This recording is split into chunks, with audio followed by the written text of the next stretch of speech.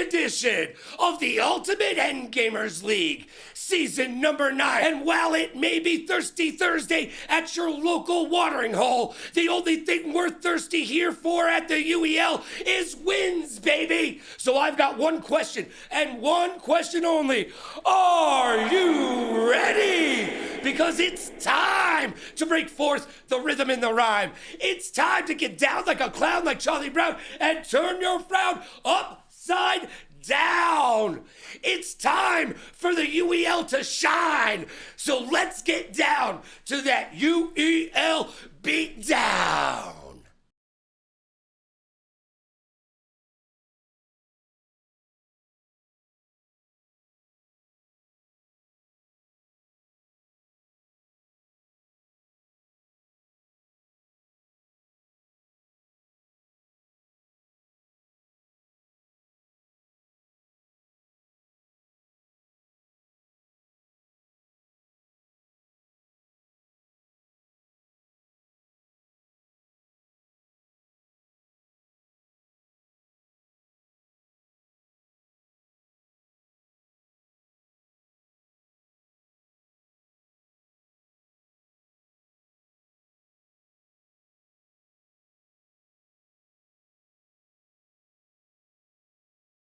So back on the strength of Shekel, traded journeyman expect.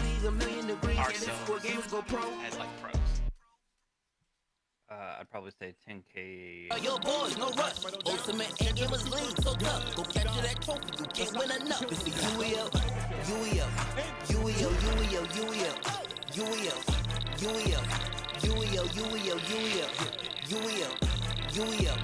This is the Ultimate Endgamers League. The Grand Rapids and out overseas. You don't got a clue, come and get up to speed.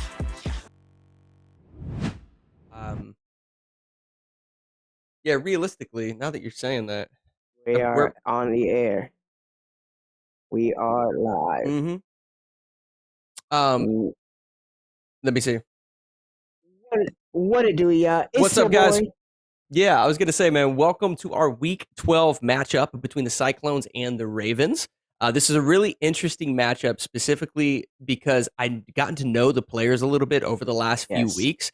A lot of like star players and great personalities on both ends. Mhm. Right now, you know, the Cyclones are in a position where they're sort of looking to get their first win, but then the Ravens are sort of, you know, trying to make sure they maintain sort of their playoff positioning because they have a great record, right? Mhm. You know, someone that has been, you know, obviously casting a little bit in here for over the last month or so. Some of my favorite players in the league are going to be throwing down tonight, and I'm excited to Yes. see the action. Absolutely. I'm extremely excited. I'm extremely excited for today's game because it's very interesting seeing, like you said, these Yeah. guys have built so much, and then the Ravens adding a new piece to the puzzle. Is it a piece that's going to be something that helps them down the line? Yeah. We don't know. Is it a piece that's helping him? Is this something that he enjoys? And if we're talking about him, who is him? I'm talking about LA. You guys see it. LA is no longer with the team, no longer with them. He is now with the Ravens. I wonder how does he feel going from tier 1 Right. to now tier 4? Yeah.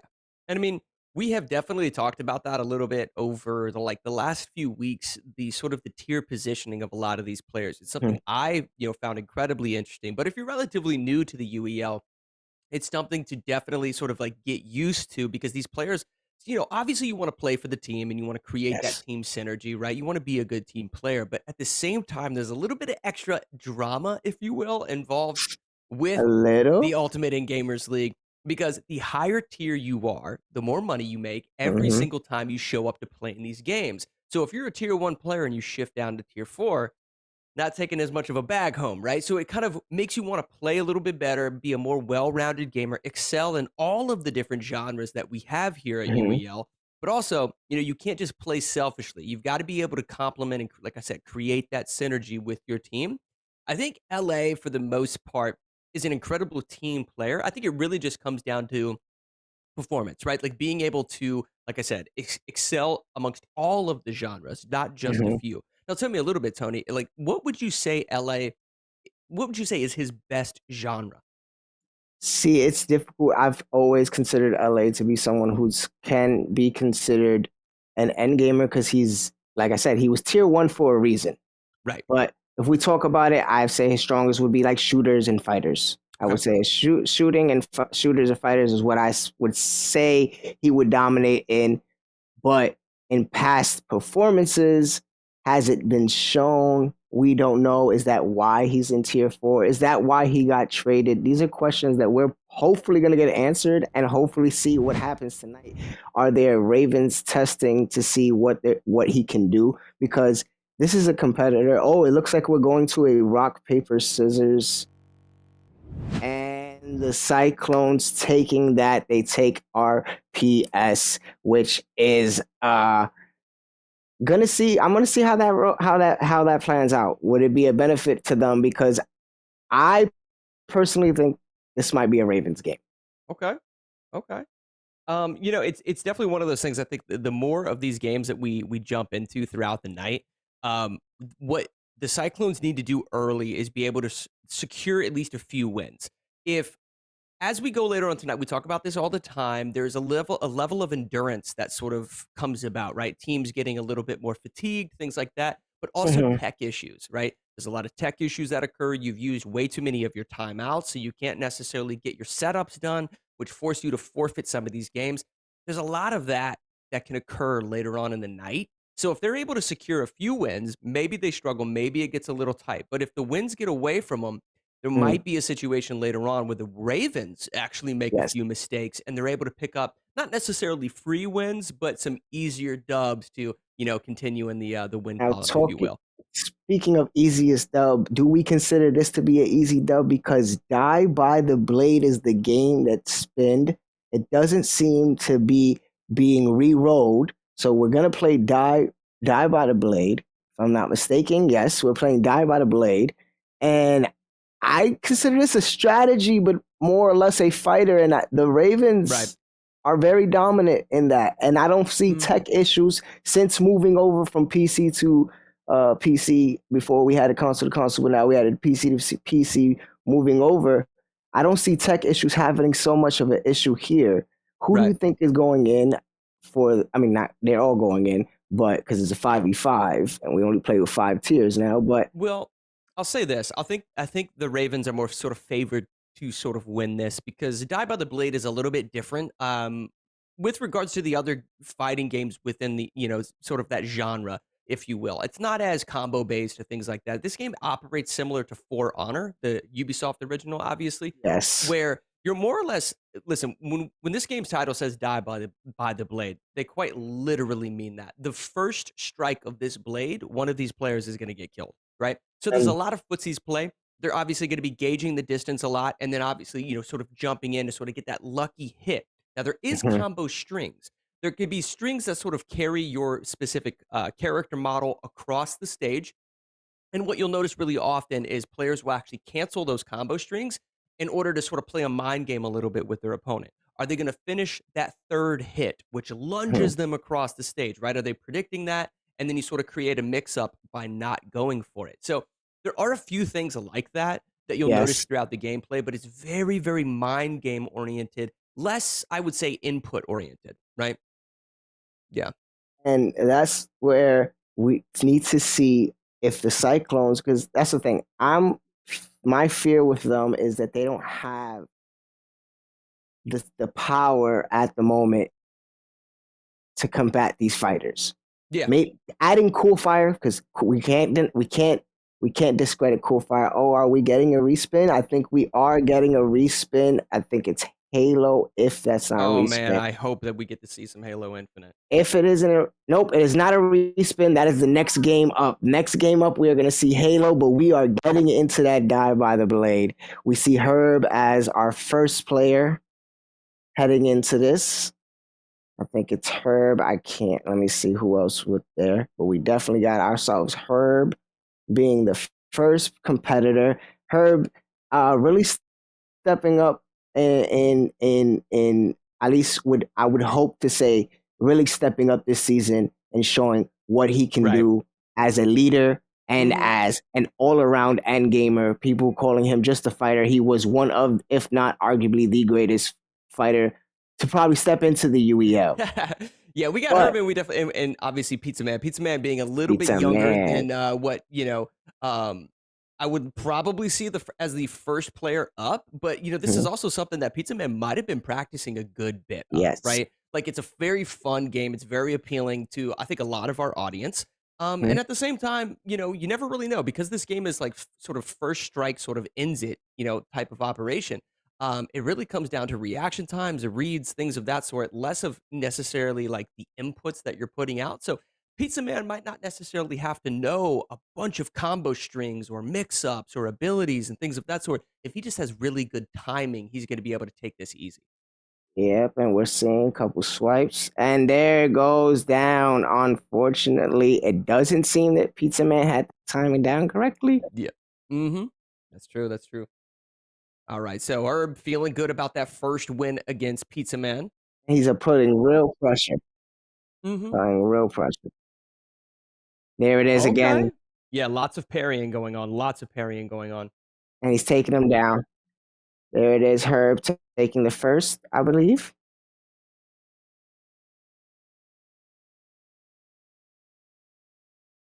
And we are also reminding you guys to check us out live. We are live on all platforms, all streaming platforms. You can catch us on YouTube, TikTok, Mm-hmm. Twitch, Instagram, all those good stuff. Absolutely. We just started going live on TikTok, which is going to be awesome, as well as all those other platforms. So pretty much anywhere that you guys are, you can check out, hang out for these UEL matches, get to know the players, get to know a lot of the teams and what have you, and start to form a little bit of your fandom, if you will. That's one of the things I tell the UEL fan base all of the time. Is even on some of like I would say teams that aren't as high in terms of the rankings of the Mhm. Northern or Southern Conference, you'll start to like just really appreciate sort of the gameplay for a lot of these players. You'll become fans of them. And listen, when we go into next season, all of these players for all of these teams are getting redrafted. They're becoming free Yeah, agents. So you free never know agents where these all players are over. going to land. And that's really, really exciting. So just keep your eye out for players on the Cyclones, players on the Ravens that you're going to notice frequently throughout the day. Yes, and it's not a story that isn't uncommon. Like we said, we have players who've been here for a while, so you can understand their stories. Right. KIC was missing for a season because he couldn't come out here, and now he's out here almost every game, so it's great to see him. Right. This is just LA being a tier one. We've watched Pizza Man and Kitten grow up and right in front of our eyes. Yeah. So the One of the fandom things is I would mention to you prior to the broadcast starting today, and if we do run into any technical issues or something, we're gonna get that solved for you guys. yes, we will. Sometimes, hey, Murphy's law applies, right? What can go wrong inevitably will, and we'll see what happens. So jumping into the gameplay right here, yes, we can hear. Mm-hmm. Definitely hear us getting into this good game. Mm-hmm. There it goes. I think Herb took another one down. Yeah, Herb's playing really well at the moment. Oh, and I think Herb just Yeah, he might have just. Yep, he did. took his first down. Herb going in with pressure. Okay, and look at that. Okay. Herb making players fly out here, guys.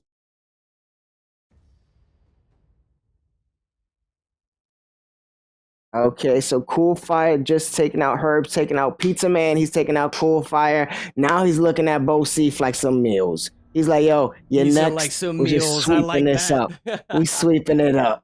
Yep. All right, let's see. Herbs and Bo Seif. Bo Seif, on a rotation between tier 1 and tier 2 most of Yeah. the time. He's And definitely show. Yeah, Yes. he's been go feeling ahead. himself lately, man. Not just in like, he's starting to practice a lot of sports games. He excels in a lot of sports games, but now he's getting into some of these fighters and he's starting to play like one of those high tier players that we so often have talked about. Yes, and seeing it as well, just shown right now, he's taking out Herb. Herb was on one stock. He took that one stock easy, didn't waste no time, got him out of there. Now we got this Koza and Bo Seif. Let's see if Koza has learned anything from being on the Ravens. He is a rookie. He's shown that he can really hold his own as a rookie in the Ravens because he's usually always in lineup. Yeah. All right. So here we go. Now we got Bo Seif trying to stay in it. This is looking good. Look at this. This is sort of the distance game that we talk about. He just threw out that 3-hit string, was able to dodge it. Oh, big swings going in, but he parries. Both of them are still up. He's got him backed up into the corner, though. Oh, wow. This is great parrying, though, on the side of Bosif, correctly gauging where the swipes are coming from. Both of them! Oh, and then just Koza parried perfectly. But Bosif, I believe, was the one that got caught right there. Was that Bosif? Yes, Bosif got caught, and Koza doing his thing. And Koza taking out him again easier this time. I think he downloaded him. That was the download round. Yeah. Now let's see what Koza could do against Baba Yaga. Baba Yaga is a dog. Baba Yaga is a certified dog. So I'm going to be interested really to see right here. You know, again, like we've talked about, you don't necessarily have to be the master of fighting games in order to play really well in a game like Die by the Blade. He's pretty, you know, typically speaking, he's really good at sort of gauging sort of that mind game of like footsie's distance and what have you. Let's see what he chooses here in terms of his weapon selection. Okay, so he's going for a little bit more. Right, so he's going for a little bit more of a defensive play with sort of that staff play that you guys see there on the left side of your screen. It's not as fast, but it has some distance on it, and he was able to capitalize on that. So you can imagine his ability to sort of, like I said, gauge that distance, let them attempt those combo strings, but just stay back and play defensively, almost like a karate style, if you will. He wants to be able to counter these players. What the hell? Oh, my goodness! Yep. Whoa! That was amazing. That was great. That was and great. now we're getting to see LA step in the seat. LA's first time playing a game with a Ravens uniform on. Does he like the colors? He's looking good in some black and purple, but can he help them out to secure this first point? Let's see. See, they're going butterfly. We got LA versus Baba Yaga. Baba Yaga on the left side of your screen, LA on the right. Okay. There we go. LA. Yeah, LA. solid performance there by He said, I came here to prove a point. Yep. All right, so here we go again. Engaging that distance, he's going to go. Oh, wow. He just decided what a mix-up by Baba Yaga to go on the offensive as opposed to the defense. That was really, really solid by him. Just a great strategy. That's that mind game that we talked about numerous times. Now, LA sort of faking his input there. You'll notice that frequently. Goes for, the 2-hit combo string. Knows the distance between these characters with an around-the-back blade strike to get the job over Baba Yaga. That was impressive. Yes, it definitely was, but he has to play it safe because he's on one stock. Baba did take one life away from him, so all Ambushman has to do is hit him once. All right. So moving into it, we'll see if Ambush is able to sort of fend off LA, who currently is trying to sort of, sort of raise his prowess, if you will, on that tier 4 spot that you recently just talked about. Okay, there's no movement. They're playing it. Are they playing it safe? Yeah, super safe right now. Playing it super safe. All right, guys. Somebody kill somebody. All right, here we go. Okay.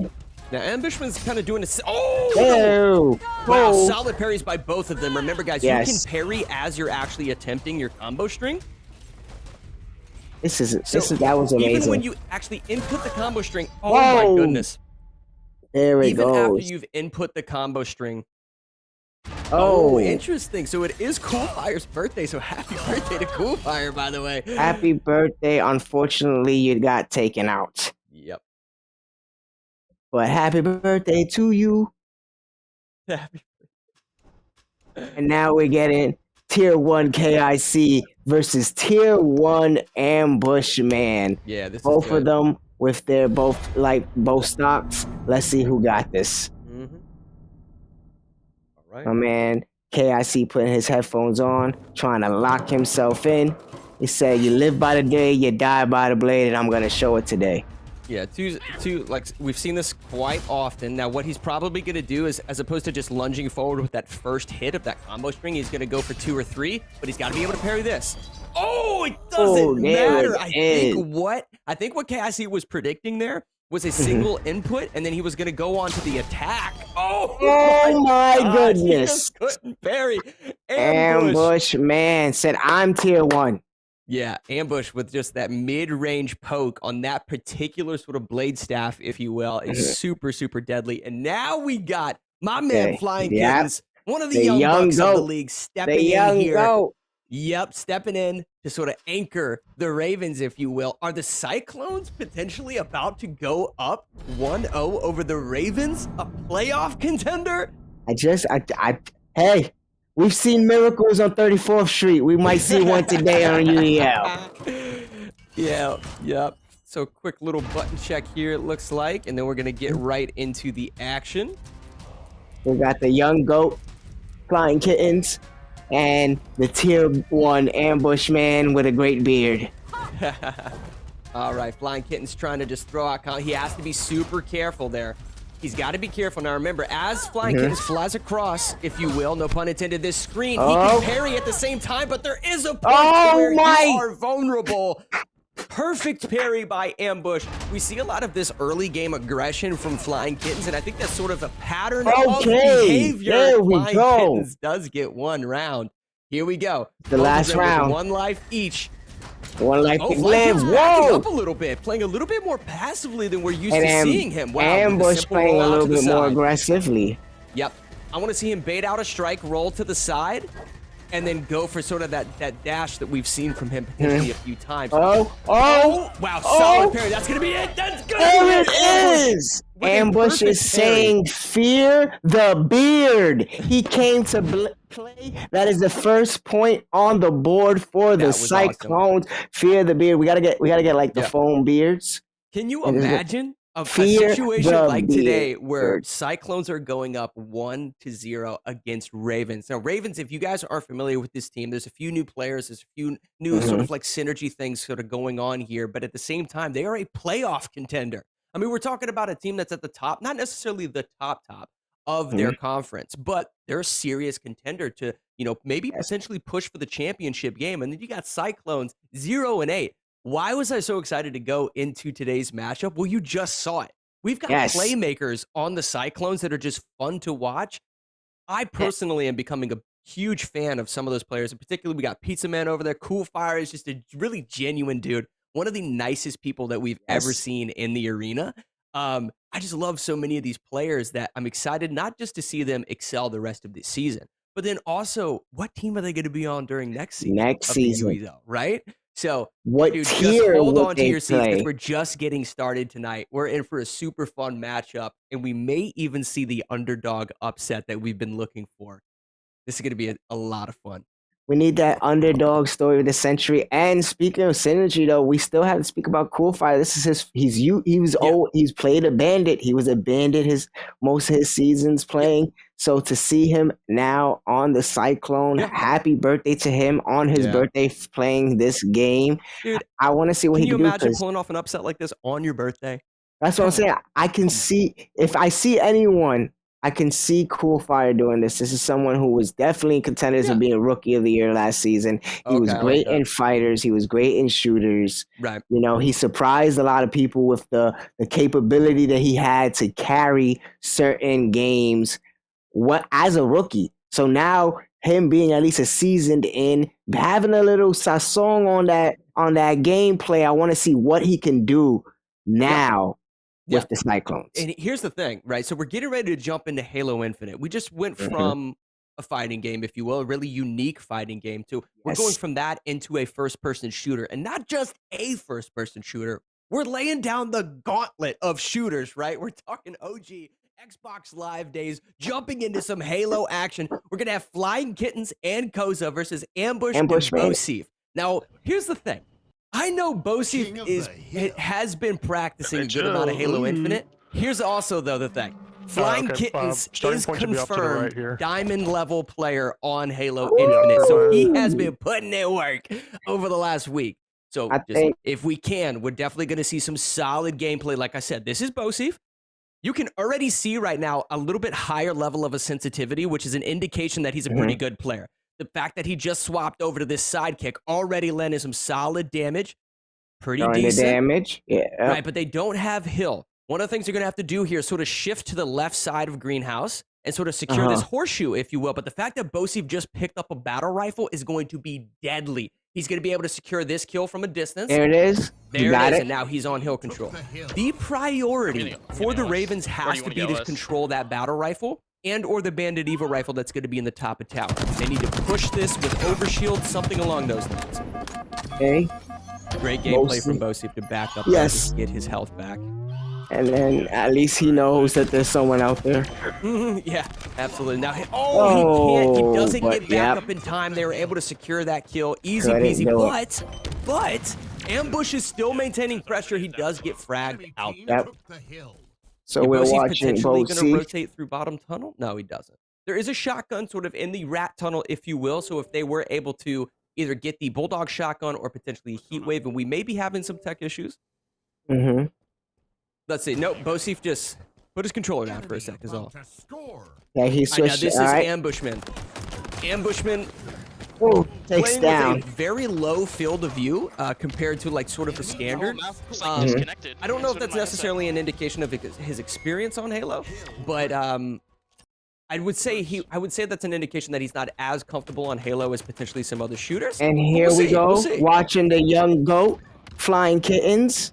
Seeing Yeah. what he can do. He's diamond level for some reason. Let's get it, boy. There we go. He's taking There him we down. go. He picks up one.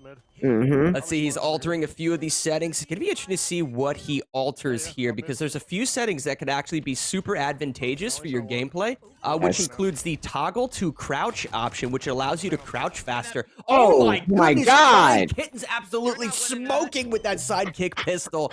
That was fantastic. He might Beautiful. have even gotten a perfect, which is a lot more difficult than it seems. Very small reticle, and you have to be very precise with that pistol. Now we're looking at That's what I'm Koza. saying. With the pistol, and now we're seeing Koza playing the pistol game himself. Yep. Okay. Are they trying to troll, or are they just saying this is how nice we are? Right. We're playing the pistol game, and the close punch. I like that. So Koza just secures some nice objective point right there. So they're sitting up by 2. Koza and Flying Kittens up 2-0 right now. Bosif Yes. is going to have to do a little bit more carrying right here, and Ambush has to complement him. They need to be able to secure power weapons. They have shots onto the objective, but they need to flank. There's a catwalk to his right that he needs to land a few hits from, but he's not going to be able to maintain his position. Ravens might be able to get a little time here. Bosif coming in, cleaning up house and securing the Needler. Might we see some competitive Walshy gameplay right here with this Needler? Shout out to the Halo fans that go back to the OG days of watching Walshy take some MLG wins with a Needler. Here he goes. He's holding down the objective as best as he can. He knows that they're pushing from sandbags on his left, so he's going to pivot his body to maintain cover here behind this platform. Now he's getting pushed. Oh, nice priority with the Needler. He's got his shields broke. Oh, not quite, actually. No. Not quite. And Koza, after that, was Koza taking him down? Yeah. Seems like it. Seems like it. It looks like the Ravens are trying to get that point back. They're like, no, we're not going to let it get too far away from us. They're all one, bro. Great Oh, effort, we're hearing that they're all one. The comps are happening though. At least we know they're communicating with each other. They're talking with each other. That's very important. It is, and Flying Kittens right here is predicting their spawn location. You can do that by Flying Kittens felt really comfortable. I think him and Koza felt exceptionally comfortable right there. Interesting. You know, the Ravens are able to tie it up. Cyclones, I'm a little worried for Cyclones when it comes to shooters. Why do I say that? Because there's a lot of like very basic fundamental aspects of just the shooter genre that help you excel within Halo Infinite. And we just saw a little bit of that right there at the end of the game from Flying Kittens.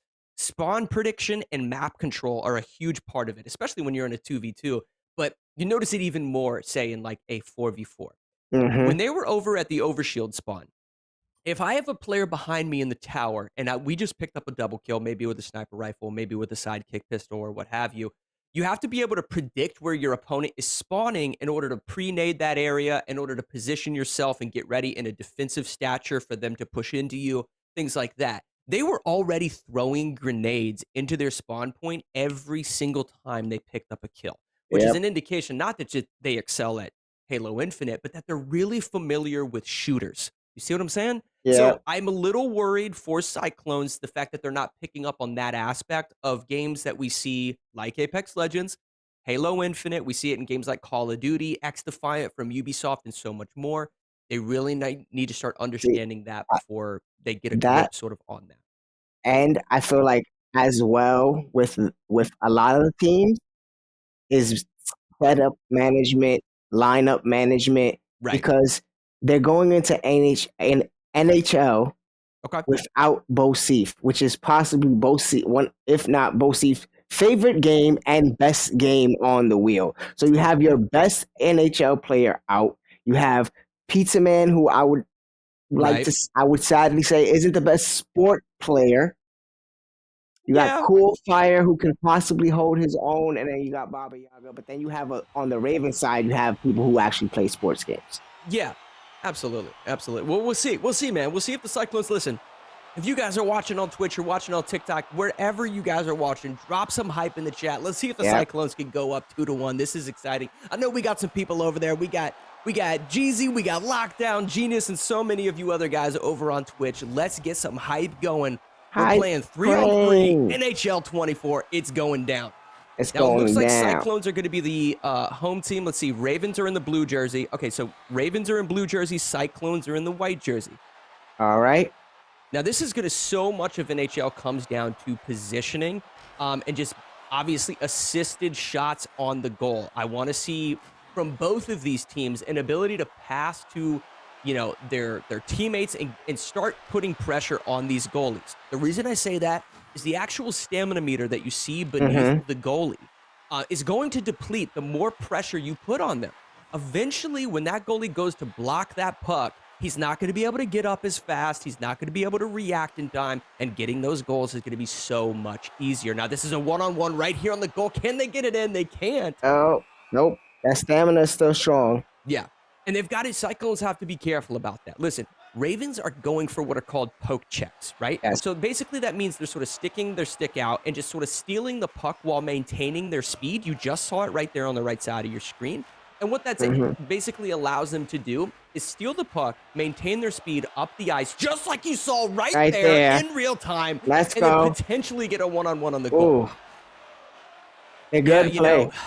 It's good to throw that all the way up. So they have to come back down. You can get your stamina back up.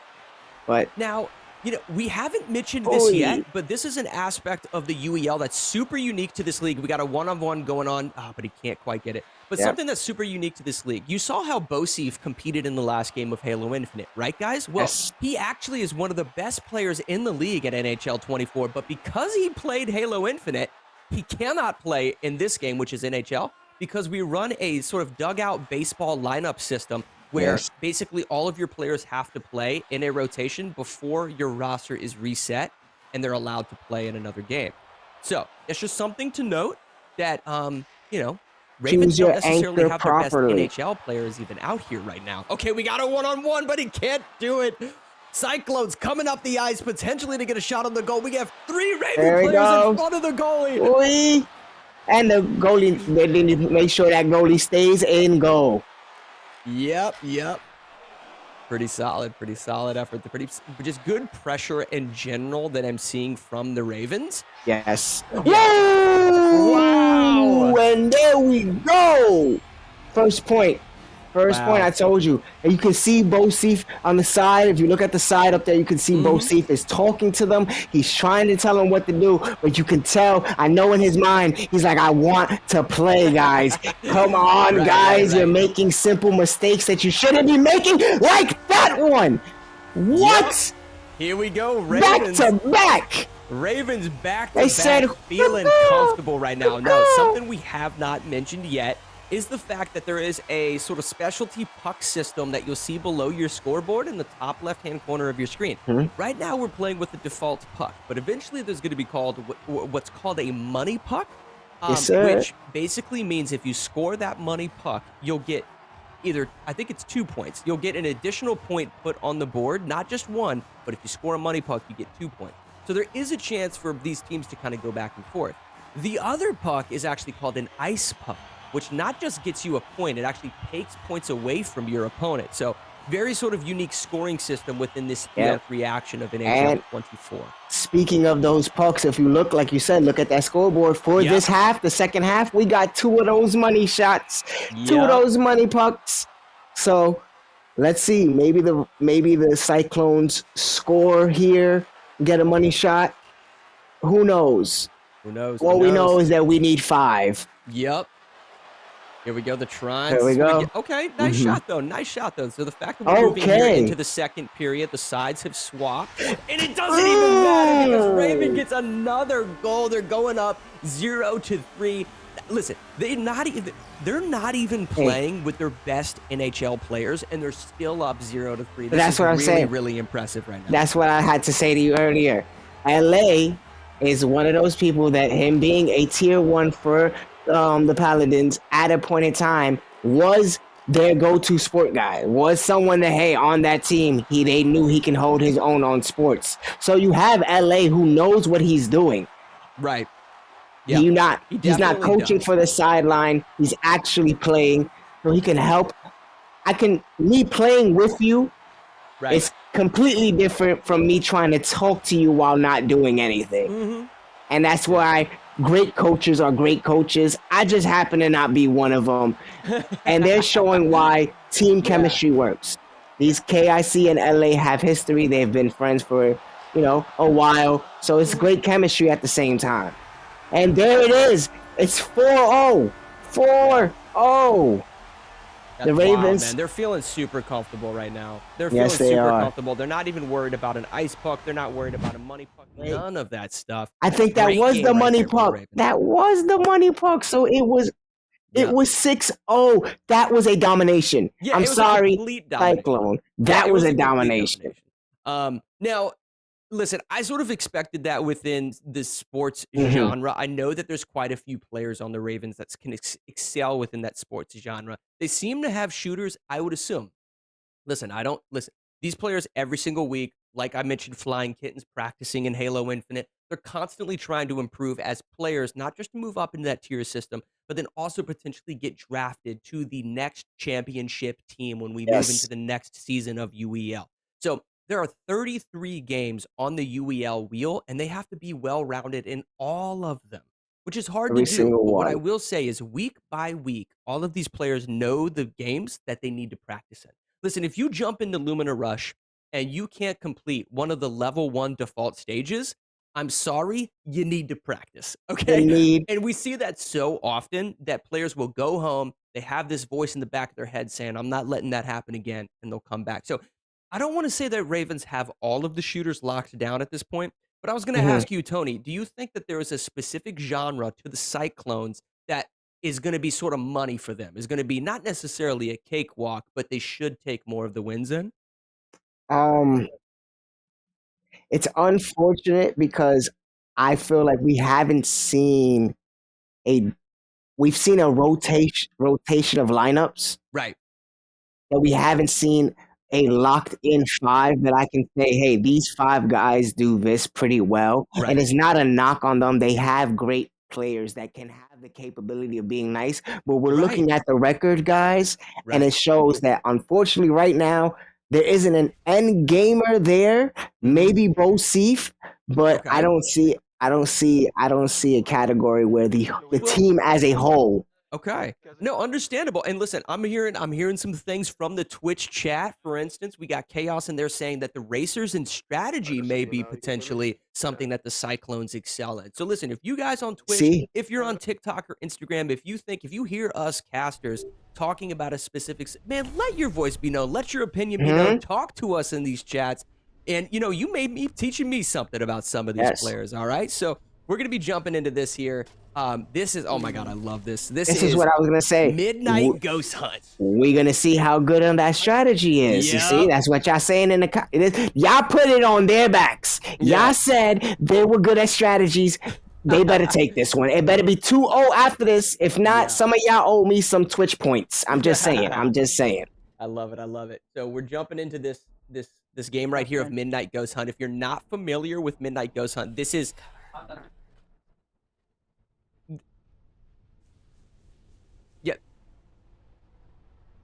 This is Midnight Ghost Hunt, if you guys aren't familiar with it. This is basically the most extreme game of prop hunt that you've ever seen. If you are fans of sort of that game type within Call of Duty, there will be ghosts and then there's hunters. These ghosts are going to jump into the physical objects like this trash can that you see Pizza Man jump in. And they have about 3.5 minutes to try to survive and run away from the hunters. Now, what's going to happen basically after these 3.5 minutes is the clock is going to hit midnight. Oh, Pizza Man trying to get away. There it is. I was going to say, if this is not setup time, this was a bad prop to pick because you was stuck and it was too big to move around. I always say Midnight Ghost Hunt, look for the smallest thing that you can possess when you are a ghost, and it's most likely your best asset. Yeah. Because you can... Yeah, definitely. I mean, small objects, and then things like you see here, Pizza Man jumping into this stool, per se. Like, the stool itself is such a fitting sort of object to sort of complement the decor that's within this specific area. So it sort of blends into the area a little bit, and it can sort of be hard for the hunters to necessarily see him. Baba Yaga right here trying to get away the best he can. Oh, but he gets taken out. Baba Yaga gets eliminated before midnight. Now, guys, what happens after we hit midnight? Well, the ghosts, actually, the hunted become the hunters. The ghosts at that point can then damage the hunters and then sort of flip the game on its head in order to potentially get the win. See, and the thing that's even more the craziest thing about midnight time hitting is that they can do damage to the hunter, but their damage is now deadly. So you saw how Baba Yaga was possessing the knight and he was slicing up, trying to get away from him. Right. If it was midnight, one of those slices, probably two of those slices would have called it endgame right there. Yep. So they're much stronger. Yeah, 100%. This is Flying Kittens right now, utilizing this tool to sort of catch just a hint of the presence, if you will, of these ghosts. He's looking as hard as he can. Now, this is something you're going to see super frequently. They will not only shoot objects, but they can actually go up to the object and shake it. And if the object itself doesn't get shaken, they'll know that it's a specific player, and then they'll go to start shooting it and attack. And that right there with the hands was always one of my favorite perks. That's a perk that you can use as a ghost. You have the ability to get perks and all those other styles, just like Call of Duty and like you were saying earlier. But with that perk especially is that you saw how he was shooting down at the hands, thinking that they were grabbing him. It's an illusion. You use that perk, but you're nowhere near where it's happening. So they're shooting at that, thinking that there's probably one around them. And at that point, that player has gone 4 or 5 rooms away. Wow, look at him right there sitting in the plant. This is one of those examples, guys, that I talk about often. He's got to try to get out of here. Ambush, jumping down into the bottom of the theater, but he can't. He sort of got stuck on the ledge there. Ambushman gets taken out. Yeah, I already did. Wow. Now, 30 seconds till midnight, guys.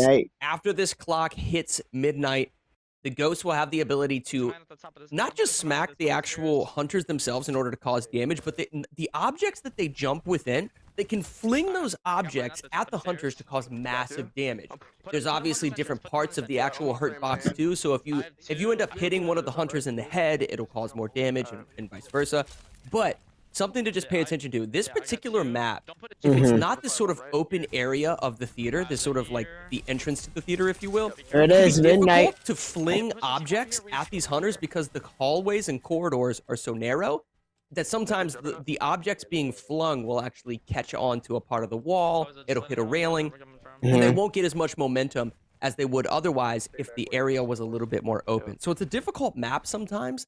It'd be interesting to see if the hunters stay in this area that's a little bit more open. Because personally, I've seen hunters lose in this specific area because of how wide open it is.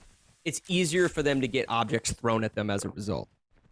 Now the question is, will the Ravens survive? Because now they've become the hunted. Right. Yeah, 100%. And we'll see. We'll see. We're watching Koza, who's basically just shutting down the right side here. He's Mhm. shutting down the right side, and he's going to feed intel to the rest of his team if he's able to sort of, catch wind of them. Coming right there. Any type of intel. You heard the call out there. We heard a little bit of a call out, and they're sort of just sending shots bottom mid, making sure that they can't push into this specific area. Just great teamwork, great communication. If they're able to continue this for the next 2.5 minutes, they'll secure a win. But we got a flying chicken coming in here causing chaos. That is Thanksgiving's coming on. He's trying to get ready. That's so true. Oh, but He's just destroyed. Yeah. No gobble for you. Yep. Oh, but he's taking a little bit of damage. This is LA that we're watching here. Who is taking Oh, damage? what and he is gets done? dropped. Wow. Cardboard LA box gets out of knocked nowhere. And now Flying Kitten's trying to just capitalize on the last little bit of damage. Close game, but unfortunately they still have 3 up and and it looks like Pizza Man is the last on his team. The last one left. Now, what does he do? Yeah. That's the question. Like, what does he do? I mean, if he found like a against rather one. large object to get into, he could, cause a lot of damage with that. Get there. They're Given coming the to fact find that him. He has 2 minutes. I think he's got to try to find a way to isolate one of these players, but they're playing so well together. I don't know if they'll be able to. And the fact that this was it 3-1? Or is it a full team? Yeah, it's 3-1. 3-1, and he's they possessed. actually might have gotten an actual res off because I believe it was 3-1. Yep. What is going Yep. on? And he's in a decent know. object. I just don't know if he's gonna be able to find the trajectory. Throws himself in. He's trying to get she got a headshot right there. Jeez. Oh, it's not gonna be enough. Yeah, you can see the frustration in Pizza's face right there. I mean, it was just a difficult situation all around. Sort of back was against the wall. What else could he do, right? I think With a beautiful in that headshot. situation, though. the specific defense that they were holding right there was one of those things that I don't know how you penetrate that. I think it's just more or less a matter of time. Yeah. But a beautiful headshot. Hey, he did what he did. He survived to the end. Yep. Now we're getting ourselves some MK1. We got KIC. We know KIC is going in there. We know he likes himself some MK1. But we also have a full reset, basically, on the side of both teams. Yeah. Because you got Cool Fire as an anchor, you got KIC as an anchor. Right. Now they can pick anyone who they want to go in, and they can pick anyone on the other side to go in, and then we have a reset. Who do you see going in with KIC? Because I feel like it could be anyone. We can have LA go in, we can have Kitten go in, and we can have Herb go in with KIC and MK and probably take out AW. With Cool Fire, though, is not no pushover. We're not going to take that away. Mortal Kombat in general is just the fight style that NetherRealm Studios has implemented into their games. It operates a little bit differently from the typical more popular fighters between Street Fighter and Tekken. Obviously, Tekken is a 3D stage fighter. And although Mortal Kombat was at one point, they obviously have moved back to 2D stage fighting. But this particular Mortal Kombat acts more of as an assist fighter. And something I've noticed within the UEL is certain players will sort of familiarize themselves enough with the comboing system, the mix-up and sort of blender system of this game of going for low strikes, overheads, and what have you. But a lot of them won't actually familiarize themselves with the assist fighter part of it, right? The ability to call in a secondary fighter to maintain juggles, corner pressure, to continue combo strings in order to maximize your damage output, and so much more. It's going to be interesting to see whether the Cyclones and Ravens are really capitalizing on all of the mechanics that Mortal Kombat 1 offers, and not just how enjoyable the combo strings are, right? Yeah. So we'll see. Yeah. We'll see. We'll definitely see. We're looking like we might be getting ourselves into it too, because the setup time is up. That was set up on the Cyclones. Mm-hmm. It's a technical timeout, guys. Tech timeout. Now, that's not too big of a deal, guys. I mentioned this sort of at the top of the hour. If you're not able to sort of get your setups, done in time, or things like that. Like if you're not able to get your sort of things set up in time, you can take a timeout in order to just sort of make sure you're comfortable, make sure the button settings are correct. The worst thing that can happen is if you set up the game wrong. So often, most likely in racers, we see racers getting set up wrong or incorrectly more often than I think the other genres. So just make sure things are set up so that you're not forced to forfeit the game. And it sounds like we're going to be getting into this gameplay here pretty soon. Hopefully we see some of the more flashy characters, but I think we've seen quite a wide variety. I think Mortal Kombat in general tends to have characters that are a little bit easier to use, that have easier inputs, but then they also have characters that have more damage with more difficult combo strings. So Yeah. you kind of have the best of both worlds. If you're not familiar with fighters, though, I will say that there's probably 2 or 3 characters on this roster that you can play in a relatively simplistic manner. Is there any specific characters that you're looking for, Tony, to come I out during this mean, game? I enjoy me a good reptile. Okay. I enjoy me a good Baraka. Full screen lunges, full screen Yep. mega rolls is what you're looking for. I like the disappear action. Now you see me, now you Right? don't. Right. But Yeah. I also like seeing some good I feel like Johnny Cage is a fan favorite Right. when it comes to seeing it. So I always like to see players who can play Johnny at a high level. Right. But I also want to see the old school, Luke Cages and the Oh, the good absolutely. old. Yeah. Here we go. We're getting an Omni-Man. I've actually loved seeing Omni-Man. Love me some Omni-Man. Invincible is the thing. We got ourselves an Omni-Man and a Sub-Zero. And that. Okay, Alright. so it looks like Coolfire is player 1 playing Omni-Man versus LA, who obviously is playing Kung Lao. Now, Kung Yeah. Lao definitely has a lot of flashy combo strings, but it's going to be difficult to sort of get off of the pressure of Omni-Man, a relatively obviously new DLC character that has a lot of sort of swag, if you will, within the NRS scene right now. And you can see the level of understanding in play here, Ooh, maintaining that combo and getting a Omni-Man. perfect round.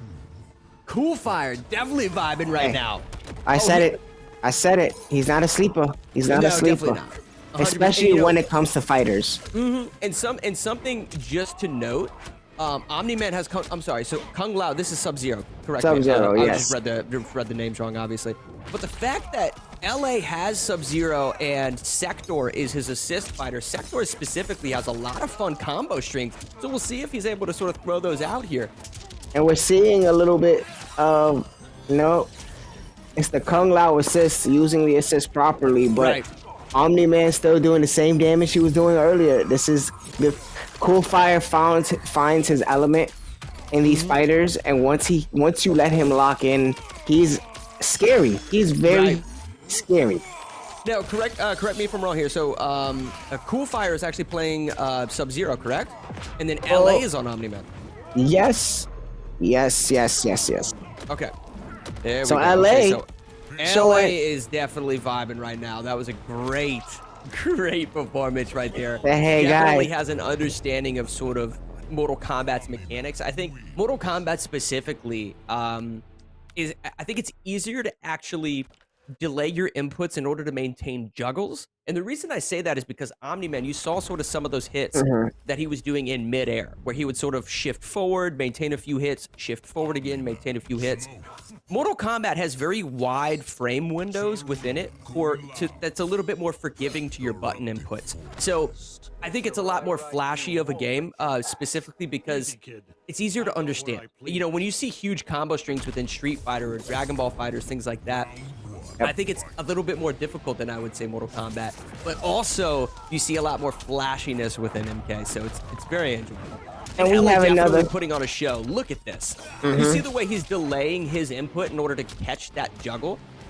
Yes, and using the assist properly. Kung Lao is coming in as a great assist to everything he's doing. Just to play close up or just to Wow. get him from a distance. Look at that. Wow. from This the is throw punishment. into an This is up E. punishment. This Another maintains his perfect. combo string perfectly. The other wild thing is he still had a meter to burn right there. He still has 1 meter. Wow, full screen jump in, Oh and now my he's got the God, blender man. going on. He's staggering his inputs with a 1-2, another 1-2. He's probably going to go for a grab here in a second, but he's kind of just trolling it. There's the God. grab. We knew that was coming. And now he's going into full combo string. He burns 1 meter, and he's already got another one at his It's disposal. punishment. Yep. He just did a simple sort of wave dash forward, if you will. He did a quick dash forward into a grab. And it looks like Coolfire's just getting a little... Wow. Oh, this is Baba Yaga. Yeah, Baba Yaga. Sorry. Yep. Baba Yaga definitely not feeling comfortable right there. Is he gonna do it? He's gonna do the fatality. Don't do it to him, LA. Oh, Do no. it to him, baby. That's what we came to see. Wow. This is what we came to see. Oh my goodness. Yes. Animality. Animality. Let's go. That's right. LA said, Ha. listen, LA dropped down to a tier 4, but the performance that he just put on right there, boy, Look, he might this be is moving what, up in the tiers. This is what I'm gonna say. He was tier 1 for a reason when he was over there in Michigan. Right. Hey, the Ravens took him for a reason. And let's not forget, when he got drafted as a rookie, he was #1 draft pick. Or #2 draft pick. Either or, he was definitely the top. And this guy is going to show that, hey, I came to play. Yeah. I'm an end gamer. I'm here. No matter where I'm at, my name's going to ring bells. Yep. Yeah. And I'm an animal. Yeah. Now, the next game that we're getting ready to jump into is Formula One racing. This one acts a little bit different from our other racing games. So if you're not familiar with it, with how we play or how it operates here on the UEL stage, this is actually going to be a one-on-one, right? You'd think that because there's multiple cars on the track that it may be sort of a 5v5 or something like that. That is the case for Forza, right? But Formula One, it's going to be a one-on-one, which means that there's actual NPCs on the track, and they are known for brake checking. So if you see players that can't necessarily get to the front of the pack at the start of the race, very often a player that just kind of seems like he's in control can get brake checked and then drop all the way to the back of the heap very, very quickly. So I think sort of one of the challenges here is going to be to get to the front of the heap very, very early. If you're able to get in front of the NPCs, it creates a scenario where as long as you're driving safe, you should be able to finish the race. But what we've seen at least a few times is the players that get to the front aren't necessarily driving as neatly as they probably should, right? Taking a sort of a wide turn into a sharp corner in order to maintain their speed and their momentum to stay in first place. We have seen people get caught. We've seen people get caught that are in first. So unfortunately, the Cinderella story doesn't look like it's happening so far. I'm still trying to figure out, like you said, a category to put the Cyclones in, because we've seen a fighter. The first fighter, they took that. We give them that little one right there, right? But then we saw them in a strategy. They lost. We saw them in a shooter. They lost. We just saw them in this fighter. They lost. We saw them in a sport. They lost. This is that one more category. Like, come on, guys. Are we racers? Right. No, Because if not, it's hard too because it's basically a one-on-one. Whereas if it was sort of a team racing game, you may have a little bit more of a leeway there. So it's going to be down to one person that really just has to put the team on his back. Formula One's difficult though, man. Being the most simulation racer that we have on the wheel, an understanding of the physics and momentum, being able to stay on the pavement, right? These are Formula One tires. The moment that you go off the track, it is so difficult. And it takes it's a little bit more difficult to get on the track. And then if you were just in a standard model car, say in a game like Forza or what have you. So a little bit more realistic than your standard racer, but nonetheless, I think if you're driving clean, you should be okay. But look, this is what I'm saying. Look, you're very kind, Mob. You're very kind, all right? Right. This is the ultimate end gamers league. There shouldn't be one of y'all on that team that should be like, I'm scared to hold this on my back.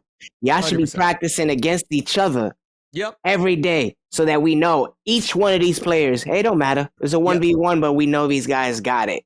Yeah, any type of game like this that is a single, like you can put one player in, as long as that one player is excelling, you guys can take it and basically just coin that game on the UEL wheel as one of your games as a free win. Another example which is in our racing category is Lumina Rush.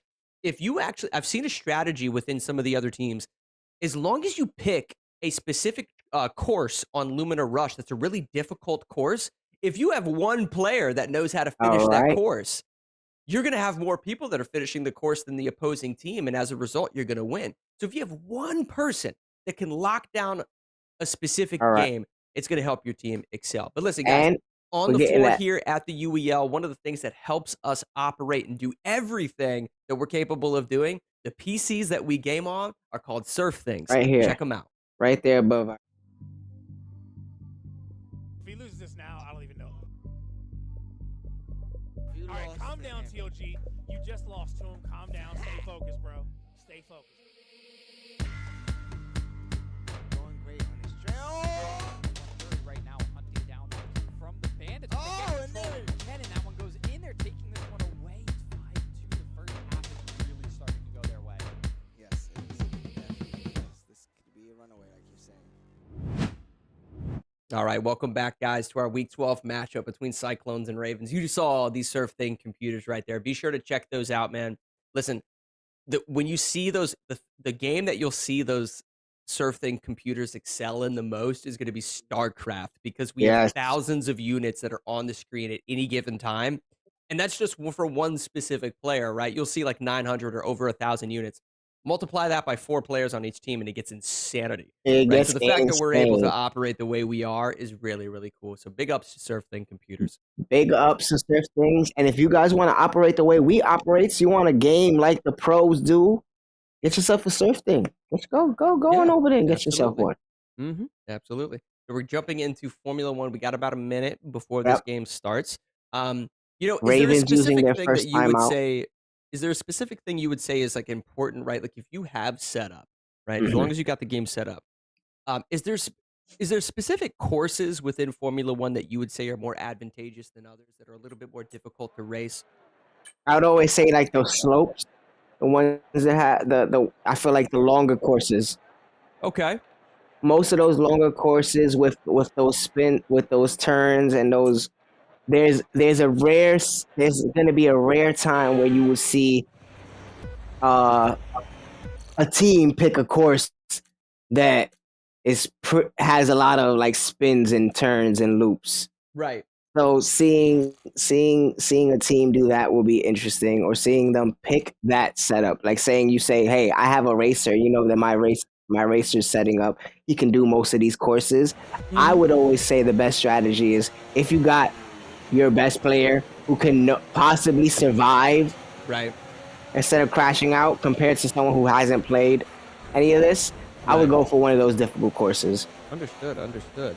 What it does look like here, if we're looking at the positioning, these guys are right in front of each other. So we have Ravens, we have Koza on top, who's currently in 4th, and we have Ambush on the bottom. These guys are basically neck and neck. One's in 4th and one's in 5th as we come around these sharp corners. This is a really fast-paced track. I love seeing this. Now, Ambush has to be careful. Some of his tires are kind of going off course a little bit there, which is going to sort of mitigate his speed and momentum and his ability to sort of catch up.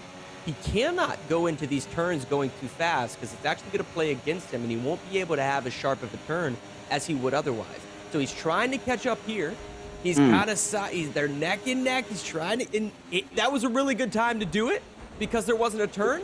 But as you just saw, sometimes you can kind of run into some problems. Now, if he knows the track, if he's paying attention to the bottom left-hand corner of his screen and he's able to identify when those straightaways are, use that as your potential like moments of initiating sort of that speed intake, right? So we'll see. I would like to put out they both have fairly decent control of their placement and their at least their turns, right? Those sharp corners, especially at the speed that they're going. 100%. Yeah, I would love to see. I completely agree. And then the slowdowns at the right moment, it's like just be a little bit careful. They're not taking too much damage, so you might not see a DNF. But I can say that maybe they definitely have 2 of their best racers out. They do, and the fact that they're both in 4th and 5th, sort of the race started off as in 4th and 5th, but the opposite sort of placings, if you will. The fact that they're still right next to each other is an indication that like they're both relatively at the same level. Will they catch up to some of these NPCs in the front? Are these PCs going to end up brake checking them? Who knows? Koza though, right on that rear bumper, potentially going to get. No, he doesn't. He can't quite get there. Impressive by Ambush in order to maintain sort of that positioning. He's got to be careful.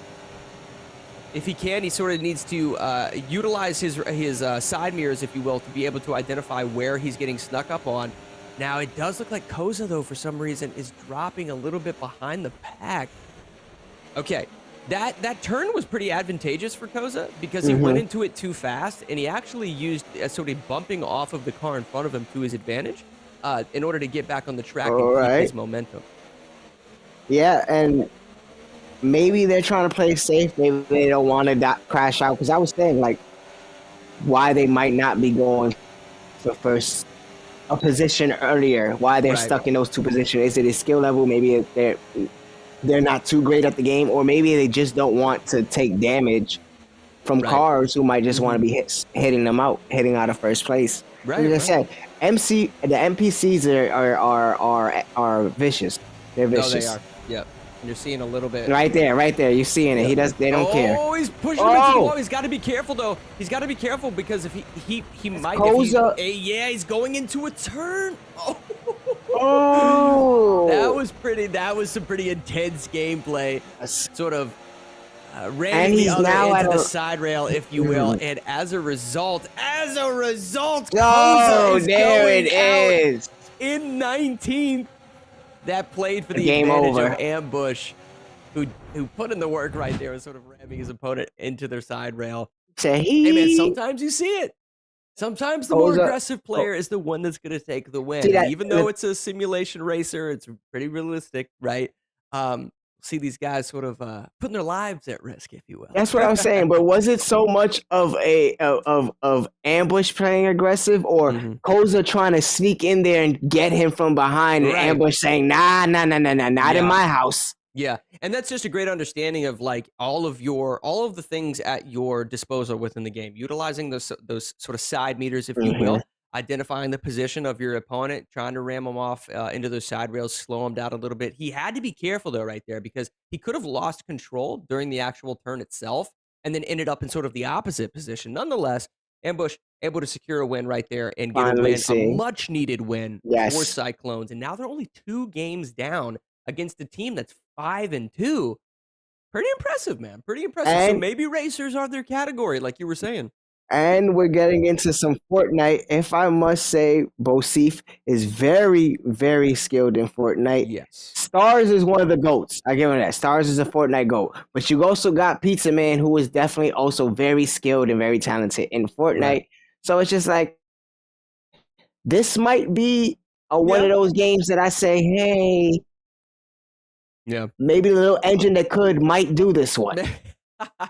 So the engine that could. I love that. The little engine that surely you're not talking about Pizza Man and Flying Kittens as the little engines. I'm just saying. No, listen. Both of these teams have some dogs on them right now for Fortnite. And you know the irony? Both of these teams have some of our youngest players within the league, between Flying Kittens and Pizza Man. Sort of an ongoing joke, if you will, within the UEL, that as long as you don't have your license to drive, you will play really well at Fortnite. Yep, And that seems to 100%. be the case with Pizza and Flying Kittens. Nonetheless, there are other players on these teams that are really, really good at Fortnite. Now, the particular mode that we're playing, still Battle Royale in the sense that there is a closing zone that's going to close in on these players, Yep. but it's not the full Battle Royale map. It's going to be basically a blank canvas in front of them. And as the circle closes, they're going to have to either, one, put up cover in front of them. This is a build mode. So they're either one going to have to put up cover, or they're just going to have to kind of like race to the center, if you will, and then start creating a structure around them. So there's a couple of different sort of strategies, if you will, that you'll see teams start to implement. It really comes down to 2 factors, right? Landing your shots and your ability to build, because the fact that this is a build mode, you'll almost instantaneously gain an understanding of some of the more, I would say, experienced players with how well they're able to slap down structures in front of them in a speedy manner, and then swap between weapons, land shots, utilize mobility, and so much more. Yes. And that's why I can't wait to see, because we got 2. I feel like this is somewhere where Pizza Man can definitely show off. Right. Stein.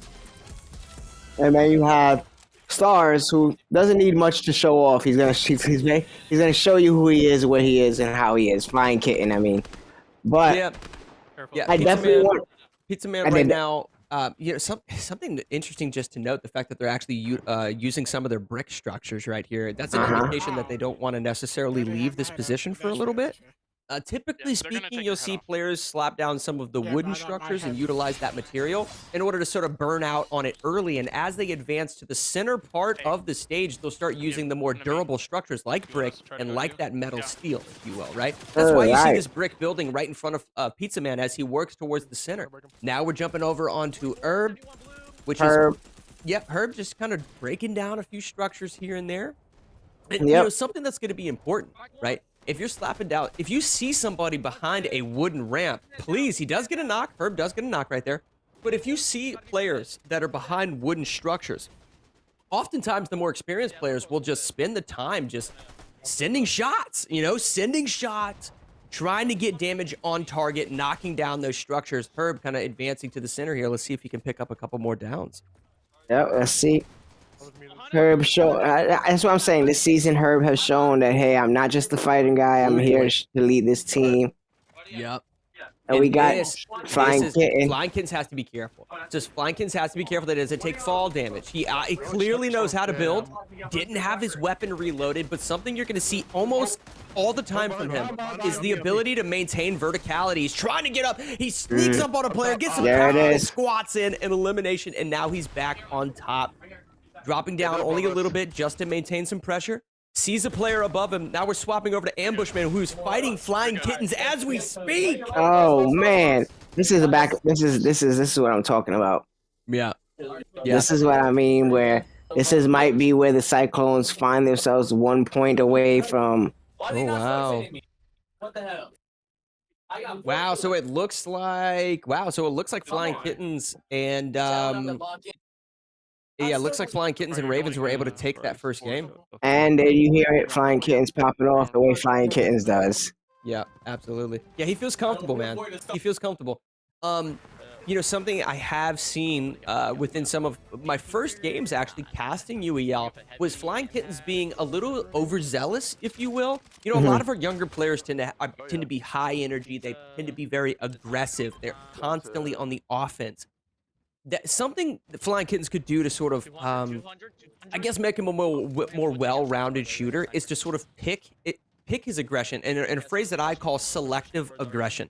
Don't just always push in order to pressure your enemy. There's sometimes where doing nothing is actually the best strategy, and he oftentimes is getting caught in this game by not maintaining his verticality, right? If your teammates can pick up kills on the ground level and the ground level of these structures, knowing how good you are as a player, just make sure that you maintain high ground because you're in the most advantageous spot on the map. So he oftentimes tries to just rack up as many kills as he can, sort of in a showboating fashion, but that doesn't necessarily correlate to the best play for your team, right? Yes. I want to see that a little bit from him. And I believe that's eventually what we're gonna get to. I've been telling people a lot. Stars is eventually gonna be the future of this league. The rate ever since being on the Raven, he was already nice. He was already decent at a lot of these things, but then combining him with Herb really grounded him to what you're saying. I feel like you're going to see that version of Flying Kitten very soon because since being on the Raven, I've seen such an improvement. I've seen such a maturity, in a way, maturity growth as a player. Right. Okay. And so we still have here to we're also watching Herb sort of on the side with these wooden structures. These are these structures that I talked about. Now Herb does end up getting this elimination. He's a little vulnerable. Is that too? Like right there, Herb could have just made that so much easier for himself by just shooting down those wooden structures. People highly underestimate how easy it is to sort of take them out. The more that they learn about Fortnite, the more they'll get used to that. Now, right here, he needs to gain high ground. I know that he's pushing this player and he does get an elimination, but you see Baba Yaga right here just sitting comfortable on top of everybody, going to be able to rain down shots. A little bit more of the Ravens need to start maintaining that high ground. Now, somebody is above Baba Yaga here. I'm going to go out on a limb and say that it's probably Flying Kittens. It's either Flying Kittens or potentially one of his teammates being ambushed, but I don't think it is. So Baba Yaga trying to get a knock. He does get a knock. Going for a second one as well, but gets dropped. More or less, I think, as a result of not maintaining that high ground. Like I said, just getting an elimination isn't necessarily as important as positioning. And now we're taking a look at LA, sort of on the edge here. He needs to get behind a little bit of cover. LA, just something to note here. LA has 100% of his material. Had 100% of his material. I don't know. Did they, oh, I think the game was already over. I think. No, yeah. I heard Flying Kittens get out of my lobby. Yep. Because it is get out of my lobby right there. That's the aggression that I'm telling you guys about. This guy has a sense of energy about him that is infectious. Like something I was telling Tony, prior to the broadcast starting, I might have mentioned this with Halo Infinite. I was actually in the kitchen eating lunch during halftime of one of our broadcasts. Flying Kitten wasn't even playing that day. He showed up. He just showed up to just watch the match in the arena. Comes up to me at halftime, and he was telling me, "Hey, man, I heard what you said about some of the younger players not necessarily knowing how to play Halo Infinite. Well, I've been practicing all week, and I'm already a diamond player." And I was like, okay. So he definitely has a little bit of attitude about him, and I think that's one of the reasons he excels. Super competitive, and he's never satisfied.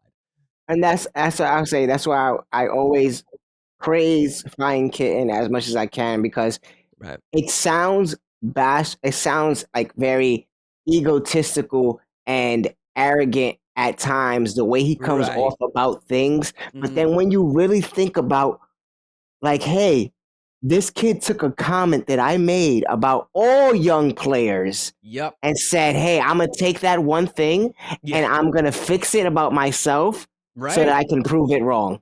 Yeah. 100%. So that's why I say I got to give him praise on that. Yeah. And isn't there a sense of irony that we actually, the next game I see him play in, like the second game of the night, is Halo Infinite, and then he performs really well? I mean, that's the level of well-rounded end gamer that we want to see from everybody. You had mentioned sort of a little bit of arrogance or something. You know, there's a fine line between sort of being cocky and confident, right? I think Flying Kittens, you can tell he's a tier 3 player. He's sort of right in the middle of his pack. Tier 3, not necessarily tier 2 or tier 1 yet, but the more that he plays like this, we probably will see him shift into that tier 2 position, that tier 1 position. That's where the confidence, that's where the confidence comes about. Now, right here, jumping into some 2v2 action. We'll see what the next game is. Ooh, Blaze Blue going to be the next matchup. Blue. But I can't wait to see this 2K. This 2K, we got KIC and I Am Herb, Bosif and Cool Fire. Yeah, this is going to be, this is going to be interesting. I think Bosif is plays. I personally have seen him play 2K really well, but on the Raven side, KIC and Herb are really comfortable on 2K. I'm talking really comfortable. Something I'm going to assume here. I think the Raven side, KIC and Herb, I think they're going to do a lot of passing. They're both going to have shots on basket, right? It's going to be well-rounded.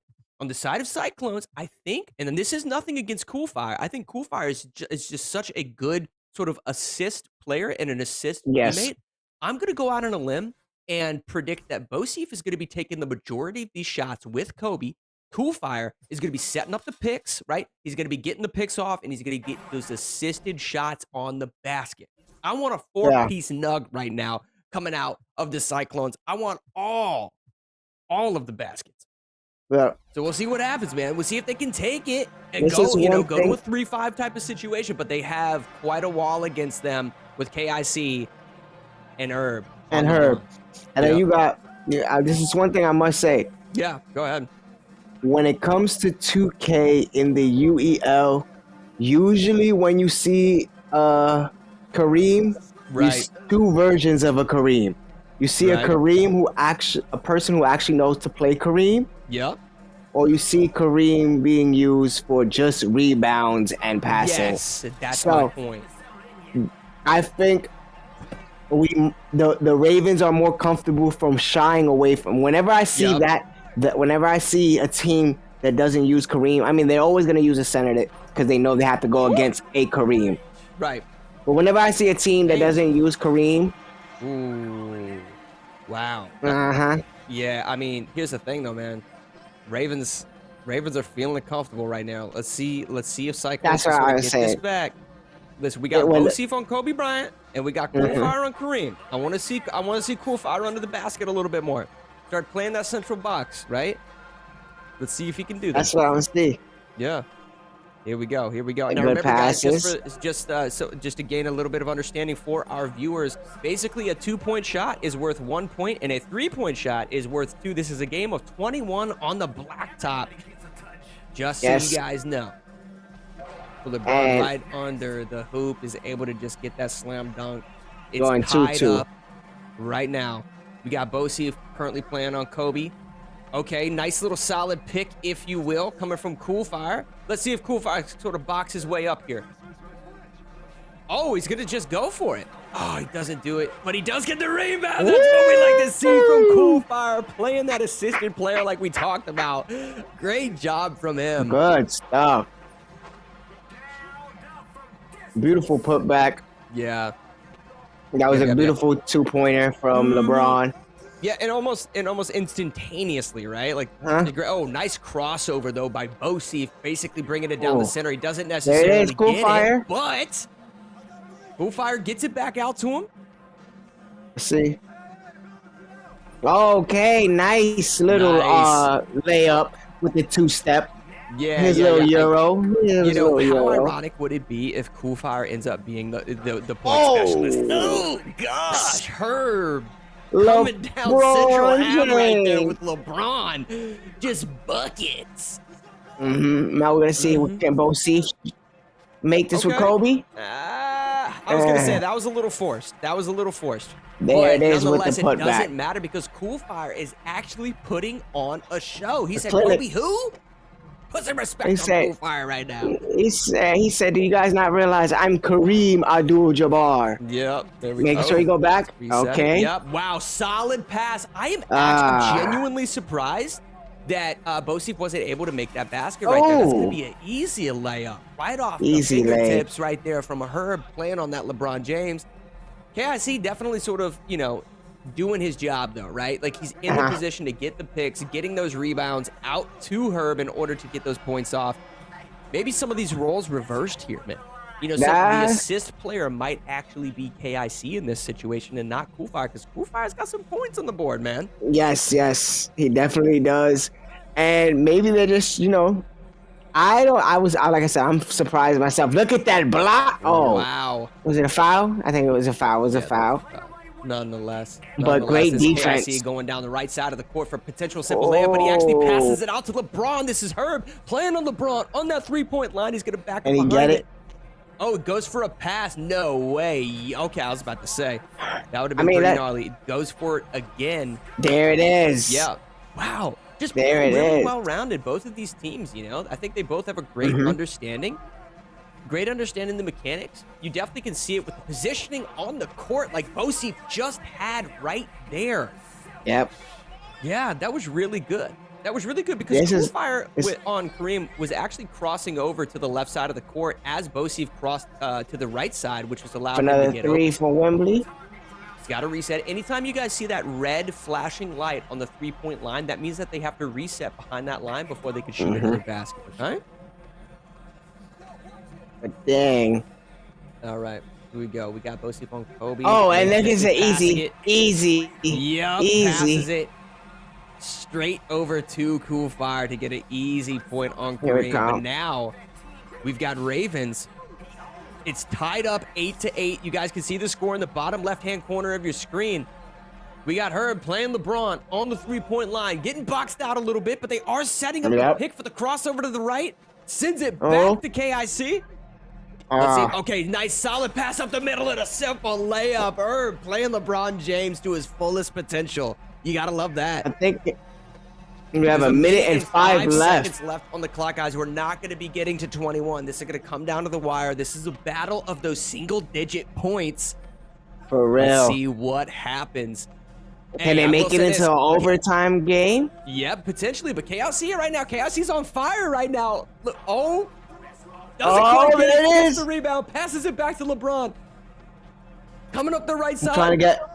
Yep. Come on, they just need another 3-pointer maybe to get it out of contest. Getting boxed out. He's got to go for that. I think he's going to go for a potential pass. Yep, right here.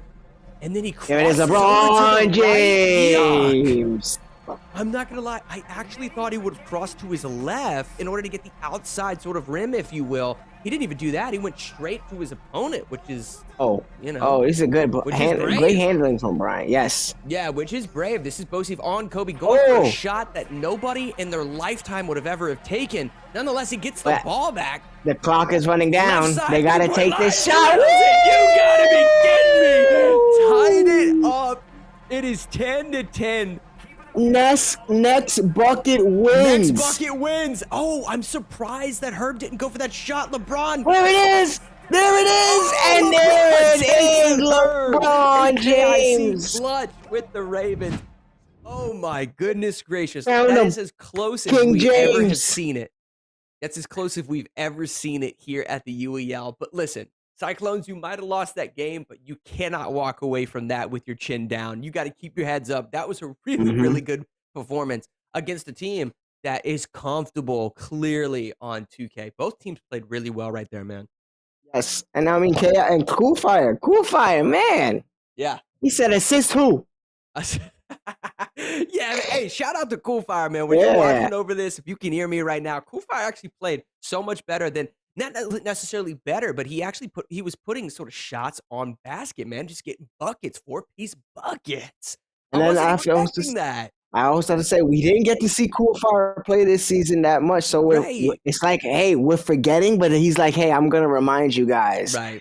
I'm going to remind you guys that you need to boost that brain, you know, and keep yourself energized because Cool Fire is here. Yeah, man. And like, listen, if you knew like some of these players, when you get sort of an understanding of sort of their personality types and stuff like that, when you're actually in the arena, sometimes you'll see or hear people popping off in the arena. So you do get a taste, you know, from you guys watching at home on Twitch, YouTube, TikTok, Instagram, and what have you. But, you know, sometimes you don't necessarily get to know the players as much as you might like to. Cool Fire is such a nice dude. He's such a genuinely nice dude that the fact that he's out here putting up the points that he is, you can tell he's feeling himself, man. He's feeling good, and that positivity is sort of radiating, I'm sure, on the arena floor right And now. then speaking of personalities, I feel that this matchup is like two completely different personalities going against each other. We have the two youngest players possibly in going on their teams going against each other in some Blaze Blue. And then you have someone like Flying Kitten who's very vocal and very loud and proud going against someone who in Pizza Man who's very humble to himself, quiet, and is I want to see how does Kitten get in his head? Right. How does this matchup play out between these two? Forfeit Cyclones. No way. Oh, I guess it got in the head too much. Okay, I was actually. Was that a forfeit or was that a timeout by Cyclones? Okay, No, so that was a forfeit straight up forfeit. I'll say Cyclones. this. I think that was a forfeit from Cyclones because I don't think any of their players are super comfortable. StarCraft 2, brother, no one's. I don't know if we're gonna see StarCraft, but we can definitely see StarCraft on these nice SurfThings PCs. Oh, absolutely. SurfThings PCs are allowing us to play StarCraft at a whole nother level. We're talking unlimited resources when we jump in and the UEL is playing StarCraft. Nonetheless, I am surprised to see that. I sort of felt as if we might see a forfeit. The fact that we were seeing potentially Flying Kittens versus Pizza Man. That seemed like an odd matchup for me. Tier 3 versus that Tier 5, but I have seen Pizza Man play some of our anime fighters, and I don't think he's as experienced as he sort of wants to be. So that's something he's going to go back to the drawing board and just play a little bit more. Nonetheless, they ended up forfeiting that, so they go down. It's 2-7 right now. Immediately, they need to start picking up a couple of wins to sort of stay within, I would say, sort of a range of mistakes, if you will. As we get later on to the night, sort of that fatigue, some of that endurance that I've talked about so often sort of will come into play. They can be down by 2 or 3 wins, and then because of some tech mistakes by Ravens, they may be able to pick up a win or two. But if they keep going down by 5, 6 wins, it's going to become so difficult in the long run for them to sort of stay within that range, if you will. And like you saying, keeping on that momentum, the UEL, as much as a esports competitive, it's also a mental game. You guys have to be mentally prepared to sometimes take these losses in games that you might want to play or might not have expected to lose in. Right. and then you also have to maybe expect the trash talking. It's all a Right. mental game, and I just don't want the numbers to be too far away from the Cyclones Mm-hmm. where they start giving up. Because I feel like the Yeah. reason that we see that record as an 0-8 is not because the lack of skill, but the lack of belief in the team. Yeah, there is a little bit of that you see unfold throughout the rest of the night. I have seen them keep like some solid synergy. They're 0-8, but it's not because necessarily all of their games have been blown out. They've had some really close games, but they've also gotten some solid wins over some of the best teams in the league. I think they have the talent. It's just sort of allowing or incentivizing that talent to sort of excel that can be difficult within them. There's certain games I feel like we just saw with Blaze Blue. Blaze Blue within that sort of anime fighter category for most teams, even if they're not really good at it, they're gonna play it because number one, they at least know it and they just enjoy it. It's a very Yep. enjoyable game. So when you see a team sort of skip over one of those, that does become a little worrisome. It doesn't take much to just sort of have a couple of players, right? The fact that they were going to go for a one-on-one, right? Blaze Blue is a game that's one-on-one. They play the best of 3 games, right? Listen, all you got to do is just do your job. Have at least a couple of players that know how to play Blaze Blue, right? Yep. Because depending on sort of that baseball dugout sort of load, roster set, No if you problem. will, sometimes you won't necessarily have your tier 1 player or your best fighter player playing Blaze Blue. So maybe 1 or 2 players, man. But I'd like you to see know that. what we will have the best of? Some best StarCraft gameplay because of that SurfThing, the official PC of the UEL that's going to Yes, make sir. these StarCraft games and most of all of our other games that we're running run so smoothly. You guys need to go get yourself a SurfThing because if you guys do not go get yourself a SurfThing, you're probably not gaming like the pros. That's what I'm Yep. saying. That's what I'm saying. Mhm. And here we're gonna jump into this. That, like I said earlier, this Oh, is that 4-on-4 StarCraft. action that you're gonna be seeing here. Let's see what the wheel chooses as our next game. Oh, Oh, Checkmate some Showdown. checkmate. Now, Mhm. Checkmate Showdown is within our strategy category, but is very much a fighting game. And we'll talk a little bit about that sort of moving forward. Nonetheless, we are gonna go into some StarCraft 2 And games.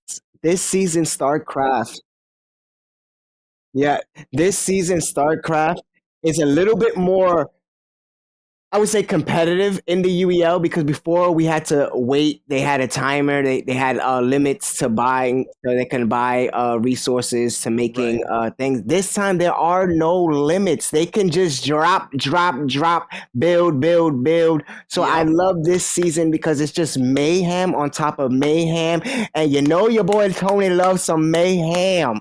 So I just love seeing what kind of builds certain teams come up with the ability of knowing that they can go crazy. Yeah, definitely. I mean, and the fact that they have unlimited resources here is going to be absolutely nuts. I would say, sort of a meta to look out for is a particular race within the game or class within the game called the Protoss. The Protoss are like sort of a sapient humanoid species that have advanced technology that complements sort of aggressive playstyle with some of the aerial drones, if you will, that sort of will become the meta as the game rolls on. Now, that's not necessarily what you're seeing here from Ambush, but make no mistake about it, you are going to see some sort of techie aerial drones that are moving in, I would say, armies or units of about hundreds. May I say? Yeah.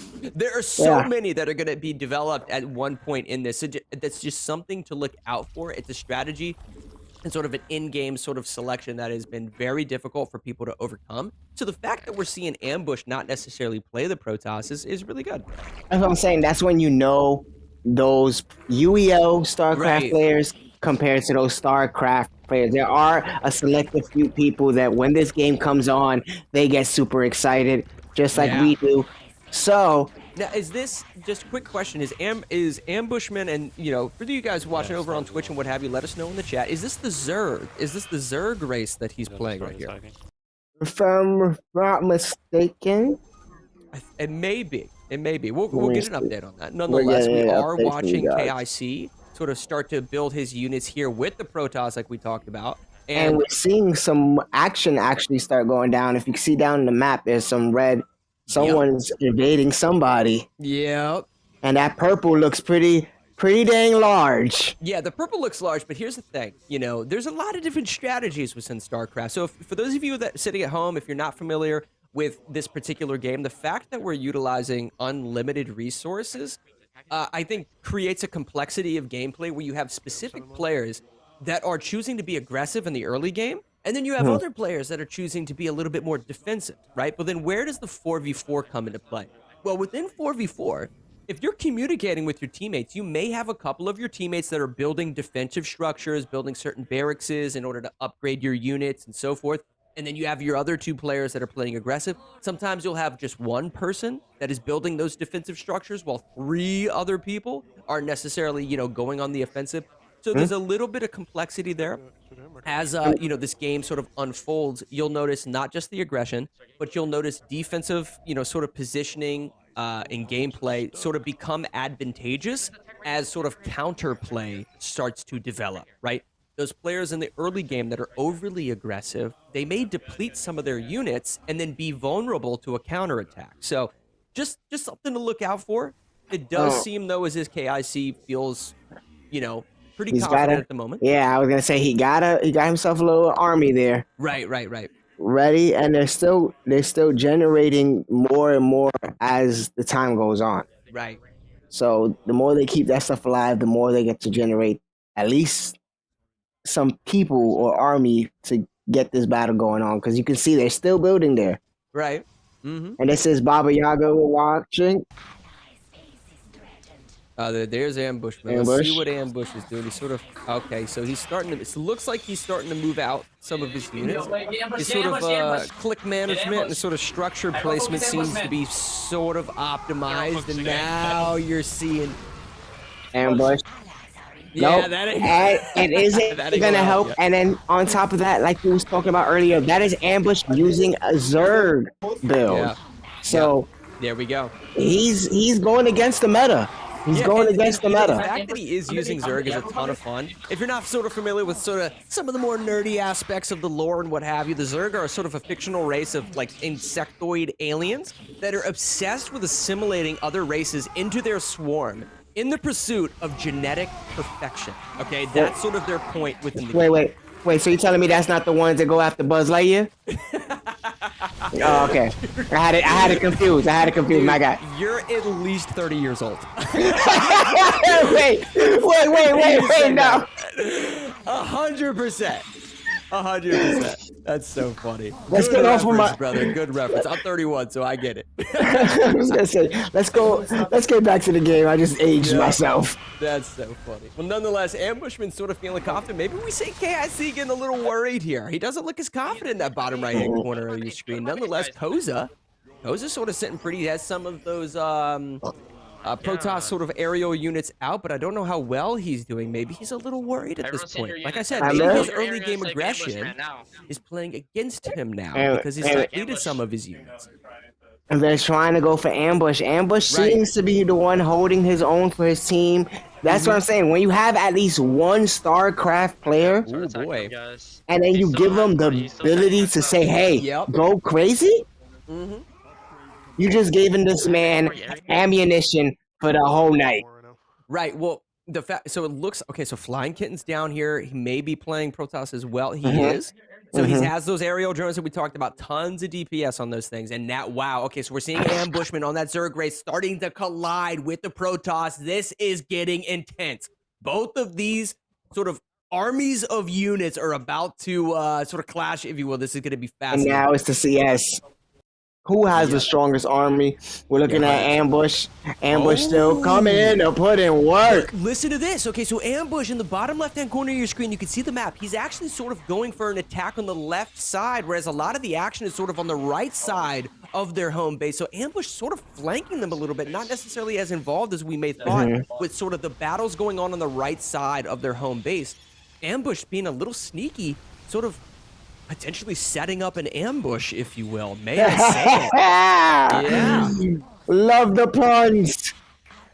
Yep, this is good. And you can see too his click management and everything, his control over his units is pretty solid. Clearly, very experienced at StarCraft 2. I'm gonna be honest, I wasn't expecting that from the Cyclones. This is definitely formulating a separate opinion from where I thought things were gonna go. Okay, maybe they might have the strategies and the racers are as people say. Right. But right. we're still look. I'm not trying to be the bad guy here, but it's still 7-3 if we win this one. So we still have a lot more wheel to go, a lot more time to put in. This is a phenomenal showing, though. This was a phenomenal showing. I feel like this was a one-man show. Ambush came straight up and said, I'm ambushing all of y'all. Y'all thought y'all had it. Zerg, I'm sending y'all to light years. So the fact that he not only got the win, he was able to sort of stunt some of the momentum, if you will, of the Ravens that were getting a little too far ahead, right? So they're only 4 games down. If they're able to secure at least 1 or 2 more games here in sort of in a row, I think they're going to be feeling really, really good as we come into potentially halftime after another handful of games. We have 2 hours and 34 minutes left of in-game time here. But after 34 minutes of in-game time, guys, we're going to go to halftime. Now, what's important about halftime? Well, both of these teams have a significant amount of timeouts left. Cyclones have 5, and it looks like Ravens have 4 left. At halftime, though, both of these teams are only going to be left with 2 timeouts. Some of that fatigue and endurance then comes into play as the night rolls on. Players start to get a little bit more tired or a little bit more frustrated. If you haven't caught as many wins as you like, some of that frustration can sort of correlate to a lack of gameplay or focus, if you will. So sometimes teams will start utilizing or using some of their timeouts when they probably didn't have to. And if you run out of timeouts, could see a potential situation arise where they're forced to forfeit games as a result of not having enough time. So just pay attention to that. Moving into halftime, both teams will be left with only 2 timeouts. And with that being said, it's like, what are you saving certain timeouts for? Like, would you use some of these timeouts that you have before this time is up? You only got 33 minutes before. Hey, Cyclones are sitting on 5 timeouts, haven't used one just yet. And it's just like, maybe go ahead. Maybe using a timeout to not rush into a game so you can set yourself up properly mentally and for the setup in general. Right. Well, we're jumping into a game here that I would probably call a timeout for if I wasn't super comfortable with it. What you guys are seeing here on your screen is Checkmate Showdown. Now, this is a game of chess at its core, right? So that's why it's in our strategy category. But when one of the teams goes to take a piece off the board that isn't a pawn, the game structure will then transition into a 2D stage fighter. Yes. Here's what's super unique about this and why I think a lot of teams actually take a timeout prior to Checkmate Showdown starting is this is a 5v5 matchup, and each one of the players are playing a specific piece on the board between the rook, the bishop, the king, the queen, and the knight. You have 5 players playing 5 different pieces. You can imagine a situation where if you have a player that's really good at fighters, why not put him on the king so that when your king gets attacked, he can defend himself? But then you also might want your most well-rounded fighting player to be on a piece like the queen, because the queen can move all around the board and attack anybody she wants to, right? So there's a little bit of strategy involved with what specific players are on what specific pieces. Take a look at the top left-hand and top right-hand corner of your screen in order to see who is playing who on this chessboard. Nonetheless, we got the queen jumping in here against the knight. And it looks like Cyclones are orange, guys. Ravens are purple. Just making it simple for y'all. There we go. All right, this is Pizza Man actually on the knight who just got bodied. It looks like bodied by Flying Kittens. Yep, and that was Flying Kittens. Two of the youngest players in the league going hand to hand right there. Flying Kittens showing up to show out. And that was really solid gameplay. To bring back this is going to be insane. This would be the fastest match of Checkmate Showdown we have ever seen if Flying Kittens is able to pull this off. Now, this is a situation where this is you've got Cool Fire playing the king on the side of the Cyclones. He's got to be able to defend this. And he's not I wouldn't say he's doing terrible, but Yeah. He's listen. I would be Vikings scared. I mean, he's getting damage though on the king that like they can't afford right now. Yep. Because his next interaction might be the end of it. Even if he wins this, if Coolfire wins this, his next interaction might be the last one. Yeah, 100%. Yeah, 100. Oh wow, great gameplay Great, there yeah. though from Coolfire. Coolfire. Coolfire's got to continue to utilize this hammer, and it looks There like it he's is. going to. A simple jump in hammer slam is probably going to end this if I had to guess, right? Oh, boy, he's in trouble. He's in trouble. He's in mix-up city. He's got the blender out. Oh, There's snap. no way. There. Oh, Great kid! Oh! he has 12 health Kitten left. There it oh my is. gosh, Kitten was surviving on 12. He did what he look. At the end of the day, you still got the rest of the team. The king is still alive. Kitten did his job. Coolfire, I'm sorry, as the king, that wasn't what you were supposed to do. That was way too much damage. Well, he had about 50% health or so when he had Flying Kitten's one hit. I think he sort of failed to manage what is the most overpowering sort of move within the game for the king, which is a giant hammer slam. So you can sort of gauge your distance from your opponent, sort of playing that footsies game back and forth. And when you think they're about to go on the attack, just do either a neutral jump or a forward jump into hammer slam. Oftentimes, that hitbox of the hammer is so large that it's going to catch your opponent, and it does a significant amount of damage. So I would have liked to have seen that. Nonetheless, he was able to survive. But what now these Cyclones have to do, because he is so weak, is they have to sort of collapse their defense, if you will, around the king, just to make sure that nobody can actually attack him. Get to the him. next person to attack that king is probably going to knock him out, get checkmate, and end the game. And that's where I want to get back to the game, where the strategy also walks into it. Right. This is now where the Cyclones are trying to play chess. Yeah. Protect their king, 100%. make sure they. So right now, you might see they're definitely going to see fighting moves. Yep. But the best thing about this is that you are going to see big brain chess moves. Yeah. Because some of these players play chess and know the aspect of, hey, we got to protect our king. Wow, He's taking too much damage. We have another queen versus queen matchup, though.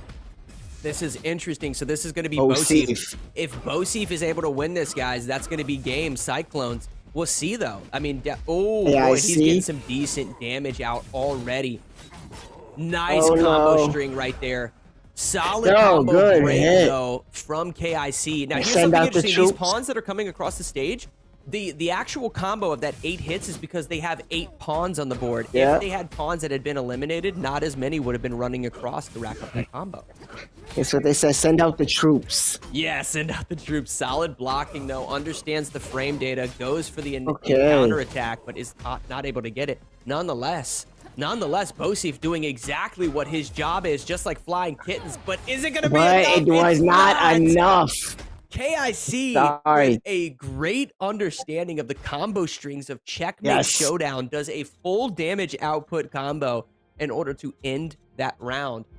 I didn't like what I just saw right there from the Cyclones, because they had a pretty decent trade-off after they were able to eliminate the queen, because basically the Ravens traded a knight for a queen, which in a game of chess is terrible.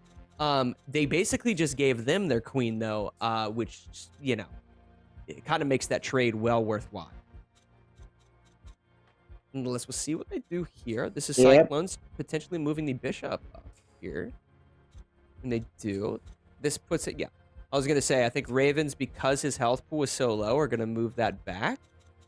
I think, you know, Ravens probably need to get some of their knights out in front of their king and or one of their rooks, potentially, in order to act as like a last line of defense. Now, if they want to, they could keep at least one of their knights, one of their rooks sort of in that back line, and then start to advance up the board with the other side. They can't continue to play defense, though, because what's going to happen is eventually Cyclones will take out sort of their front line of defense and then start advancing their pawns up the board, which may lead to a situation where they're able to revive one of their pieces by one of those pawns getting across the board. So I don't want to see Ravens continue to play super defensively, but nonetheless, they go on the attack, which results in, if you guys notice in the top right-hand corner of your screen, the Ravens have an ultimate ability. They have that ultimate ability because they are the offensive player. They're the one that are actually doing the attacking on the board, that is. And then this right here, by the way, for those of you curious, this is Herb, I believe, versus Baba Yaga. Yes. Yep. Herb versus Baba Yaga, guys. Herb putting in damage. Herb putting in damage. Oh, doing what he's here to do. Shay, told you, Herb's that guy. Herb's that guy. Yeah, that's unfortunate. Baba Yaga not getting almost any damage right there. But that's sort of what they needed. They played a little bit of defense, and then they went on the attack. They took a piece off the board, and this is kind of what I talk about. He's grabbing his rook, and he's going to try to position his rook in a position to where at any given point, he can sort of just slide in front of the king. He can protect him. He can attack, a player trying to advance up the board. We'll see here. They're trying to bait him into taking a pawn, but they're not going to take that trade. Ooh. This is an interesting play. Yeah. So as opposed to protecting their king, they've now have advanced the rook all the way up the board, which creates a situation where the knight on that side has to move. But if And the knight king moves, is moving right. yeah, if the knight moves on either side, the left or the right, it's going to cause the rook on the Raven side to initiate a one-on-one, and it's basically going to be Hulk versus the Abomination. Yeah. Yeah, so we'll see, because this is the grappler class, if you will. Just think King from Tekken, right? King from Tekken, a very grapple-oriented character. The Rook is the big baddie who specializes in grappling. Yep. I call him the Zangief of checkmate. Yeah. Firmly grasping. Oh, here we go. And just like we talked about, we may get, they're setting up right now. They know what's going down. Here we go. Is this Rook and versus Rook? the Abomination. Yeah. Quite literally about to throw hands as they grab each other and throw each other across this stage. Yep. Now, just so you guys know, this is LA. That tier 4 player, previously a tier 1. This is LA versus Ambush. Here we go. Yep. LA on the right side of your screen. Ambush on the left. Ambush gets the first combo string in a drop kick. Oh. 4-hit combo. Great understanding there. Yes. Oh, but then here comes... Oh, but he breaks the combo. Great awareness from Ambush. Ooh, solid assist jump in there. And you can see Ambush doing his thing. And He's gets doing the his thing. backboard.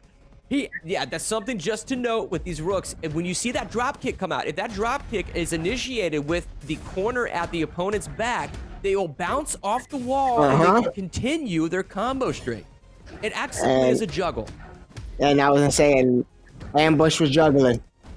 Oh boy. Okay, here we go. Oh my goodness gracious. Oh my goodness gracious. Remember Hulk and Loki?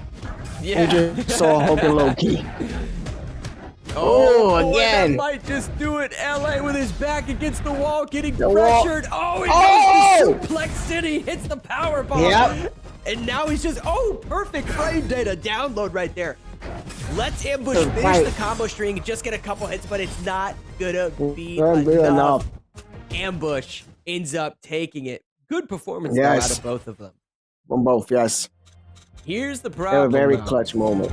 That was Cyclones advancing into their back line, guys. So now he has moved up and he's going to have to not necessarily force a fight because he can run away. Remember, Ravens don't want that fight because their king is a little weak right now. The king, you can see his health on the right side of your screen. So they're going to get that fight?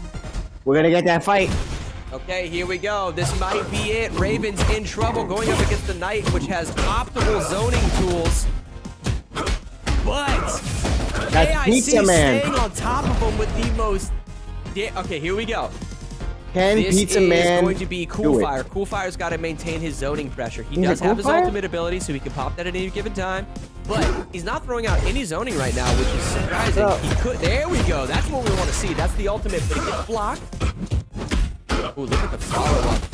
Oh, Pizza Man gonna go down. AIC is playing out of his There mind it is. right now. Something just Now- to note, during the last bit of that round, he actually sent a pawn, which is a slow rolling attack, and then he followed behind the pawn as it basically traversed from the right to the left side of the screen, knowing that his opponent has to block the pawn. And when his opponent goes to block the pawn, he can use that frame data in his advantage to initiate a combo. You see that very often in games like Mortal Kombat on a reptile player, which will actually send out a poison bubble, and then they'll walk behind the poison bubble as it advances towards their opponent. So great understanding not just of the game, but just the fighting game mechanics in general. Right there, KIC playing out of his mind. Yes, he definitely is. He's trying to survive, keep his head on. He was like, I'm not beheading this king. But we're gonna see, because he has the rook. The rook is right behind him. Now, I don't think that's smoke that he necessarily wants, guys. I don't think so. As good either. as KIC is, his health is really low. And I also think, though, that Ambush is playing this rook. So Ambush is on the left side of your screen, guys. He knows how to play rook. He's very, very good at it. But he has his work cut out for him here. We have I am Herb. This is Herb. Yeah, this is Herb on the right. Playing this bishop. Solid combo string. Here we go. Maintains the juggle with the up kick. Right there. Okay, lots of footsies going on here. Lots of footsies. Nobody throwing out. Okay, a little bit of zoning in order to initiate, but it doesn't matter. Yeah. Because Herb just feeling comfortable right now. That's what I'm saying. This is his ball. This is his ball alley. This is right in his alleyway. Right. He's like, hey, this is what I do. Send me out. Tell me who to fight. Right.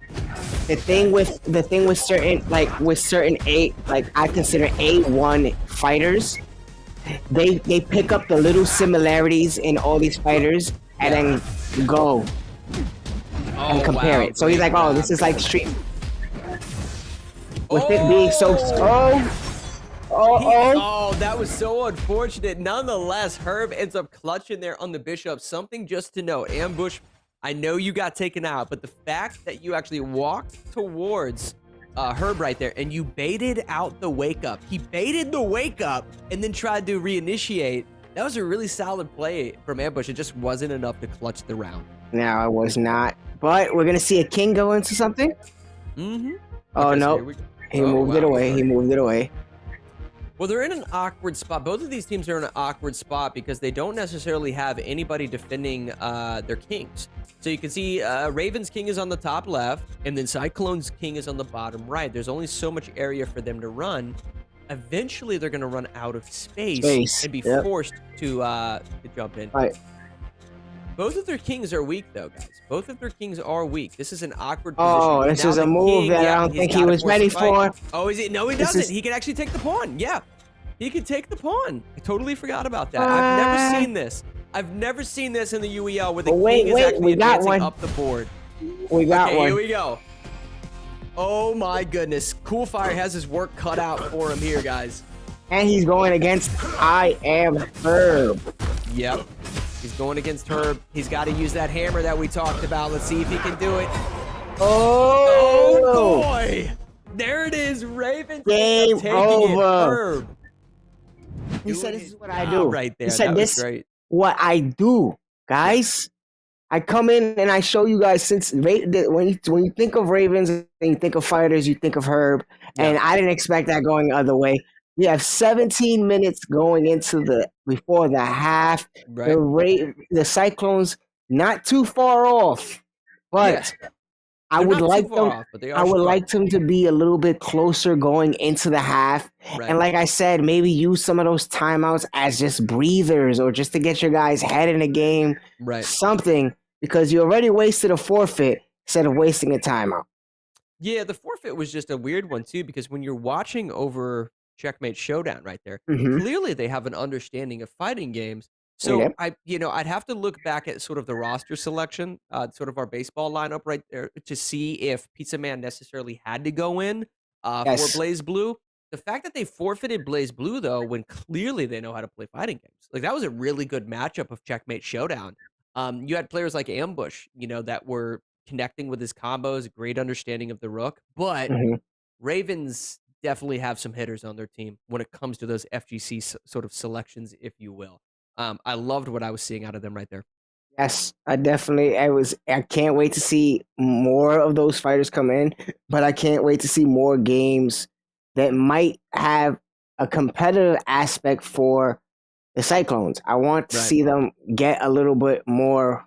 I wouldn't say that they're down in morale, but I want to see them get a couple more boosters behind them so that they can at least, Yeah, well, they need to 1 and they 8 need to at find least. their mojo, man. I mean, that's what it really comes down to. You've got to find sort of your swagger about you within multiple different genres, which can be difficult, but it requires requires commitment and it requires time. Pizza, These players Here we go.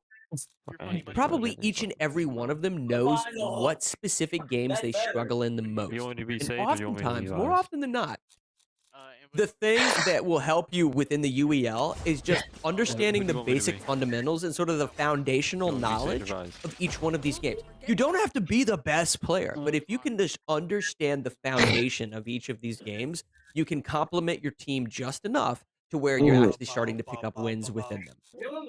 Yes, and like I said, it's another thing too is like the Cyclones are a new team. They were just formed this season. Right. I don't think we've seen the like I said, I don't say terrible players, but I don't think we've seen the full of what Cyclones could be. I think there are a few pieces they might need to add to this team. I think that when the season ends, we might see a couple of them stay. But if I was the GM or if I was the owner of the Cyclones, I might be looking at free agency. Yeah. Well, yeah, we'll definitely see. I think, listen, all of these teams definitely know the specific genres that they're struggling in the most, and the ability to sort of pick up specific players that specialize in those genres that you're struggling in is going to be super, super important moving forward. But that also comes down to sort of the draft, right? Like each of these players are going to be free agents moving into the next season. So as these teams start to draft, they've got to be able to sort of fill in the roles, if you will. Now, this game in particular, Valorant that we're watching, I'll say this is a first-person shooter, right? Sort of a hero-based shooter, if you will. Yep. And but it operates differently from your typical arena shooter, right? You're an arena shooter that you play like, say, the Finals or Halo Infinite, Call of Duty, X-Defiant from Ubisoft, things like that. Yeah. They're super fast-paced. There's a ton of mobility. I would say, Valorant within the FPS genre, if you will, it is a little bit of a MOBA, right? But within FPS in general, it's probably the least mobile game that you're going to see on the market. In order to maintain your accuracy, you definitely have to sort of plant your feet sometimes and become less mobile in order to secure a kill. And you guys are going to notice that sort of moving forward here as we're taking a look at Herb, who's sort of blocking this line of sight in front of him. Yes, I am Herb we've seen him. I wouldn't say is the strongest in shooters, right? But he knows what he's doing. What I would want to see is what in Valorant is very important is your corners and make sure you're listening to the game, because the game listening to where your opponents are coming from, hearing those steps, hearing those shots, and just playing your corners correctly. Yeah, 100%. Yeah, playing the corners correctly. You can see him sort of trying to get a cheeky angle here on the ice, but the ice gets broken. It doesn't matter because he pops out of the ice and secures a kill on Bosif. Bosif is actually the camera above him on the minimap, so he's feeling a little salty right now, definitely. Couple more kills coming out. Ambush gets a kill. It's now a 3v3. Herb has the high ground, though, sort of pushing into this next objective. All right. It's 3-2 now. Oh, wow. Thank you. 2v1. Solid play there by Herb, able to secure another kill, and that was actually on Cool Fire. Baba Yaga picks up a kill, though. It's a 1v1. Herb secures the kill and is going to get this defuse. Wow. Yeah, I think a great moment for Herb. You know that he's going to watch back over that. Someone clip it. Someone just clip it. Yeah, somebody we need to make sure that he gets a little love for that performance right there. Smiling as big as he can, I think he yelling out in the arena. I think he heard me. I think he heard me say, he heard me say he's not the strongest, and he said, "Nah, shut up." Yeah, I'm carrying him.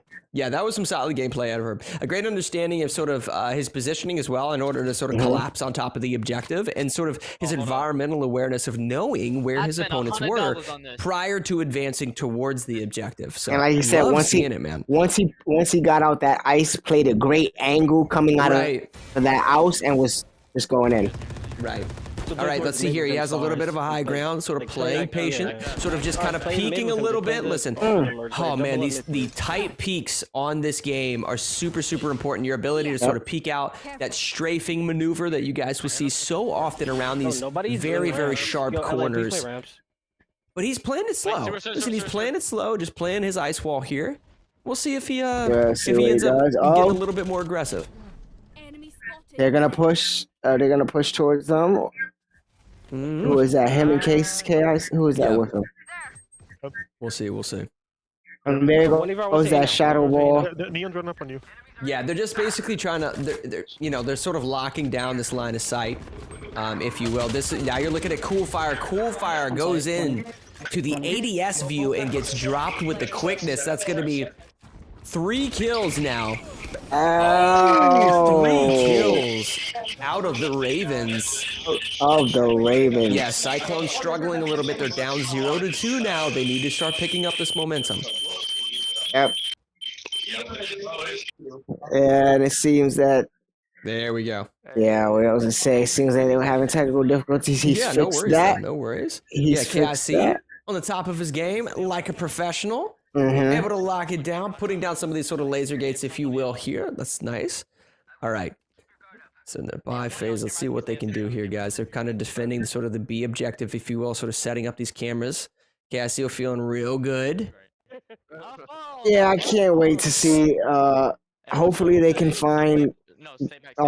Cyclones can find grounding, or at least just take one match away. Well, I'll say this. I mean, they're playing this defense pretty solid. They're sort of just checking their angles. They're waiting for the advancement of the Cyclones. This is LA. And you'll notice something to notice here. He's aiming about 3/4 of the way up around these walls and through these doorways. That's very intentional, because as you advance, if a player sort of comes around the hallway, your reticle's already at head level, which is going to allow you to secure a headshot and get a quick kill as easy as possible. So that's why he's aiming, a little bit of where he is right now. And that's why you see that the playing is smart, being two up 0, just playing defense at this point, letting them come to them. Oh, so this is Herb actually playing inside his smoke cloud in this sort of center area of the map, right between B and A. Sort of playing defense aggressively, but it looks like LA actually got caught lacking. Flying Kittens now trying to secure the objective. He does pick up a kill. It looks like that's on ambush. Yes. Peeks around the corner, but KIC gets the cleanup kill. That's going to be it right there. Three. They're up 3-0, guys. 3-0. Sheesh. Yeah, they feel super comfortable at this moment. Extremely comfortable. They're like, hey, it's our house. They this is what I'm expecting from the Ravens. We have 8 minutes and going to the halftime. Yeah. I see 9-3, possibly looking at a 10-3, depending on what's coming up next, and if we can possibly play it. Because the way they're running through some of these games, they're making time. They're defeating time. Yep. I feel like time is really on the Ravens side for them to really have a high-scoring game. Yeah, I mean, I don't know if I think they're just getting outplayed for the most part, just from a skill perspective. I think the Ravens are pretty talented at this game, and they do. Oh, wow, you just saw it right there. Just the quickest round that we've seen yet. A great understanding of sort of the hallways or corridors leading up to the objective, shutting it down with those abilities, maintaining that reticle position, that target acquisition, if you will, able to secure those kills the moment that they sort of reveal their positioning. It's already over before it even began. Yep, the map awareness is insane. Yeah, 100%. Yeah, but they feel comfortable. Look at this. Flying Kittens just spazzed out right now. Constantly weapon swapping. Hey, what? He said spazzed out. Oh, man. These guys. He feels good, man. You can tell he feels really confident in today's game. He's playing with a sense of confidence that I've sort of wanted to see him sort of come in today with. I feel like it's the confidence that we want to see him win, but it's also the confidence that's going to have people see what he can and will do moving forward, because he's been a heavy factor in a lot of their wins today. Right. KIC able to secure a kill relatively early, which is going to make it that much more difficult. Okay, never mind. There it is. Said no. There it is. Okay, never mind. Yep. LA gets a kill, and wow. Okay, so Cyclones end up taking a round. That happened very, very quickly. So this thing is not over yet. Shall see. Trying to sort of prove something, if you will. Hey, I'm ready to see the little engine could if the little engine could. Yeah. Oh, 100%. Because this is a pretty heavy comeback. You guys got to come back straight. You got to win straight 4 games straight. That's true. That's true. And I mean, they have to change up their sort of strategy, if you will. It seems like, Yes. you know, in a game like Valorant, you can have some of your teammates sort of split off. You can have your team, you know, stick together and try to utilize or complement each other through your ability sort of economy, if you will, because at the start of each round, guys, not only are they purchasing weapons, but they're also purchasing a select number of their abilities that they're using, right? So you have a specific economy that you have to maintain. And it looks like, who is this? Baba Yaga ended up getting smoked right there at the start of the round. Yo, maybe not. Maybe it wasn't. It does look like Pizza Man, though, was able to take out something. Don't necessarily know if that was LA. It might have been one of... There it is. Okay, so Bosif does go down. Boom. Bosif goes down, and that's going to spell trouble. This is a 4v2 now at this point. We're jumping onto Coolfire. Coolfire, one of the 2 remaining teammates on the Cyclones. They have to clutch this. Ambush just picked up a kill on KIC. There you go. Can he survive? Can they survive? Got Coolfire Okay, he's got the and... shotgun. Oh, it's not going to be enough. I do like the decision, though. Hey. We saw that one coming. Yeah, It was a battle. They were battling, but unfortunately, Cyclones might need to go get themselves a Sly that's and right. boost that brain power because true. it ain't working. It ain't working Yep. right now. What they doing, it ain't working. Yeah, and shout out to Sly Energy. If you guys haven't seen this shout out to before, Sly. we're constantly drinking some Sly Energy drinks in the production room on this broadcast with you guys. It keeps us hydrated. It keeps us energized. And speaking as someone that doesn't necessarily like carbonated drinks, it's a fantastic, delicious drink. It's not carbonated, super smooth. Just a bunch of essential vitamins in there that are going to keep you going, man. So go check it out for sure. Sly Energy, guys, right there on your brain screen. boosted. Yep, absolutely. So here we go. Ravens are now up with 9 wins. They're starting to inch into that sort of double-digit mark. I think my first priority for the Cyclones would be to sort of maintain their composure, their morale, and just try to prevent the Ravens from necessarily getting double-digit wins. Try to get as many wins as you can prior to them getting double digits, because then the second stage of that... Oh, got you. So we've got some tech issues on the floor right now. So I want to take advantage of this time right now to just sort of tell you guys about something awesome that the Michigan Paladins in the UEL are putting together. It's called the Be a Friend Project, which tries to spread positivity to the youth in an effort to sort of prevent or sort of fight against bullying. So check it out. This is the Be a Friend Project being put together by the Michigan Paladins. Check it.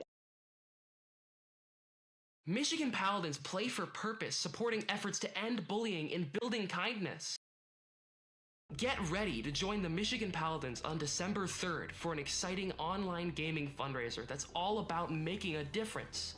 We are rallying together to support the Be a Friend Project, an incredible nonprofit that empowers kids to help other kids and promotes kindness to stop bullying. This Giving Tuesday, every match we play and every contribution made will directly impact children and teens facing the challenges of bullying, reminding them that they are not alone and inspiring them to stay strong. For the Paladins, character and sportsmanship are as important as gaming skills. It's not just about how we play, but how we treat each other while playing. And we choose kindness. We believe that fostering a culture of respect and positivity elevates not just our gameplay, but the entire gaming experience. By uplifting one another and leading by example, we aim to create a community where everyone feels valued and inspired to be their best, both in and out of the game. The Paladin players focus on long-term impact through respect rather than just short-term victory. It's important for our team to promote camaraderie, which extends to players on the opposing team. we strive to build connections that transcend competition, showing that true champions uplift everyone around them. By prioritizing mutual respect and empathy, we set the standard for what it means to compete with integrity and leave a lasting legacy on the gaming world. The Michigan Paladins, like the other UEL teams, have players that excel in different gaming genres. We embrace player diversity and recognize skill differences. Our Paladins share their game knowledge and support each other. Everyone belongs and has something valuable to contribute. By celebrating our unique strengths and lifting each other up, we aim to build a team that is stronger together, embodying the true spirit of unity and inclusivity. Winning is great, but respect lasts forever. Be the player that everyone wants to play with.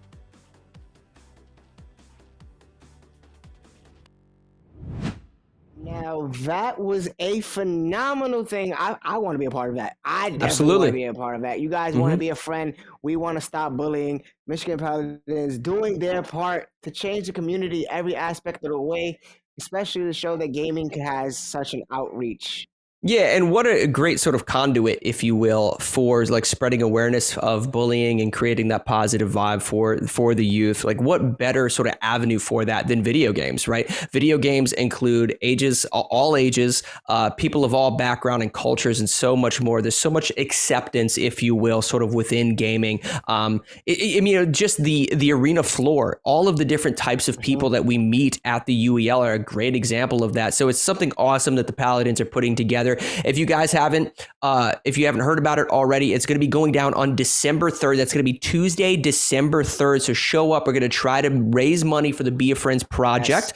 Yes. If you can't necessarily make it to that stream specifically, you can also go to mi-paladins.com. Go to the team website and you'll actually see, a place in there that you can actually donate to, again, like I said, fight against bullying and spread some positivity to the youth. Really cool thing that they've put together over there, man. I don't see no better way to spend some money than fighting against bullying. Absolutely. That was awesome. Now, the next game that we're going to get into here, guys, is going to be the finals. And there's a little bit of setup time associated with this. Prior to getting into the finals, I just wanted to say this. If you see any sort of tech issues going on throughout the night, guys, whether you're watching on TikTok, Instagram, stuff like that, just bear with us. We're trying something new a little bit tonight, and we're bound to run into some problems, but we're always going to be smoothing it out to make sure that you guys, the viewers, have the best experience possible. So we appreciate everyone's patience with that. Now, moving into the finals. Super fast-paced game here. I like to say that this is an arena shooter, but there is sort of a sandbox element to it, similar to Battlefield. The difference between Battlefield and, say, a Call of Duty. Call of Duty, very much an arena shooter, smaller maps, faster-paced game. Battlefield, sandbox, right? This is a big, wide-open map that sometimes has vehicles and certain abilities and things that you don't necessarily see within the competitive avenue of an arena shooter. The finals is sort of a blending of both of those worlds. These are very, very big maps, but very specific sort of mechanics with regards to how the shooting happens within this first person sort of perspective, right? Very, very fast-paced action. I've already seen some of the Ravens play this game like Flying Kittens. I know that they have an understanding for shooters because we saw them in Halo Infinite. We saw the way that they performed in Valorant. Yes. I expect them to excel right here on the finals. But listen, right, the Cyclones have, some smoke behind them too. They picked up a round or so on Valorant. They can definitely do it here, but it's going to be all about positioning and composition, right? You have to have, there's light characters, there's medium characters, and there's heavy characters, each of which have a different ability, a different toolkit, right? Different weapons to put in your loadout and so forth. If you're someone that's not necessarily super experienced within the finals, you can find yourself probably playing the objective more as a heavy character. Those heavy characters have more health, but they're not as fast, right? So try to play with your team and sort of complement them the best way that you can. Yeah. Now, the perspective we've jumped in here is Baba Yaga right now. Now we're seeing if they can hold it off, because this is going to be our final game before we go into halftime. And then we get Apex right after that, so we're getting a little blend of the two. Yeah, two fast-paced sort of shooters, if you will. Shooter Yeah. games, because we're right to back. We're gonna get the finals, and then we're gonna get to Yep. some of that. April. Yes.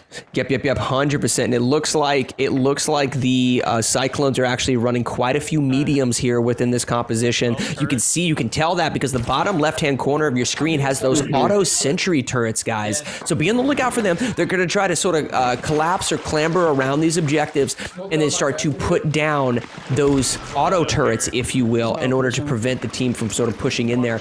Gonna have to have some solid environmental awareness. Now, this is Baba Yaga playing on a lightweight character, which is why he's able to sort of have that camo that you just saw. He's hiding in the bushes. As soon as that camo is able to be popped, he's gonna run out and try to push towards this here. 3-4 real quickly. Wow, 3-3. All right, we're dropping like flies. 3-2. Yep. Mm-hmm. Oh my goodness. Yeah, in this game mode, I believe this game mode is the search and destroy game type for the finals. So one team is going to be attacking, the other team is going to be defending, and so forth. It looks like the objective is sort of below the map now. They've blown out the floor, and the bomb plant is basically sitting in the water below. Very interesting. Now, this is LA. Wow, Cyclones on defense right now, guys. I'm sorry, Ravens on defense. That's LA picking up a little bit of an assist. This is Bosif sort of playing above the objective. Can he maintain his target? He can't. Get smoked. You see Flying Kitten. You see Flying Kitten popping off. He's like, yes, this is what we do. You guys aren't ready. And we were talking about letting the Cyclones trying to stop them from going into that double digits. Right. What kind of morale do you feel that they're going to have going into the half if they lose this game? Yeah, man, it's going to be difficult. It's going to be difficult, and this is, I think that, I don't know, man. I think Ravens right now are feeling super confident just in multiple genres, not just shooters, and somehow, some way, Cyclones have to, sort of find a way to find that swag, if you will. Find that mojo. Or is it sometimes all it takes, man, honestly, it's just a really, really great play. Sometimes an epic moment can sort of shift that momentum to where you find yourself just having fun again and not necessarily worrying too much about being down quite a few wins. Now, this is great sort of map knowledge that you're seeing right here from LA, sort of shutting down a lot of these entrances with that foam. He's already made a call out.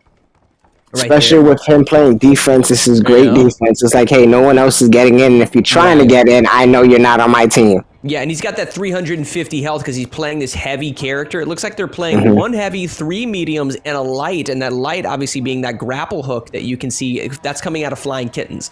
I predicted that from Flying Kittens. I knew he was going to play on that specific character. Now, here we go. Looks like Flying Kittens gets an Elam. He has 30 health left, but he's got to be careful. Herb almost going down. Herb sitting with 5 health left. You can see that in the bottom left-hand corner of your screen. Great positioning by Kittens to get out of the objective. 5-3. There we go. Pushes back in and gets a second Elam. LA gets a kill as well. Okay. Like KIC gets a kill. Are they going for a perfect? Now no. 4. Only one left is ambush. He can't clutch it out. Ravens going up 2-0 right there. Wow. I don't want them to run too far off because when they run too far off, we saw what happened in NHL. We saw what happened in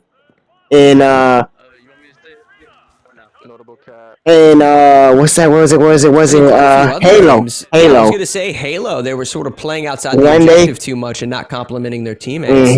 And then once that happens, the Ravens seem to just run away with the game. Where it's in Valorant, same thing with Valorant, where it was just like, hey, you guys are basically 2-0, 3-0, 4-0, where you should at least be trying to take some of these rounds away. Yeah, 100%. And the gameplay that you just saw right there was from KIC. You could see him playing this medium class, was putting down those auto turrets around the objective. Just something to note, like the reason that's so advantageous is not just because you're preventing them from planting on the objective, but you can also utilize the sound cue of your auto turrets starting to shoot at opponents, which will alert you that they're inside the building. And the fact that he's now on top of the building, he can sort of stay up here, play that sort of peeker's advantage with his head glitch, get out, pepper them with a few shots here and there. The moment he hears that auto turret, he'll jump right back down into the building and secure the kill. Oh, there it is. Get one There right it is. here. It You looks got, like. ooh, with an that's assist gonna as be well. Ambush as well. Now, this is Flying Kittens playing on that lightweight character. This is below the objective. He's kind of running up, grapple hooking, gonna Playing real smooth. potentially. But, also he's just downloading intel, right? He just pinged an opponent. He's just sort of utilizing that grapple hook in order to gain high ground. He's going to sneak up on his opponent, potentially right here. Does he in order get to this? secure a kill. Oh, my goodness. Now, this is LA downstairs with that heavy. Oh my God. Charges. Let's It's go. Kill off of a heavy charge. 3 We don't to see it 1. often, but when we do, it's clobbering beautiful. time coming out of LA, playing the heavy the way he should. And I must say, I want to give LA a shout out and his props coming over to the Ravens and showing that, hey, I am a factor as well. Yes. I am going to contribute. Yeah, and he's playing perfectly, man. I mean, that's what you want your heavy player on your team to do, to sort of anchor the objective, if you will, but like have an understanding of the game, and LA definitely does. The fact that, he basically drained an entire health pool, picked up a kill, and then sort of had that game sense, right, to know that he's running out of ammo, let's utilize this the shoulder charge, right, pushes with the shoulder charge in order to secure the second kill. Clearly very comfortable at the finals. Yes. And but I don't know if it's maybe playing with a new team, right? Playing with a new energy, but feeling very comfortable LA overall. Not only in the finals, but we've seen him actually just, I wouldn't say, he doesn't feel like he has to carry anymore. Right. No. And I feel like that's a good look for LA, where he's not too stressed or too worried about looking at things, and he can show you what the gameplay actually does. Yeah, that's a really good point, actually. I like that. I think he feels a lot more comfortable. There's less pressure, less weight on his shoulders. Right. 100%. Now, this is going to be Flying Kittens playing this lightweight character, getting some solid shots with that pistol. That's an Elam coming out of KIC, turns around, picks up a second kill at a KIC. And I know Flying Kittens was sort of collapsing on the, I was going to say, you see the kill feed in the top right-hand corner. Flying Kittens saw somebody right before his push. I knew that kill was going to come out. And now we're in a 4v1. This isn't looking good for the Cyclones. Oh, 3v4, maybe? Hey, who is it, Ambush? Or is it Baba Yaga? We have Baba Yaga, I think, is our final one. Right. And he's gonna pull. Right. Great game. KIC plays the finals. The way he's head glitching this closet right here suggests that he plays the game quite a bit. Because that's sort of map knowledge, right? You only come across that when you play a game quite a lot. Great effort. Great win. He was able to secure 2 kills to make that, actually take out 2 out of those 4. What he was attempting to do right there was just to sort of single out his targets. He wanted to create one-on-one situations, pick up a kill, get away in order to get his health pull back and then re-engage. Nonetheless, they ended up going up 4-0. Okay. Okay.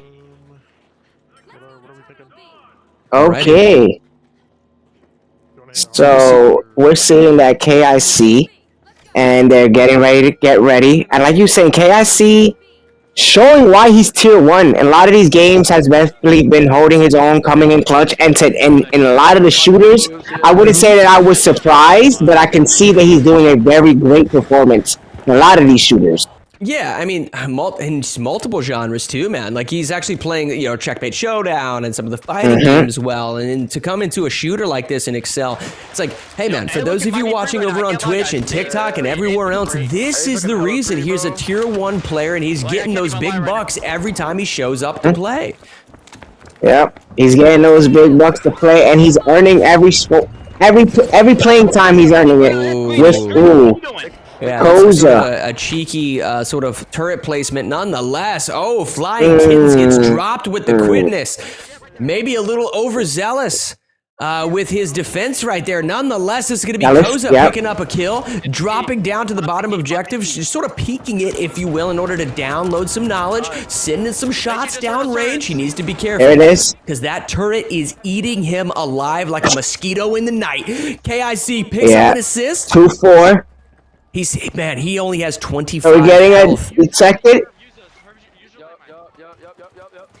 Only has a little bit of Oh health. my goodness. Around 3, again, 3, picking up another assist. Wow. 3-1. They need this. They need this 2-1 This is gonna happen. 2-1. 2-1. They need this. And he finishes it. KIC. And there it is. Look at that face, KIC. He's like, hey. Yeah, listen, that was. It's what I come here to do, yeah. That was KIC sort of moment. We've seen him playing well in some of these other games. But that was definitely his, like, listen, I play the finals type of situation right there. Yes. But, listen, Well, the way he was playing those. Yeah, go ahead. The way he was playing those doors, the way he was playing the high ground, the low ground, blowing things up and getting them out of the way. Okay, I see. Good one. Yes, solid map knowledge. The way he was head glitching the closet, if you will. His turret placement and so much more. Definitely a very, very comfortable game for him. Nonetheless, guys. Yeah, Ravens are up 10-3. We don't see Cyclone necessarily getting their mojo like we wanted to see, but nonetheless, they got 3 wins over a team that's 5-2, sitting near the top of their conference. So Cyclone's not out of it yet. Their next priority is going to be to make sure that the Ravens don't get to that magic number of 17. If they're able to do that and slowly start picking up a couple of wins here and there, maybe a few tech issues, maybe we see the upset that I'm sure some of you want to see. You want to see the underdog, right? Oh, I would love the upset, but absolutely, are we going to see it? Yeah, who knows? But you guys will have to check us out right after the half because we're going to go into it now. So grab a snack, grab a drink, and join us here in about 15 or so minutes for the second half of this matchup. With the game that they're playing, what exactly is happening, but there's a complaint that players from the other team are pausing and they assume that somehow messing up their flow of the game. So we're gonna investigate after this match. If there's gonna be an issue where the other team is not allowing ours to perform as best as we can, the admin has to have a sanction against the other team, or we'll have to replay the game. But I doubt that that's going to be the case, so I assume there's going to be a sanction in case we actually suffer from this. There were complaints and we complained twice, so we'll see what the overrule is going to be by the end, and that's it. We'll see. Because I seen him. And he's like, it's not in the rules. I seen him go invisible, like a pause, but it's not pause. It's when you turn to the side or go backwards. So like when he spun out, then it pauses. Because I said, look, it was all fucked up. It's not on expert rules. I know. Just go to it. If it's on expert rules, I'm wrong. Bro. Yeah, it should be 9-1. I said if it's on expert rules, hey bro, then I'm wrong. But he's sitting there, and they already closed it all out. Yeah. So I was like, it's too late. So that's a forfeit. That's a forfeit. Thank you. Thank you. Thank you. Where does it say it in the rules? Thank you. Thank you. Where does it say it in the rules? Well, we already checked with the game master beforehand, so that's a forfeit. I mean, if it's not in the rules, should that be something announced to everybody? It should be announced. Like game master. Information about it. And we was told nothing about it. It's not in the rules. It's not in the rules. Hey, just like the fuel's not in the rules, right? The what? The fuel and Forza. That was unlimited, right? Y'all also had the Forza. That was messed up too. But we'll take this one. Don't worry about it. Look, Zach, look. In the rules it says if a player does not finish DNF race, their race will not be finished in 60 seconds. But we never finished the race. But if you're resetting the whole thing before him, you're restarting the whole thing to get a faster time. That's what we're saying. But we have 60 seconds to do that. Yep. It acts like a DNF when you reset. It was never. That was never a thing. People have been resetting all season. That's how it is. What is the call? The DNF for the club. That's insane. Because it's restarting the time over. It's restarting the time from the beginning. And that's not a GM decision as far as, well, it's integrated. That's going Okay, that needs to be in the rules. That needs to be in the rules. That needs to Wait, be if it's not in the rules, how are we supposed to know? It's not rules. People have been doing it all season. Yeah, literally all season. I don't agree with you guys, but he's the GM on site. But he don't need to be. Hey, that's hey, get him out of here. That's messed up. That's how you know they salty, bro. They salty. Hey, go ahead. So wait, Reapers win! Not really. Handicap. It's okay. So far, we're doing pretty good. In the beginning, it wasn't in our favor, but we bounced back and we're winning almost every single game. So it's looking good in our favor, but we're definitely got to tighten up a little bit more. Everyone's nervous. I'm nervous. The other team is nervous.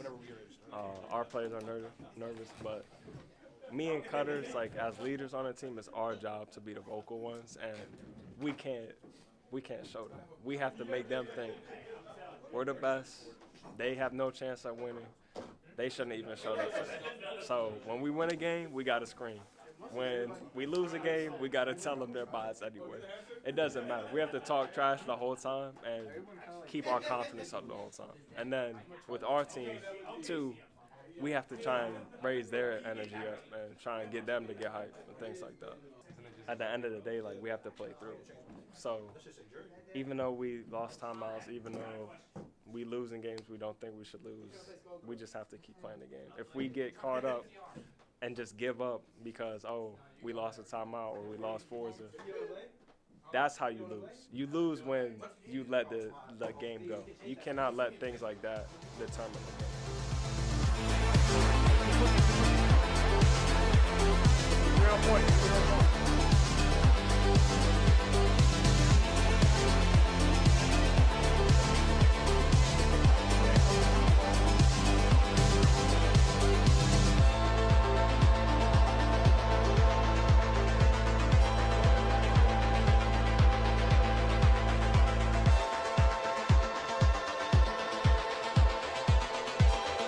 Right now it's going to be the final fight, and it's going to be very, very intense.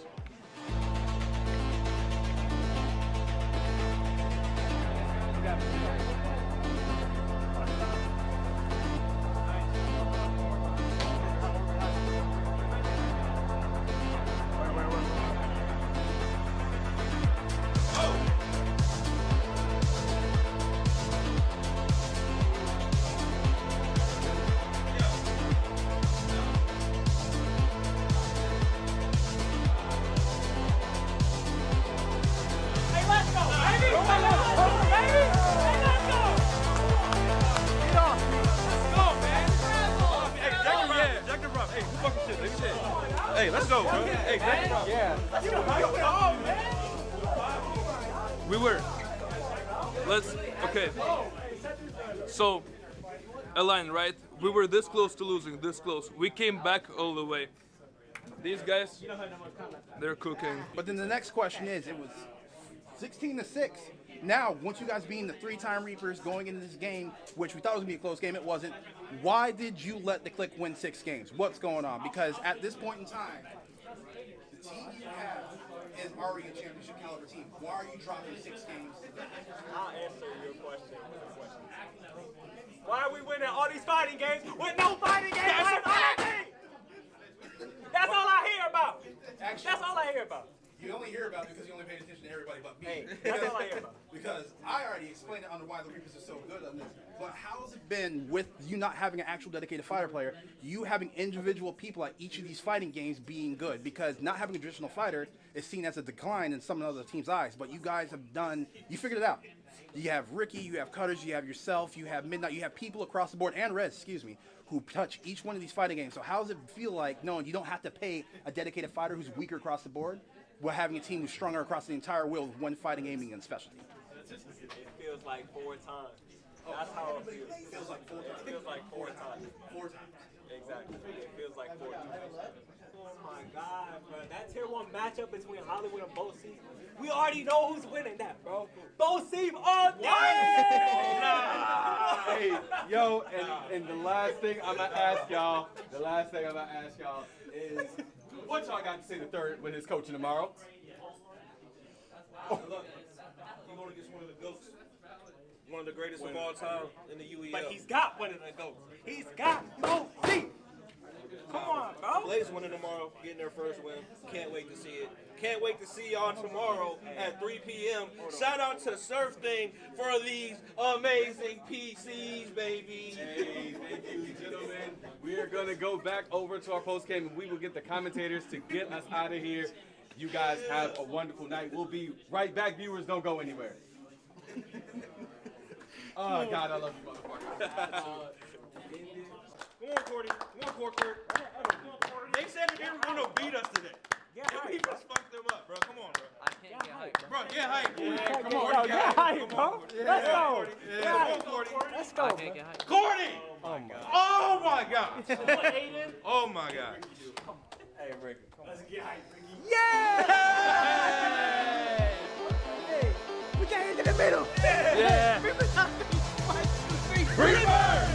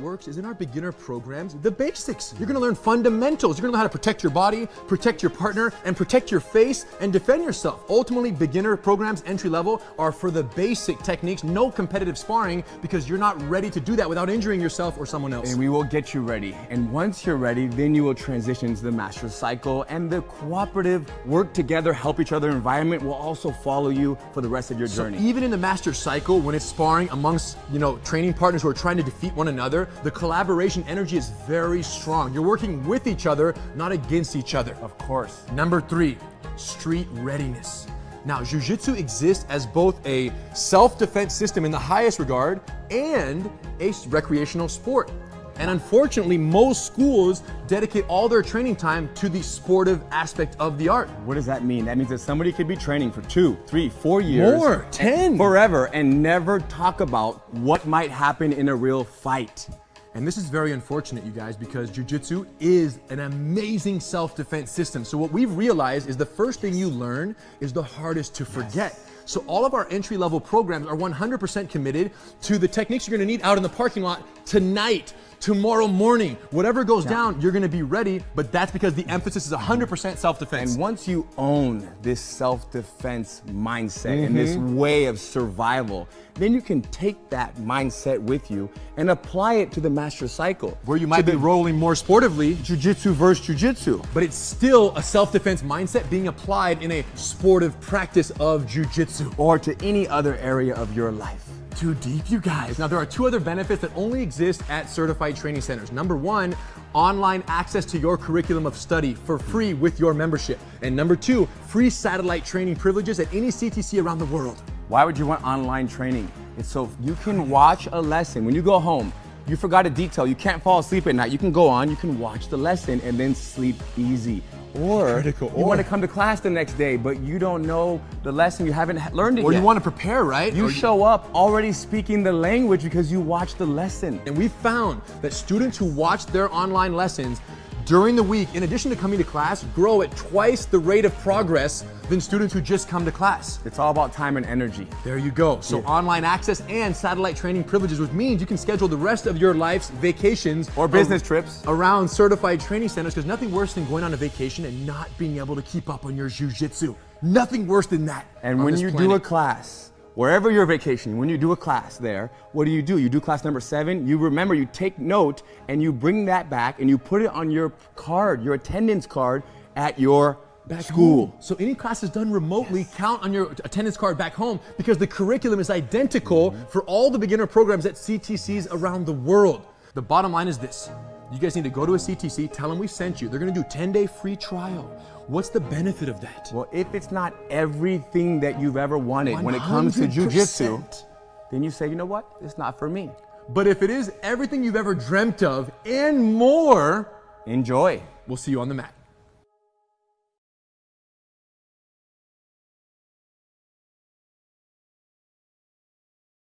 Michigan Paladins play for purpose, supporting efforts to end bullying and building kindness. Get ready to join the Michigan Paladins on December 3rd for an exciting online gaming fundraiser that's all about making a difference. We are rallying together to support the Be a Friend Project, an incredible nonprofit that empowers kids to help other kids and promotes kindness to stop bullying.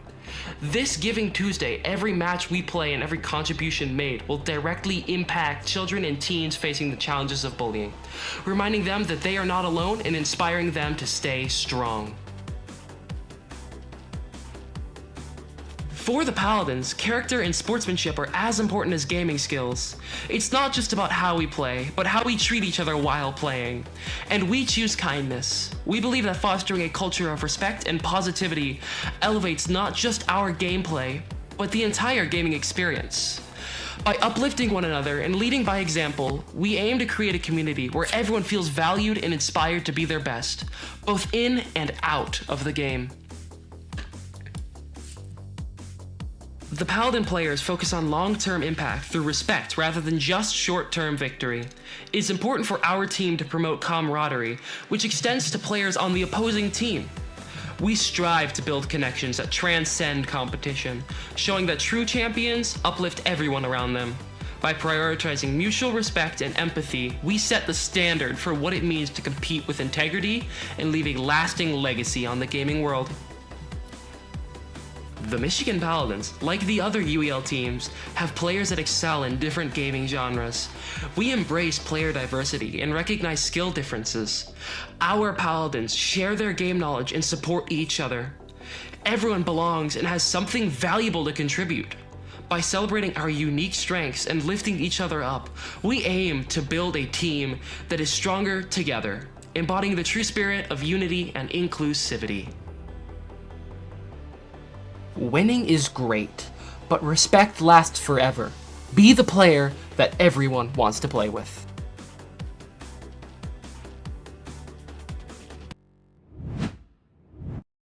And welcome back, everyone, to our Week 12 matchup between the Cyclones and Ravens. Ravens sitting at 5-2, Cyclones at 0-8. Obviously, kind of what we're seeing tonight is, a little bit of discrepancy in the win column, but Cyclones definitely have had some solid efforts, man. Before we, get back to the action, though, you guys saw it right there in that video. Be sure to please check out an event that the Michigan Paladins are putting on December 3rd, Tuesday, December 3rd. We are trying to raise some money and awareness for the youth for the Be a Friend project. Again, put together by the Michigan Paladins to spread awareness and positivity for our youth to fight back against bullying, man. And what better avenue to do that than through video games, something and a hobby that so many of us love. It has people of all ages, all backgrounds, and so forth. So please show up to that. And if you guys can't, you can actually continue. You can actually still donate, even if you can't make it to that specific event. You can still donate by going to mi-paladins.com. And then obviously you'll see the links and stuff there. So awesome project put together by them. Love seeing that. I think they started that about a week or so ago, man. The moment that I came in to the arena, there was so much positivity in the air because everyone was talking about, this specific event that we're throwing down. And it's great, man. It's awesome. Yeah, I can't wait. No better way to start off positivity and fundraising from a new team than making sure we stop bullying. Yeah, absolutely. Now, Our jumping esport. into yeah, go ahead. My bad. I Sorry. was to say our esport community does not continue without the youth, so it's a great avenue to do it too. Dude, and listen, what better opportunity today when we have the Cyclones versus the Ravens, guys? This is a team. The Cyclones have Pizza Man on it, right? Yes. And then Ravens have Flying Kittens. Both of them are like 3 years old. I'm just kidding. Definitely can't drive though. Definitely can't drive. Nonetheless, they're skilled on the sticks, man. I mean, let's be real. Very, very talented at each of these games that we're playing tonight. So it's been a ton of fun to watch them play and watch them compete. Now, this next game that we're getting into, Tony, you talked about it prior to going to the break. We're getting 2 shooters back to back. We just had the finals, and now we're jumping in to Apex Legends. I'm excited for this, man. I'm excited because I've seen Coolfire. I can see that he's going in. I've seen Coolfire play in Apex, and he is really good. He's really good. But I'm scared that we might see another episode of the finals happening with Apex because Cyclones haven't been the strongest shooters. Yeah, no, and that's something we've seen consistently throughout the night. They're struggling, definitely. Yeah, interesting. But that's something we've definitely seen throughout the night. I will say this, AV, Vince, production manager, a little bit of an echo, but nonetheless, we'll get that figured out. You're fine. But no, we've seen shooters sort of be a problem a little bit for the Cyclones. I don't know though, man. They've had little moments where they've sort of shined. Specifically Baba Yaga, right? I haven't talked about him enough throughout tonight. We saw a little bit of his skill, if you will, within shooters. During the finals right there was a moment where it was actually a 4v1, and he sort of took advantage of the mobility of his character, used some verticality to his advantage and what have you, to single out 2 specific players, taking out both of those players and then creating a 2v1 situation. So he has good game sense. It's a matter of sort of the whole team coming together, formulating that composition and starting to gel as a team. We'll see if they're able to do that, because I do think a lot of the viewers right now on Twitch and so forth, I think a lot of you guys are sort of thinking that the Ravens are going to take this game, and they might very well do so. But, if the Cyclones can learn little by little, right, there's no other better time than to actually practice than on game day, when you're on the court, right? So we'll see if they can sort of adapt, if you will. And if we're looking at the wheel, Tekken 8 just happened to come along next, and I'm sorry, it's that if the Cyclones can't pull this one out, we might be looking at a runaway, because Tekken is one of those games that I rarely see Ravens losing, especially if Herb is able to play, and Herb is usually always able to play. Yeah, I think that definitely favors them a lot. So, I mean, we might, coming in from halftime, if you lose both of those first 2 games, that's going to be really hard to sort of find your mojo after that.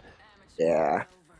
And this is what I'm saying, like you said earlier with Baba Yaga, it's not the fact that they don't have good players. It's the fact that they do not have a team yet. That's what I consider. Right. The synergy, or at least the understanding or comps of being like, hey, yeah, this is who we are, and this is what we do. Oh, man. They have individuals. Oh, 100%. Okay, it looks like, this is Flying Kittens. So Flying Kittens, and I'm looking at both of the team compositions in terms of the specific characters that they're choosing. They seem to be pretty similar. A lot of like sort of rush down top fraggers type of characters in utility coming out on the field here. So what we're gonna see, a Gambit?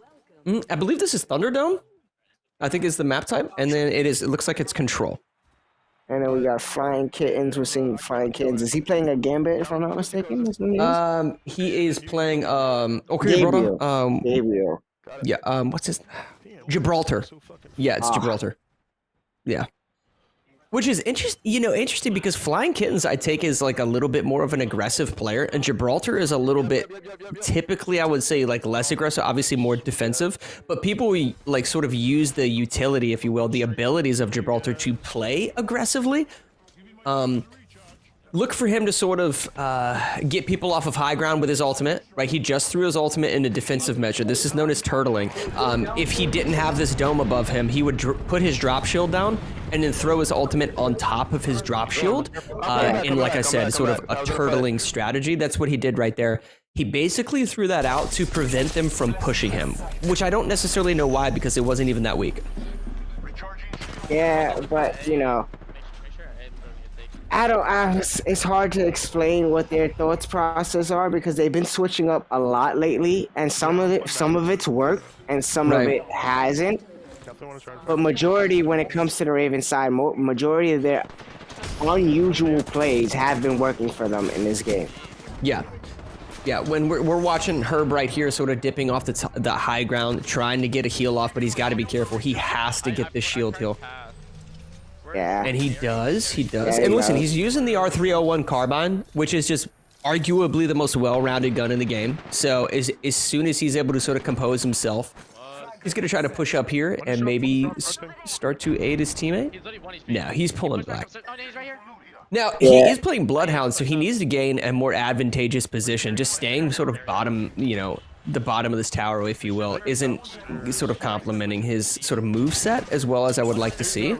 There we go. Now he gets a scan off. He's going to push up behind this player, potentially getting a pick.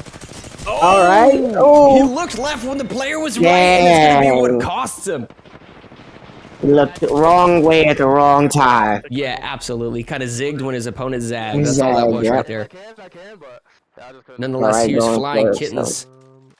Getting his gear up. Sniper Sentinel sniper rifle. Legendary edition. In the... Okay, never See mind. what He he can swaps do it with out. So he's using the Rampage. Now, this is just a great slow rate of fire LMG that absolutely dumps damage.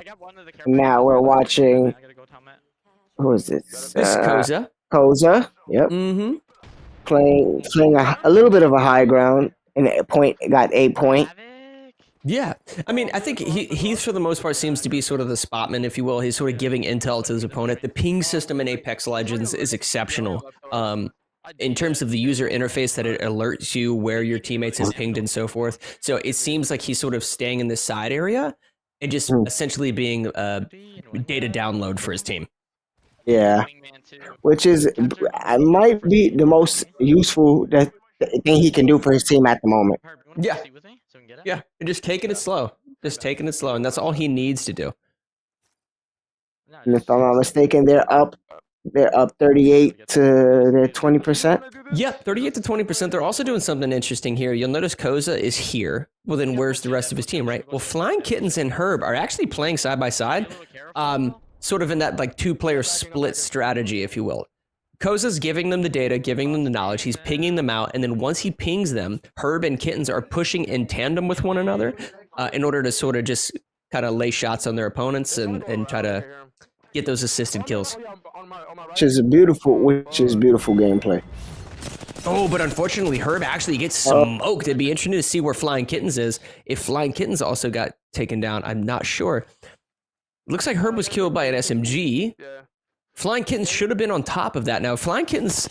Okay, here we go. This is Koza. There it is. Download some damage. He's going to swap over to the SMG to pick up an easy kill. That was great. Yes, it was beautiful gameplay. Now we're watching Flying Kitten. Flying Kitten going for down. He quite literally takes the haymaker from Tyson right there. Getting dropped inside that bubble shield. Wow. Oh, man. You hate to see it. You hate to see it, but we might see it again Friday with Tyson. I don't know. Yeah. Hopefully, may I add? Yeah. That's funny. So Koza sort of sitting on this middle ground. He peppered a few shots over to his left. He's got to be careful here. Yes. Okay, he takes a little... Yeah, so he's just basically concussed, but luckily he has a shield to sort of play. He's not feeling too pressured. Solid shots down the firing range here. Herb potentially flanking one of these players. The shield is... The shield is... You absolutely need to push. There it is. Oh, he needs to watch his back. First time scanning. I mean, I don't know why he would scan when he's in his ultimate ability. His ultimate ability is already... Wow, okay, so I think they ended up getting that kill on Baba Yaga. But nonetheless, And Herb that went for a showed up. scan when he's in his ultimate ability and the opponents are already highlighted in red. I know that he could scan them through, structures and what have you, but I don't think he needed it. I really don't think he needed it right there. It could have been. It could have been. So here he goes. That's it.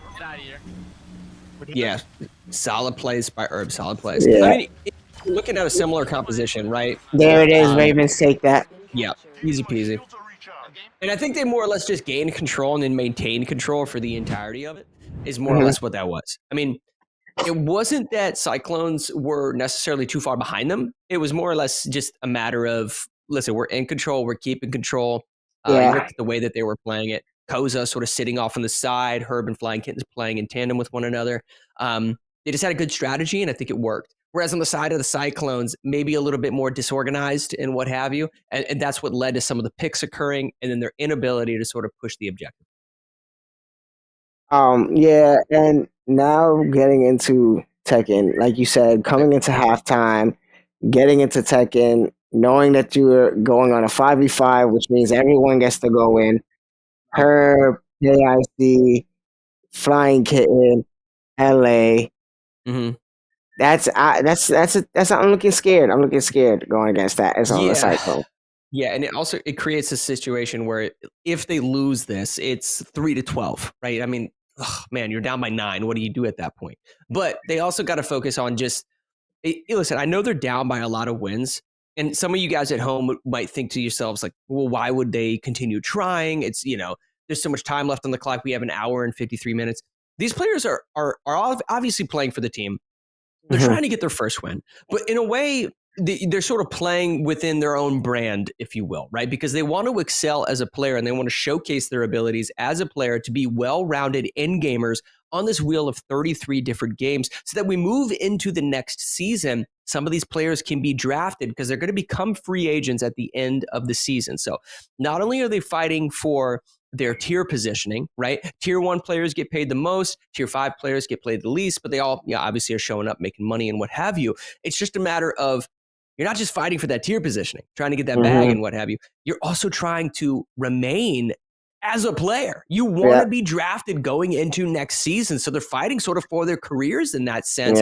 That's why they got to put in that practice. They got to put in the work and they got to show up. Even if you are sort of struggling to get your first win, eventually it will happen as long as these guys are, practicing and putting in the time. So hopefully that's what's going to happen. We're getting a quick spinaroo and we're going to be getting some Forza Motorsports next. This one's another one like F1 where DNF's a strong possibility of winning on that one. Yeah, 100%.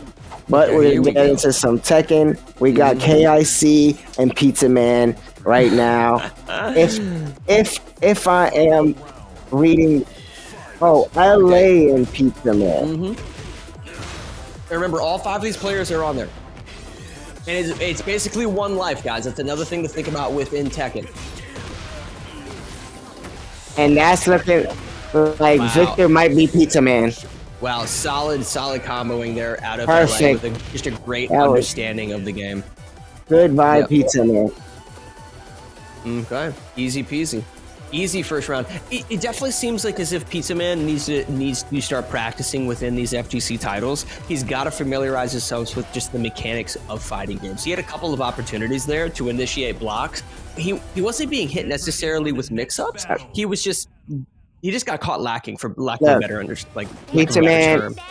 I know he's trying to be a good student, but hey, maybe you need to stay up a little later and play some of these games, Pizza Man. Yeah, 100%. Nonetheless, I mean, he's still a great player, but fighting games, I would definitely start practicing. Now, solid pressure here coming out of LA, who essentially, what you're seeing on the screen here is he's staggering his button inputs to make it look like he's maintaining combos, but he's not. He's going for like 2-hit strings and then continuing another combo. Okay, does he get it? Oh, good. Oh, no, not good. LA potentially cleaning house. Nonetheless, Coolfire takes a step away, and now we got Ambush sitting down to see if they can dethrone LA. Again, a tier 4 player fighting to get back his position at maybe a higher tier. showing them why he is who he is, and if not fighting to get his higher tier, at least fighting to make sure his team makes it to the playoff, makes it to the championship, doing what they got to do to make sure they make it further and make sure that this game ends 6-2 and not 1-8. Yeah, 100%. Now, LA just seems just insanely comfortable, though. You can tell by just the mechanics that he's using. He understands each of the combos. He's doing things like staggered combo strings, right, and staggered inputs. The next thing he's probably going to branch into, because listen, if it ain't broke, don't fix it. He's going to continue doing that. If he needs to reach into his repertoire to bring out other tools of his kit, you'll start noticing him going for low strikes, going for grabs, initiating mix-ups, if you will, sort of 50-50s, and or just maintaining all of that within one giant blender. Okay, but Ambush definitely knows how to get some Tekken, bro. Yep. Okay. It's a Paul with the American pride. With a perfect for America. Ambush said enough of that, LA. We know how to play around here. He said, I'm going to beat him up and get him a Harley. Next. Yeah, now think about this too. You know, the strategy from Cyclones in terms of the, what do you call it? Sort of the lineup, and sort of their player lineup. They put Pizza Man first. Well, why would you do that? Like, if he's, you know, lesser experienced. Maybe Pizza Man's goal was just to simply, like, maybe get a little bit of damage, try to, you know, but also show what these players are capable of. You know, if they show their entire, like, toolkit to you, you can kind of download that and then go into, Ambush can sort of go into that matchup against LA, having seen exactly what he's capable of and what he's going to try to do to you. And then it's crazy because you're speaking of that, I'll take this back to a game where it was Shogun versus the Ravens. Right. And the Shoguns, Chris G, you know, Chris G being who Chris G was playing against them, and in Street Fighter, him being one of the best Street Fighters in the world, he didn't play until the third person. Right. And his excuse was it was a download round. What? Are we looking like we're getting a technical difficulty? The controller might not be working. Yep. Look. KIC said, boy, look. The sticks ain't working. Give me a remote, because I still need to get this works. Yeah. I don't care if it's the sticks, if it's the remote, if we're using the car racing, you know, I'm giving you the works. Using a race wheel to play a fighting game. Can you imagine? Giving you the works. Yeah, man. All right, well, we'll see here. KSC obviously super familiar with this game, feeling really confident, but Ambush looked good. Ambush looked really good there against LA, so maybe this won't be necessarily the cakewalk that he wants it to be. I want to see Ambush do what Ambush do, but I don't know. Ambush kicking things off. All right, here we go. Yeah, I was gonna say, yeah. Damage output, staggered inputs, goes for the mix-up. Oh, boy. All right, goodbye. Yes. Do a grab. Woo, good reverse. Push him into the wall, though. Now, remember, Tekken's a little different. You can sort of corner juggle off of the walls in this game. There you go, KIC. Locking back in. And there it is with KI. That's what I'm saying. There are certain games where you know, when you've watched for a while, you've been in the league for a while, there are certain games where you know KIC was missing last season. He's back, and people were wanting him to come back for this exact reason. He is one of arguably the best fighters competitively with Herb, and you got him on the team with Herb. Yeah. We need to see this. That was good, man. You could tell in his sort of his knowledge of Lydia, if you will. He hit that big combo string at the end with a high strike that acts as a pop-up, and then he was able to catch and maintain the juggle with a laying down low strike. It was kind of insane. So definitely sort of has that character downloaded and is going to maximize his output of damage, if you will, throughout this matchup with Baba Yaga. Now, I know Baba Yaga knows how to play. If he's at KIC level, not quite sure. We're about to find out. I would hope so, because you're using Jin, and for some us nostalgia people, you got Hoodie Jin. I want to see Jin winning something. But like you said, look at KIC putting his own buttons in. He knows what he's doing. He's comfortable. He's ready to go. Look at that thumbs up. He's like, I'm ready. I'm ready. All right, here we go. Got to be careful. He's going to try to land that pop-out, but at some point, he's going to hit him with that low strike just to pinch him kind of into the corner. He's getting off little hit by little hit. Okay. All right. Solid timing by Baba Yaga to sort of act as a counter to his pressure right there. Okay, so we got him. I like that. I like that. He still has a road ahead of him, though. Oh, boy. Okay. Good block. Good block. Good stuff. Yeah, definitely. It's a good back and forth. It's a little bit back and forth. Oh, okay. KIC. No. KIC said no. Yeah, unfortunate, but nonetheless, now a we really have good both showing safe. by Baba Yaga. I mean, the fact that you got KIC down to that level of health was pretty impressive. He obviously had great timing and so much more. Now we got Bosif going in, playing Victor against Lydia. As a Victor. You know, yeah, I don't know if Bosif is as experienced as I would want him to be. I know he's been practicing a lot of fighters. Let's see if he can let's see if he got it. Okay, quick button check. Quick button check. All of these players have certain inputs that they prefer. Just something to note, if an opponent attacks you during a button check, he is disqualified. So just something to note for you guys watching at home. Lots of rules going on here in the UEL. A lot of happenings behind the scenes that you may not think about.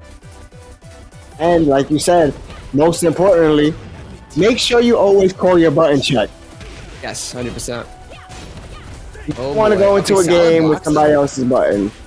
Solid blocks coming out of Bosif. He gets a huge combo string here that was super impressive. That actually initiated with a low strike into a juggle with his pistol on Victor. Let's go. Oh my gosh, almost a full screen, almost a full stage carry coming out of Lydia with that combo. Now he's got to worry. Victor's almost pushed up against the wall here. Bosif has to be careful because this is maximum juggle potential, but he's got heat, and he lands the heat. He's going to be left with probably about 20% health after this is finished here. Oh boy. Maybe even a little bit less, about 15% health. Next hit confirmed might take it for either two. It's KIC. The low strike. The low strike out of KIC on the Lydia pick is going to be what does it. You know, something to note within Tekken, Street Fighter, some of the anime fighters and so forth, that is a little bit different than, let's say, somebody like myself who's more familiar with Mortal Kombat than those games. Here's what's different and why you'll see oftentimes people getting caught with low strikes. In Tekken and Street Fighter, blocking is actually holding a back directional, which can be sort of counterintuitive to wanting to carry your momentum forward. So a player would be holding back even though they want to attack forward. And sometimes if you want to block a low strike, you have to hold diagonally in the back direction, diagonally down. Sometimes that input can sort of throw people off. So lesser experienced players will get caught with low strikes because in their mind, they're thinking about just holding back to block and or they want to start initiating a combo input and pushing forward with their combos. I find people getting caught with that super often, even the most experienced players. The way that that's actually different than Mortal Kombat is just a button press to block. So you let go of a button in order to release your block.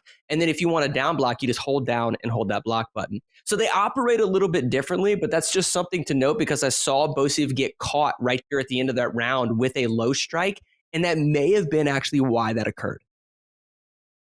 And what's crazy is that if he would have survived that low strike, we might have seen a longer Tekken, possibly. Yes, that's true. Because Bosif definitely had his combos down, right? We sort of saw that pistol juggle that he was able to pull off during the midst of that.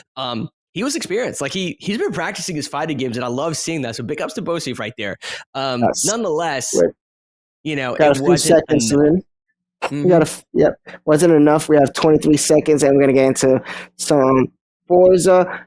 Do you see? I don't know if I would say. Would you see a forfeit maybe here, just to kill time? No, I wouldn't say a forfeit just to kill time because I think they actually have some racers. They seem to have some racers and some strategy players on their team. I think you're saying maybe Raven, maybe Raven. But no, I think they should go into this. I think the fact that you're up by 9 or so wins, I think you need to just gain that experience and start practicing because you can practice with each other all you want, but the best time to practice is when you're actually on court. We just got a timeout from Cyclones as well, so maybe they can strategize a little bit more for this. Or maybe they really, because Forza is one of those games that I personally would tell anyone watching or anyone who hasn't been at the arena, it's one that takes time to set up. Yes. So I It feel like takes this. time.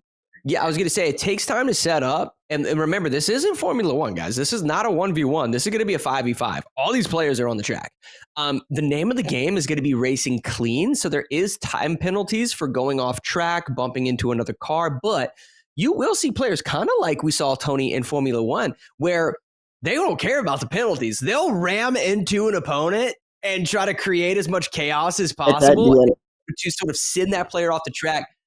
Screw the time penalty. I'm trying to make sure that guy doesn't get back on the track. Sometimes we will see it.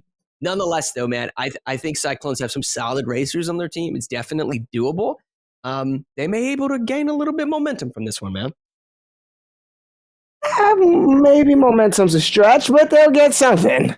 Yeah, I mean, give them catch that. a vibe, right? That's sort of the strategy at this Yeah. point. Number one, catch a vibe. Number two, listen, stay positive. And number three, do everything within your power to prevent that magic number of 17. So the reason I say 17, for those of you watching at home, we have 33 games on the wheel.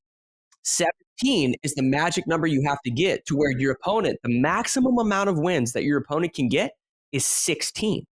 Right? So if you have 17 wins, that means that you've basically won the game for the rest of the night and you've secured it. And at that point, you're really just practicing, try to move up in the tier positioning and so forth, and really just showcase sort of the prowess of your team, if you will, by the end of the night. So stay positive, catch a vibe, and prevent them from getting to 17, because that means you're still in it, you're still alive as the clock ticks down, man.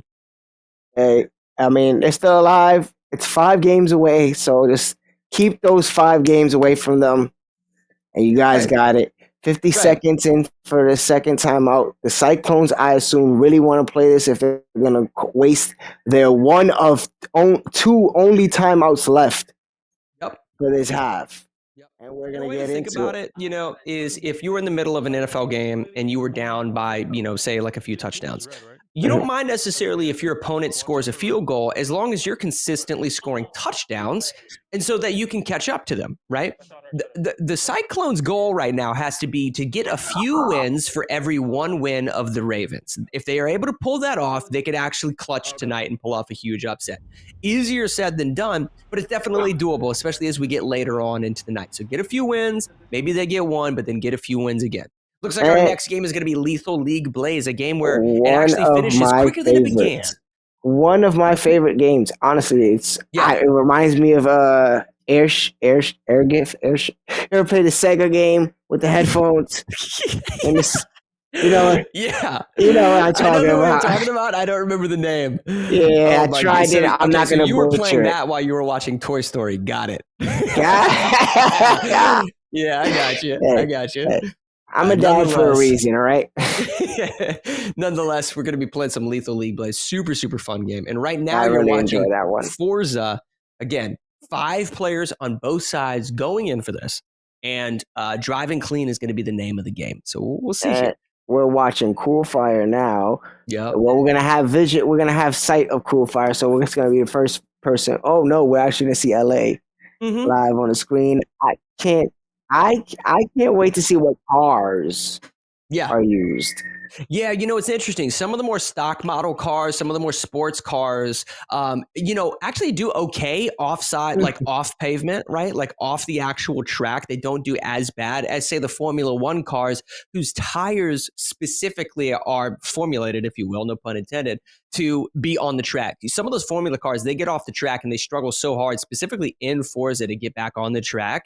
Whereas, basic stock model or sports editions of some of these cars, like you're seeing from LA and so forth, are a little easier. So as long as the Formula One cars are driving on the track and not getting off, they probably have a speed advantage. Whereas I think some of the sports models and so forth have just a utility advantage of being more well-rounded. That's why I say I can't wait to see how they choose this going around. Definitely seeing what cars are chosen from the non-racers and the racers. Like you said, we're seeing people who know to understand, to know what they're doing. I like seeing racers race because then that helps me, who's a non-racer, understand what cars are good, what tracks are good, what things are positioning to play with. Because sometimes, you know, someone like me looks at a Ferrari and thinks, "Oh, super fast. That's the one I'm going with." Right. And then you see 100%. someone bring out something else where you're like, "Why would you do that?" And then their stats on the car or their knowledge on the track is just amazing. There's also a ton of settings within Forza that a lot of people may not know about. There's different like brake settings, like tire pressure and so forth that actually change the sort of angles, if you will, at which you can sort of take turns within the game, how fast you brake versus how fast you're accelerating. There's a lot of those like really subtle settings within Forza that sort of separate it from other racers. I love it, man. I think Forza is a really, really good game.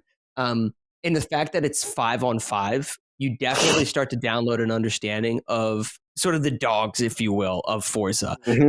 You see them consistently performing, and it's not just a matter of holding down your acceleration and turning when you need to turn. They have a good understanding of the map, the functionality of the vehicles at which they're driving, and so much more, as well as communication. Listen, like if you have a teammate that you're sort of next to going into a turn and somebody's catching up to you, you can communicate with your teammate in order to sort of box out your opponent that's trying to get in front of you. So sometimes even communicating can be really advantageous when you're playing a game like this, a team racing game like sort of Forza and our sort of layout for it.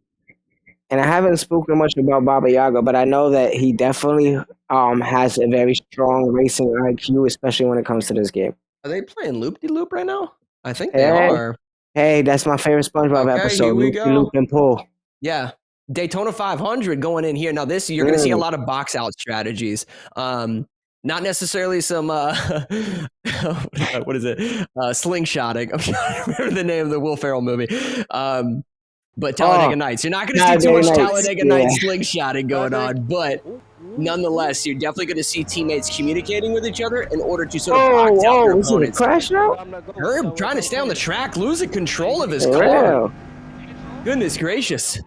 Oh, no. It looks like KIC doesn't have his driver's license, playing the game like it's Mario Kart. Goodness gracious.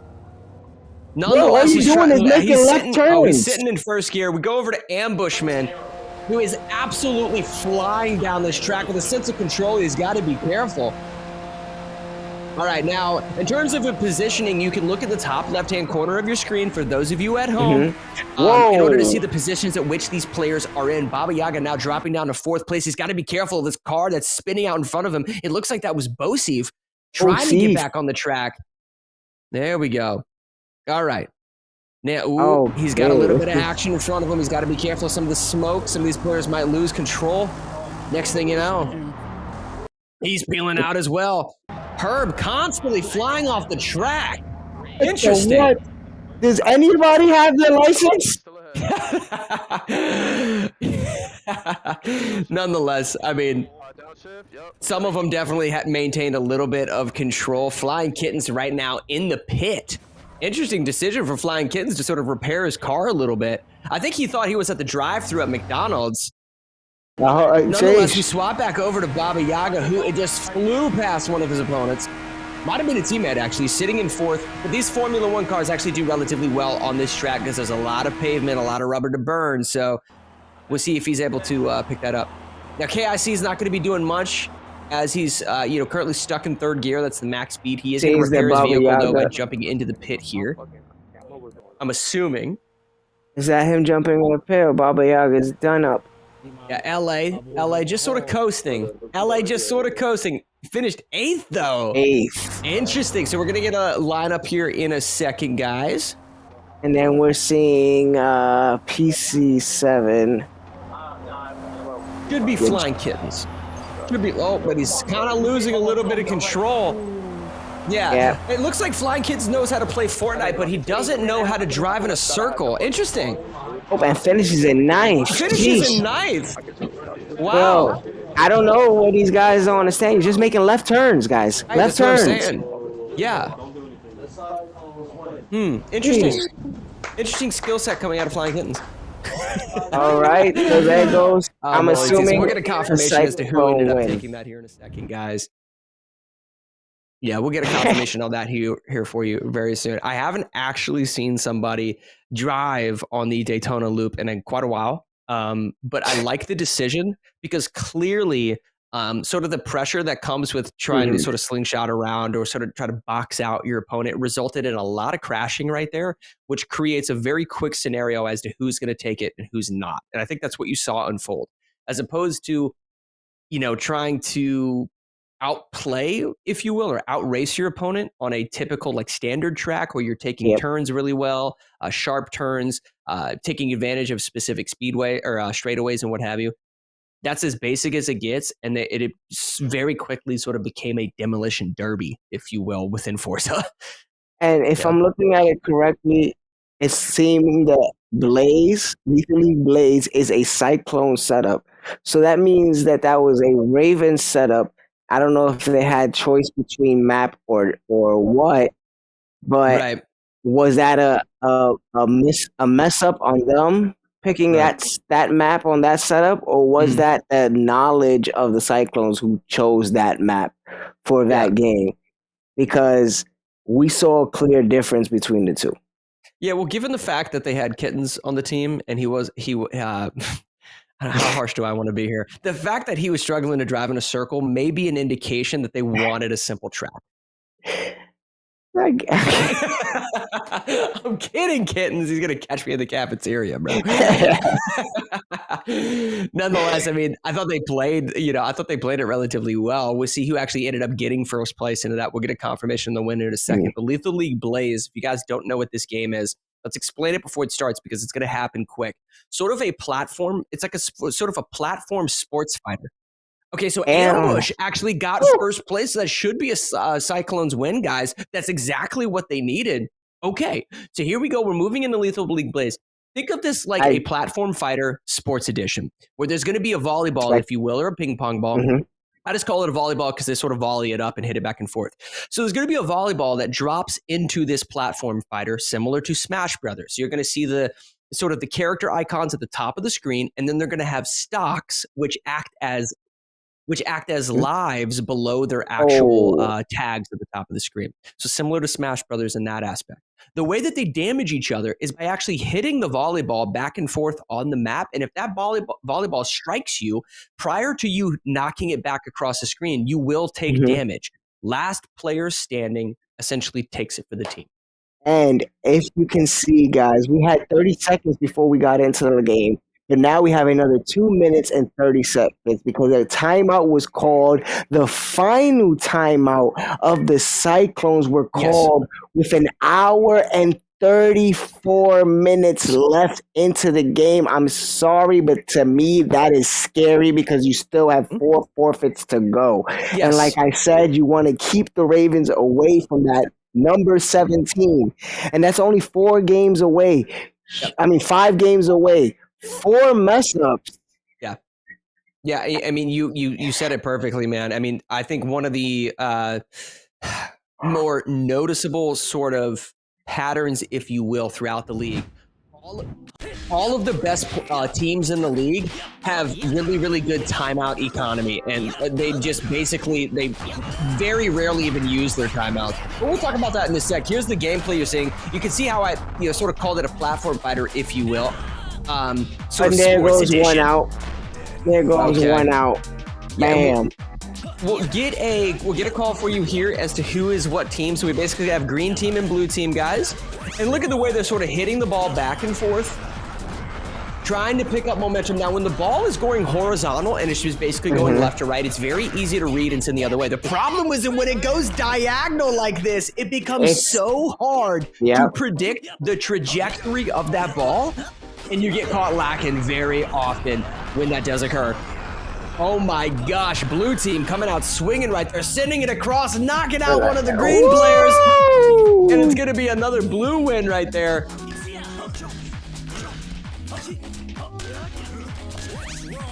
Here we go. There's only one blue player left on the screen. Just took a little bit of damage.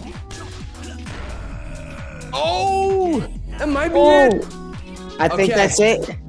Okay, he has one more life left. This is it's basically a 1v2. All 3 players on the screen have 1 life left. So whoever this blue alligator is, Lash, aka Lash, could potentially clutch. Just ate the ball, spit the ball back at his opponent, only to get countered in his grill. Good night, Crocodile Nuggets on the house. I'm sorry, but he got played with the monkey in the middle. They made sure they hit him with the ping pong. Wow. Oh my gosh. So if you guys don't know, if you're not familiar with Lethal League Blaze, that particular character, Latch, can actually eat the ball and then spit it out in a specific direction. So he ate the ball going 5,000 miles per hour, spit it back, and then had the ball knocked into him. So the timing of that parry strike on Latch's sort of spit out strike was perfect. So green team, we'll get the confirmation on you. I think that was the Ravens. That was Ravens. Raven. Yeah. Yep. So both of those Raven players between LA and KIC capitalized on that to the fullest. That was incredible. Yeah, KIC and LA. The fact that they parried and countered that Latch sort of spit out attack was good. Played it perfectly where, hey, it's 2v1. Right. Keep him in the middle. And then let's play the corners, and we got him. Yep. And I feel like they executed that so properly, so greatly. Now we're getting next we're going to get some Final Stand Ragnarok. I didn't enjoy some Final Stand, you know. I kind of enjoy it. We don't get to play the full version of the Final Stand Ragnarok the way that it's actually played, but I enjoy it as a somewhat kind of replacement for Lethal League, League of Legends. Yeah, League of Legends. No, I get it. The thing I like about this game is I think it showcases the diversity of all of the games within our wheel. The thing you'll notice about this game, guys, it is not a PvP game. It is going to be a PvE experience where both teams are basically wiping waves of ads, similar to, I would say, like Call of Duty Zombies in a sense, right? You're killing as many zombies as you can in order to rack up a score. Well, both teams are doing that in tandem with one another at the exact same time, trying to gain as much score as possible to outscore their opponent. So you're going to see tons of waves of enemies. As the game goes on, there's going to be boss fights that you get huge bonus points for. I would say the thing to note, and I'll identify this on the side of your screen throughout the match. We did just get a timeout by the Ravens, so they only have one timeout as well now. But yeah, as the game goes on, something important to note. As you secure kills, there's going to be what's called a kill combo. And if you're able to rack up a really high kill combo, the higher that combo becomes, the more score you'll get at the end of it. There is sort of a progression meter below it, and I'll identify that on the screen for you guys throughout the game, that when that progression meter runs out, the combo is then dropped. You're basically given an allocated amount of points, and then you have to reinitiate a new combo. There's different character types in the game. There's ranged characters that have AoE, type of attacks. There's close range sort of sword characters and axe characters, things of that sort. There's so much going on in the game, but at the end of the day, it really is a very simplistic sort of experience of just wiping ads. But how you do that with your team is very important. Yes. Yeah. And seeing how that's done, because we don't play with the full time. So they have to get everything done in a certain amount of time. They have to rack up those points, make sure that their team is racking up points at the same time, so we can calculate it at the end and see who actually gets his dub. Because like I said, it's the ultimate end gamers league where gamers go pro. We're playing games where we're playing them to a point where you have to use real strategy and real gameplay and create something out of it. Yeah, 100%. And here we are. We're jumping into the gameplay. We're going to get a respin here on the wheel and tell you guys what our next matchup is. We got about an hour and a half. Okay, we got Maelstrom. Nice. Another really, really unique game. A strategy game within our wheel, if you will. The fact that, okay, so we have talked about this before, though. Like, Cyclones seem to actually know strategy games relatively well. The fact that we're playing Final Stand right now and then going into Maelstrom, we could see a situation where this thing turns into 6-13, which would, which it would be an indication that maybe they're still in this thing. So let's see if they can pull off these 2 wins. Now they are playing sort of the maze level, if you will, which is, which sort of limits how much they can truly sort of affect their opponent. If it was a lot more open of a stage, you start to call into question situations where you have players running over into the enemy camp in order to steal kills. This one a little bit more straightforward. There's even times there's actually spikes. There's actually spiked traps within this map that can shoot up and kill the players if they walk over them. And you might be thinking, well, you might want to avoid those spike traps. But oftentimes what you will see is players intentionally getting downed by those spike traps in order to let their teammates revive them because they gain points from their teammates reviving them. Now, they're not going to do that, though, until they've run out of ads. They're trying to optimize their time spent in the level. So once they clear the ads, they'll do something like that. In the meantime, Flying Kitten's just trying to rack up a big kill here. Yep, trying to rack up the... And, you know, something else to note, you see this little buff right here on the floor. There are items within the game that they can pick up that act as buffs. And you can see them in the bottom right-hand corner of your screen. They do things like increasing your speed, they increase your damage output, your armor, and so much more. So occasionally you'll see the players actually string off to the side of the screen, the side of the stage, in order to secure one of those buffs. Now, Kittens right now is sort of playing that ranged character, but the mistake I think he was making was he was playing center stage, and so he was rotating in 360 degrees to secure a multitude of kills. But at the end of the day, you actually want to put yourself on the sort of the edge. You kind of want to play the edge of the stage in order to have as many ads in front of you as you can in order to sort of maximize your damage output. Now, we did just get word from the floor. I was going to say, you see this? You see this strategy? I don't know if this is a strategy, a troll move, a bot move. I don't know what you want to call it, but we have the Ravens all playing the same character. That's interesting. What are we doing What are we doing with that? I mean, they're playing the same character, but would you expect nonetheless from a team that has a big personality, that has sort of that enjoys a little bit of a troll, if you will? All sorts of fun stuff, man, coming out of this team. They just have big personalities in general, which I think also is why they gel so well. They sort of have a synergy of hype on their team that I think they all sort of enjoy. Now, some players don't like that. Listen, there's a lot more passive players that are a little bit more level-headed, may I say, or calm and collective. And sometimes they just don't, you know, they just don't gel with those high energy, sort of bigger personalities within the UEL. But Ravens definitely have a lot of them, and I think they have fun with their gameplay as a result. Because I feel like they're what we would like to call in the clan universe the toxic players. And you know, sometimes when you get those toxic players together, they create a phenomenal team. I mean, that's the truth, man. That is the truth.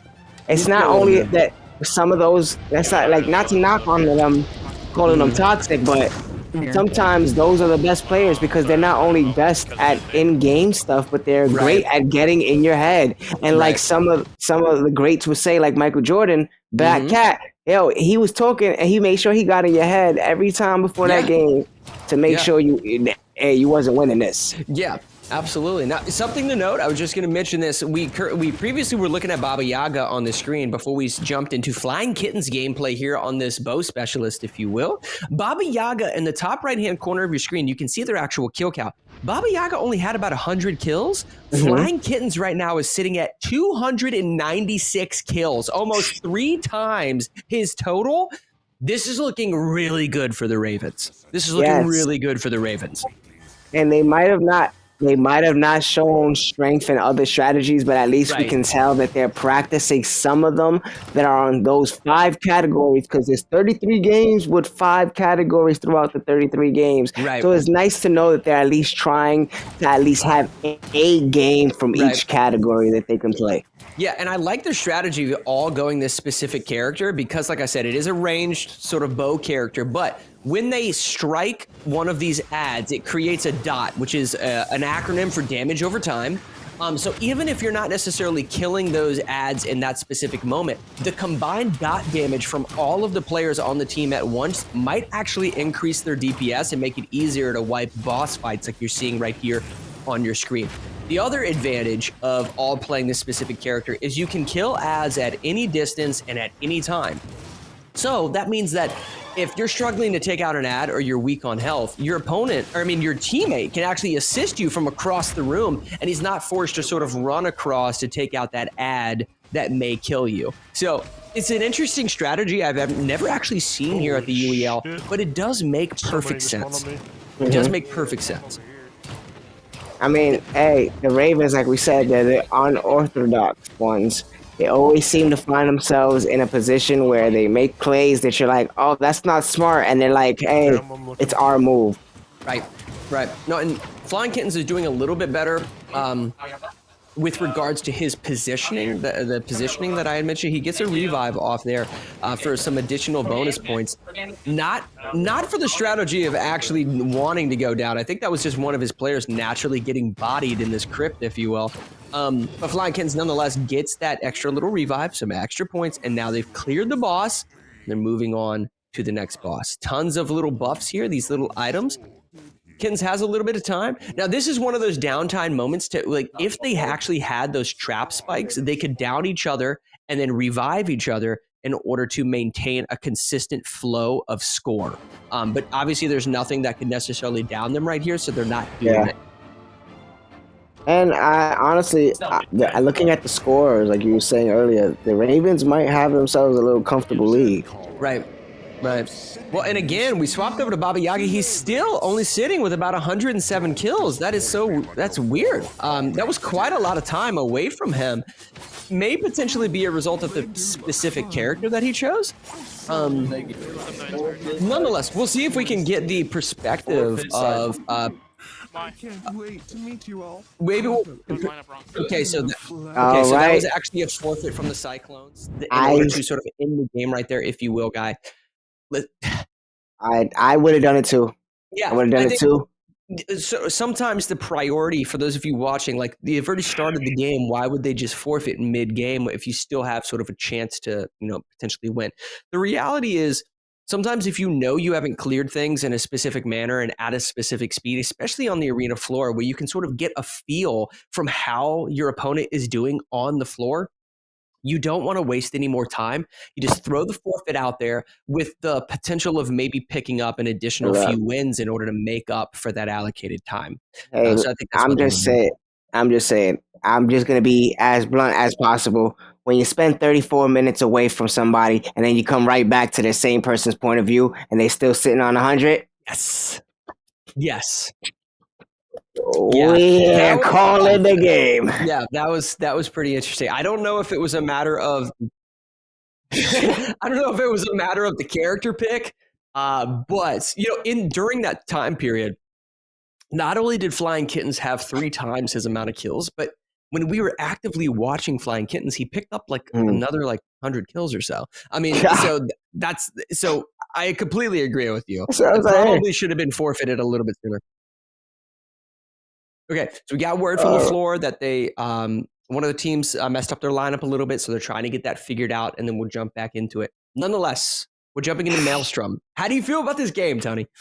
I love me some Maelstrom. For those who know, Maelstrom is one of those new games that we got on the wheel this season. I am an anime fan, so anytime I play me some Maelstrom, I assume that I am on my cruise boat with the straw hats, and we're going to be the #1 pirates among the sea. And that's how I get through it. That's how I get through it. I'm chasing the One Piece. Hey. Didn't they just have a live-action Netflix series about that? Yep, and they're getting their season 2. Maelstrom is coming back. But nonetheless, this is a battle royale in sort of the truest sense. This is going to be naval combat on the ocean, guys, okay? So what you're going to see unfold throughout the entirety of this match is there's going to be different teams of boats. Each boat has different abilities, and we'll explain that in a sec. But nonetheless, these teams are going to be fighting for positioning as the storm, if you will, closes in. Now, this sort of game's dead zone, if you will, is called Blackwater. And that's the zone that's gradually closing in on the players. If you sail into the Blackwater, you have a very limited amount of time before the Kraken, the megalodons of the ocean, the giant squids will jump up and swallow you whole and completely destroy your ship. So you don't want to get caught in the Blackwater.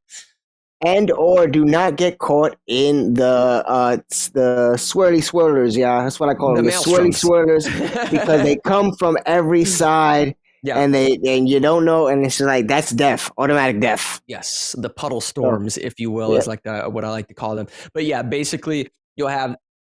Yeah. No, I call them the swelly swellers. Yeah, They're it's called the whirlpool. All right, They're technically called whirlpools, but that's the swelly swellers. All right. They're called swirly swirls. They're called puddle storms. All sorts of interesting bits and pieces of terminology getting thrown around.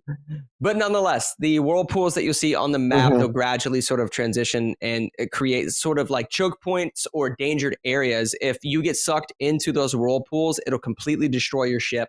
And all of the buffs that you've collected throughout the match will come spewing out, like essentially your guts, into the waters for other players to collect. Now, that does bring up an important point. They are playing in a public lobby. So if you ever wanted to play with a UEL player right now, is your chance. So this is a public lobby. And as a result of that, the teams are actually fighting for point positioning by the end of the game. So they're trying to gain points based off of ads that are killed, right? Players that are killed, but then also positioning and time survived. So you may see a situation where one team gets eliminated a little bit earlier than the other, but they actually racked up more kills and more points throughout the match. So by the time it ends, we'll have to tally the points together and we'll get back to you guys on that.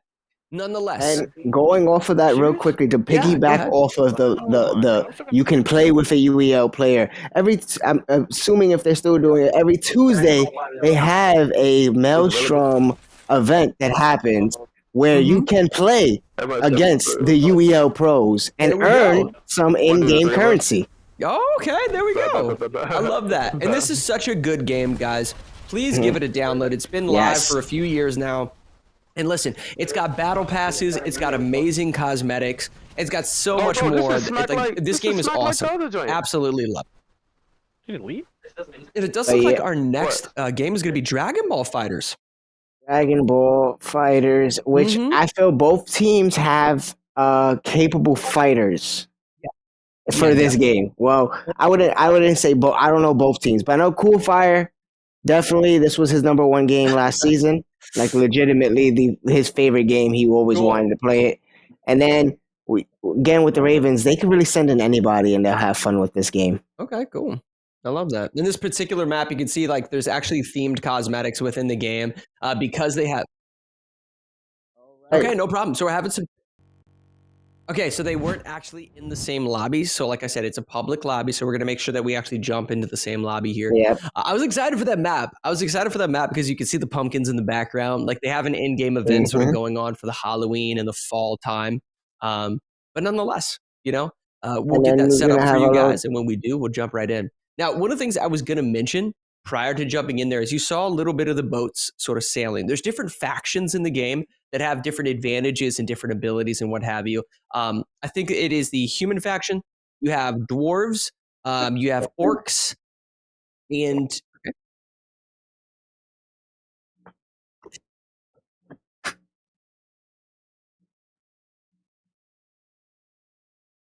oh wow. Okay, so interesting. All right. So Flying Kittens actually had his ship way too high for like the minimum level of the ships because you obviously gain experience and what have you from playing the game. So it seems as if Flying Kittens has been practicing. Hasn't been practicing a lot of Forza apparently, but he. Okay, so the highest is 3,000. My thing is that how high are you trying to go? How high are you trying to go, That's kind kid? of wild. So he's been playing a lot of Maelstrom, absolutely no Forza. But nonetheless, he's too high. He's too high. Look, he might not be old enough to drive, but that's why I love the life of a pirate because there is no age limit. We're on to see. Yeah, that's funny. What I was going to mention though is as we jump into Maelstrom here, there is different races in the game that have different advantages and things about them. I think it's the human race. You have orcs. You have dwarves. And then I think the last one, if you will, is the undead or the ghosts. I think it's the ghost. It's the ghosts or undead. I could have sworn they had other besides ghosts. I thought it was ghosts. I may be wrong here, but nonetheless, all of them have different advantages. The dwarves, for instance, being like an engineer sort of class, they have a little bit more armor. They're a little bit slower, things like that. They don't necessarily have the sails and everything that you're sort of seeing KIC here with. But then as you move forward throughout the game, there's going to be the advantage of the loadout that you've essentially selected for your boat. Your loadout is sort of determined by the crew members that you select in the loadout screen prior to the match beginning. And they give you different advantages and stuff like speed buffs or damage output, range, things like that. But then you can also select the captain for your ship. Now, the captain that you select determines your ultimate ability, if you will. I believe they're called tricks within the game. And you can imagine a player on the edge of one of the whirlpools that you're going to see here at some point. And then using your captain ability, you can bump a player into a whirlpool. You can basically push players away from your ship. That's an example of one of the tricks in the game. There's damage. Did someone just restart? Nope, the battle is beginning. So they were that was sort of the just on the test run. Yep. And now they're starting off. This is out. Yeah, go ahead. I was gonna say they're gonna clear out some. As you guys can see, they might not always necessarily be battling against players. They might take out some NPCs, which will get them experience points or defense buffs, just so they can get some buffs along the way. So as they meet some of these other players, whether they'll be the UEL players or the regular players, the more boats you take down, the more buffs you guys have.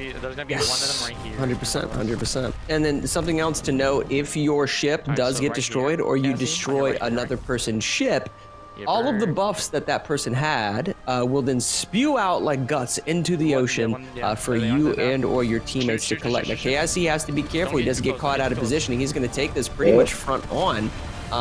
Trying to turn the best way he can. He's going against, if I'm not mistaken, that's a damage buff, and while doing so, he is absolutely lacing up this opponent to his side here. And this is a good trap from the team. Yeah, I think they're all trapped them in a good spot. There's another one coming from behind though. It's something to note. He's got to be careful. So those gray boxes on the side of his ship essentially act as armor, guys. So as those gray boxes start to dissipate and disappear, that specific side will become vulnerable to incoming damage. So he is surrounded by players. He has to make sure that he doesn't lose too much armor, in a sense, because he, at that point, is in huge trouble and is going to get taken out with the quickness. Yeah, and that's something that we don't want to see happen so soon in this game. I think he's comfortable. I think he did a little bit too much jabbing right there, but he was able to sort of maintain his position and sort of get out. And I think he was able to get out of dodge there, guys, because he was also in the slipstream. So you'll notice little slipstreams throughout the water that can speed up and or slow down your ship, depending on what direction you actually travel within them. There it goes. It looking like they're cornering another. Are they getting another one? Yep. Wow, he actually boards him as well. He actually gets the boarding mechanic, I believe, right there as they continue to lace damage into this enemy player. I would assume that they're going to get an elimination here, but he's trying to get out of dodge. He doesn't do it in time. Pizza Man coming in, struggling a little bit. He's smoking. He's got to be careful not to get sucked into this whirlpool. Oh, the swirlers. Yeah, now you can imagine this player to his left. If he had the bump trick, he could have hit Pizza Man into that whirlpool. Hey, that's death, guys. I told you from the beginning. We don't want that. Yeah. All right, so Pizza Man trying to get a little bit of damage here. Sort of rolling forward, I believe. Yeah, he's on the Dwarven class, right? The engineers, if you will. That's why he's got this big tank sort of powering ahead. He got a little stormtrooper. Yeah. No sails on these Dwarven classes. They're utilizing some steam engines right there.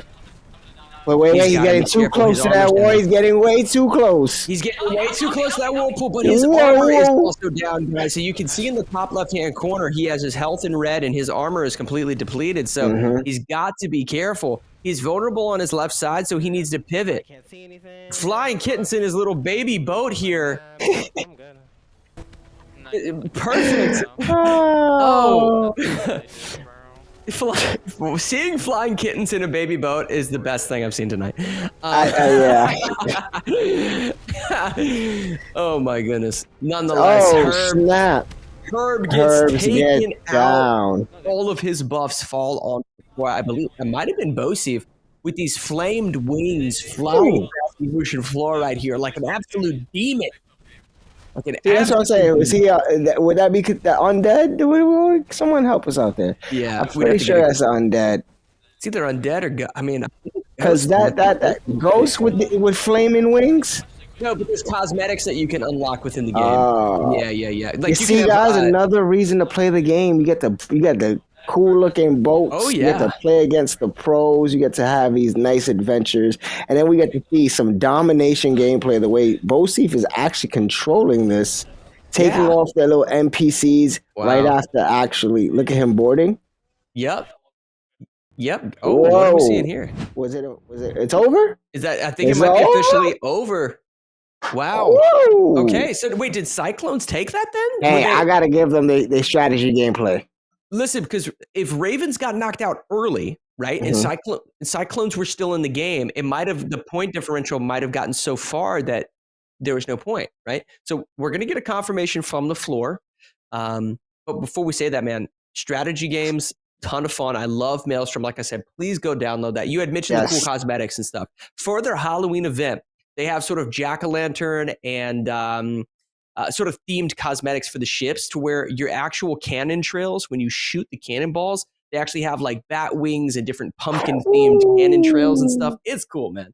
It's a really good game. So definitely be sure to download it. And for those of you who are unfamiliar with its history, I believe it was actually a Kickstarter game that was sort of funded by the community, helped the developers basically build it from the ground up. And then the developers just listened and engaged with the community in order to build it into what it is now. So go check it out, man. It's a really, really good one. And that's why Flying Kittens obviously has played it a ton. It's just fun. Yep. And he's definitely played it on this smooth SurfThings computers over you see in the behind us. So definitely check both of those things out, guys, because they're both great products. And on top of being great products, they're great products backed by the UEL. Yeah, 100%, man. We got a lot of great sponsors around here, from SurfThing Computers to Sly Energy Drinks, helping us stay hydrated and energized throughout our casting and also gaming on the arena floor. I have to get me another one because I finished my other one, so I had to grab me another one. Absolutely. Be sure to check those out, guys. Sly Drinks. He's probably stealing them from the arena. Hey, I was sponsored at the championship, right? A flick for a Sly. That's what I was told. That's funny. No, we love them, man. We love them. They got great flavors. They got 3 different types too. One of them is to relax. One of them is to help you sleep, I think. And then the other one is to give you a boost of energy. So be sure to check them out. All sorts of different flavors, from vanilla to berry blast, tropical, and so much more. And and very soon, coming soon. Don't worry. We have I think there's a banana melatonin flavor that, hey, we never know. Might make a debut somewhere down in the chain. I'm telling you. That's what it is. He works at Sly. That's why he has all these cans everywhere. Hey, you know? That's funny. But nonetheless, Sly called me. They were like, yo, we want to be in a place to be. I said, hey, pull up. It's me and the UEO. We're there.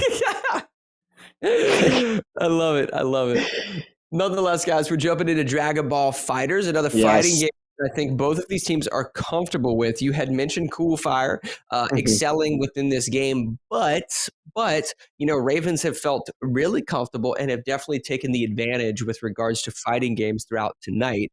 So do you think Coolfire is going to be enough to sort of spring them this clutch? I don't think that he would be enough. I think that he is going to have show that he can do something. But what I was about to say was, looking at that 3-man that they send in, LA, KIC, and Herb, that's pretty scary. That's pretty scary. Yeah, it is. You know, I know they send in their strongest just so they can be like, all right, we're taking this. This is like. Yeah, I think Ambushman is a great fighting game player. I think Coolfire clearly loves this game and is going to excel. I think the weak link is, and I don't mean this in a negative or condescending way. I would say the weak link is probably Baba Yaga, but he actually has been practicing his fighting games, and give credit where credit due. Like, he's actually had some solid damage output on games like Checkmate Showdown and so forth. He's been performing relatively well. I just don't know if he's at the level of these other players. But hey, listen, if he's watching over this VOD and he hears me saying, bro, what a moment to sort of prove yourself. So if he comes out throwing hands real quick, landing some bangers. Before we say this is what I want to say. I wouldn't mind seeing it. Exactly. But the thing about DBZ Fighters is that it is one of those games where you really have to strategize as a team. Yeah. Because the moment you doing a send out and your teammate might not be ready for it. Baba Yaga might be pressing some buttons when he's button mashing and sending out Cool Fire, and then Cool Fire gets killed. Yeah, you constantly will hear that at like LAN events within the FGC. You'll hear people screaming out, you're mashing, right? Like, because people are doing things unexpectedly. Like sometimes it's just a wake up, it's the interruption, all sorts of stuff that, can. Wow. Oh my gosh. We just got word from the floor that there is a forfeit from Ravens. Was Herb? See, I told you, Cool Fire. They were scared. This was his game. No. They were try scared. to correct yourself. And Vince, you and AV in the production studio thought that was going to be easy peasy. They were calling both of y'all out. Cool Fire, I was always on your side. That's so funny. Hey, props to Baba Yaga, Cool Fire, and Ambush for basically being the boogeyman out here, scaring the Ravens away from that Baba game. Yaga, you were so good, you didn't even have to play. Dang. Okay, I like that. I think that's sort of the vibe that they needed to catch, right? Yeah. There was 3 things. Got to catch a vibe. You got to stay positive. And the other one was to prevent them from getting to that magic number of 17. They got over an hour left. They just caught the vibe. All right? I think they did. I think they caught the vibe right there. That's pretty good. Now, the second thing, let's stay positive. And I want to see them, I think for the most part, let's see here. Let's crunch the math. 3, 6, it's not enough. So they need to get about 2.5 to 3 wins per loss against the Ravens. So if the Ravens pick up a win, pick up one more. Yeah, okay, so never mind. Now that I'm thinking about it, you can't let the Ravens get 17. And so they can only let them win 2. They need to get like 3 wins to be 6, 12. They need to get 3.5 to 4 wins actually in order to pull this off, which is doable. But they got to catch about 3 wins in a row before we start having that conversation. Now, here's a fear of mine because we're going into Dead by Daylight and the Cyclones have killer. Okay.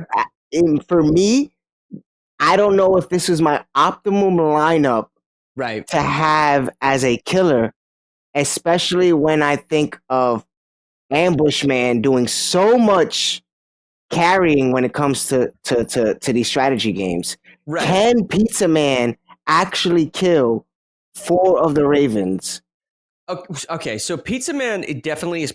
This would be a great moment for him. I've seen him struggle a little bit in Dead by Daylight, but he has been putting in the hours. I think he has a lot of gameplay hours here. It's going to be interesting to see what specific killer that he plays as. If he comes out and he's playing Trapper, I think Ravens take it. If he comes out and he's playing Nurse with teleports, you're like, whoa, okay, maybe he knows what he's doing. If he comes out and he's playing Vecna from Dungeons and Dragons, Vecna from Stranger Things, that is probably the most OP killer that I've seen within the UEL. If we see something like that, maybe Cyclones get this second win and it's 7-14. You're like, okay, they definitely are staying positive. Again, don't want to downplay Pizza Man anyway. But if we see a play like that, the only way I feel like we see a play like that, because you could put in the time, but to get to Vecna in a short matter of time of what we've seen you've done before, I would need someone like an Ambush coaching him through this, sitting in his ear, letting him know like, hey, these are the moves you need to make. Maybe try these loops. Right. That's a really good point. So Vecna, for those of you who don't know, have like the specific abilities he has a lot of AoE abilities that you sort of have to cycle through in order to like play the character properly. I've just, and I'll admit to that, I'm sort of ignorant to the idea of how much gameplay Pizza Man actually has within Dead by Daylight. Now, given the fact that he is one of our youngest players within pop culture that tends to have like a really successful young audience as well as other ages, but a lot of our younger players have an exceptional amount of time within Fortnite and Dead by Daylight. So, maybe we actually see him sort of have his moment here because there's been so many fighters that has rolled, which I think is not necessarily unfair because listen, if you're going to be an ultimate in gamer, you got to be able to rock out on all of these games. So every single it one hasn't really played into his skill set, right? The fighters coming out, but this is an opportunity where he can excel, step front center stage, have the spotlight on him, and perform. So this would be great for him. It definitely would be. I was just about to say, no! So for you guys that don't know, the reason we're knowing the boo-boos that hurt right now, we just heard from the floor that it is a forfeit. Cyclones will be forfeit. They were weren't not ready in enough time. And this is when I talk about that time management, wasting those timeouts so soon. You wasted your only 2 timeouts in the first 2 games. Yeah, and then we're gonna get into CTR. Oh my gosh. Well, listen, this is what I like to say, man. This is a pattern of behavior from all of the struggling teams within the league. And what it comes down to, I think most of the time, guys, is a leader emerging on the team that is going to help organize these specific things, but also the team owners, man. The team owners and the people organizing these teams have to be able to help in some sense or some regard to where these players are able to even set up the games. Because if you run out of timeouts, when you're not able to set up the game and you have set up, you're forced to forfeit. And sometimes these teams are losing matches that if they had all the time in the world to set up these games, we might see a few upsets throughout the season, right? But we haven't necessarily been able to do that because the teams aren't getting these games set up. So we need to see leaders emerging, and the team owners need to do a lot of that heavy lifting, man. Look, I'm just saying this as being I'm a retiree because I'm not playing. I'm beyond the caster points, but you guys need to have players who are ready and understand the setups, as well as coaches that are ready. Like, hey, tier 1, you're not doing nothing. Make sure the setup is correctly. Make sure you're helping with the lineups. At least do something to move along forward, because there's too many teams that are still on this 0 and whatever. Yeah. 0 and whatever. Yeah, 100%. It's very unfortunate that, I've. Oh my goodness. Now, the side of Ravens, though. We're gonna look. We're going to talk this through, because setup is a very important and crucial thing. We've seen it from the Cyclones throughout this game right now. They're losing 2 setups. We've seen it, like you said, to a lot of lower tier teams. They don't really lose, or they end up losing to the game, but they lose as well to the setup, which is losing to themselves. That's why I say the Cyclones have good pieces. They just need a good team. Yeah, and I agree. And that's why I mentioned sort of at the top of the hour that you sort of have to they need solid coaching. They need a good team, but I think a lot of it comes down to leaders. And there's specific leaders on some of our best teams, and I'll use Billy the GOAT as an example on the bots.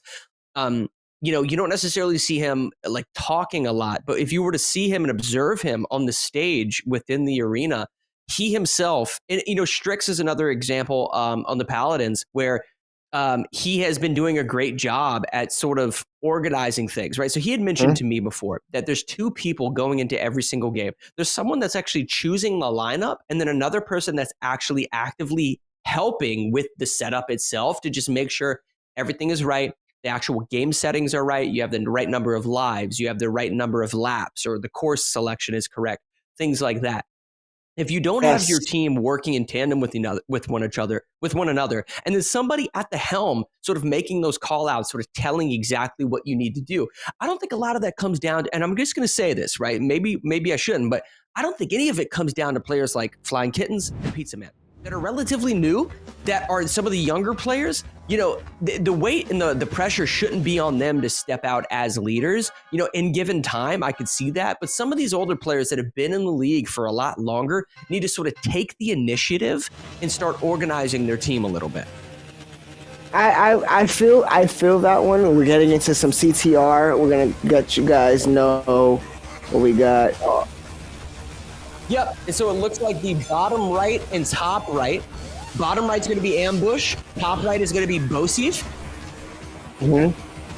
Yep, so Cyclones on the right, Ravens on the left. We got LA in the bottom left. We got Koza, or top left, sorry. LA top left and Koza in the bottom left.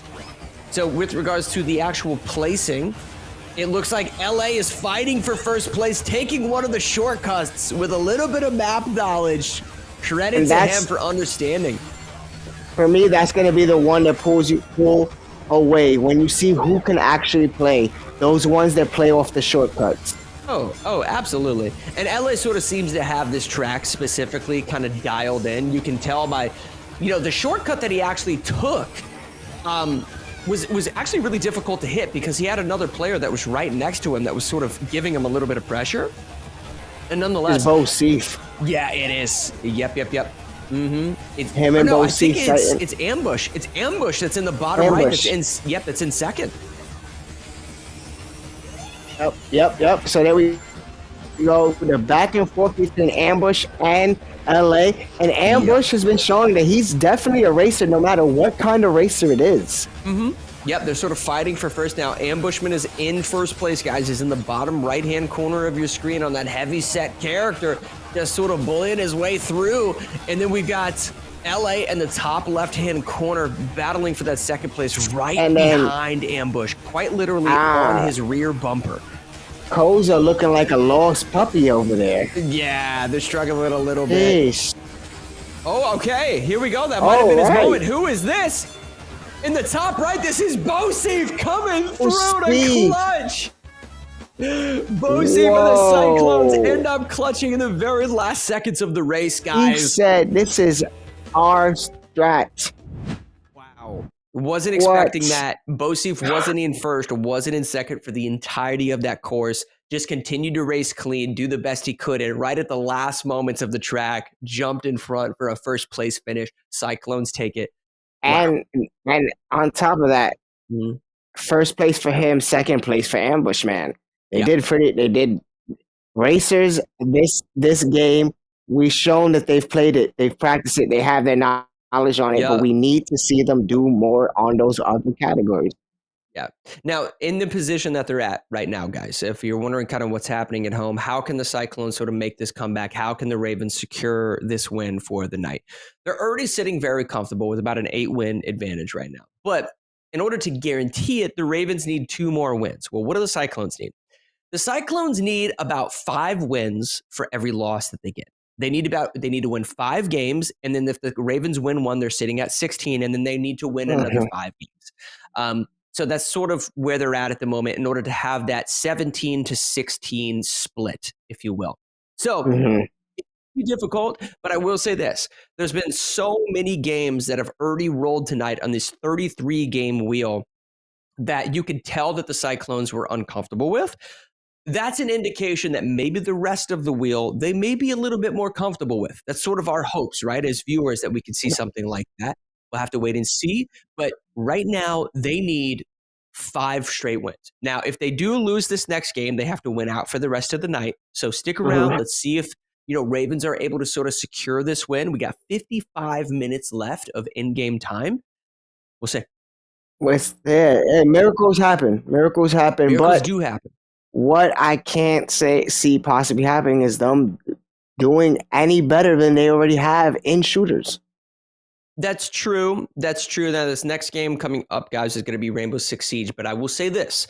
It is probably the most unique game within our shooter category because, I think it's classified as sort of a tactical shooter. I like to sort of call it a...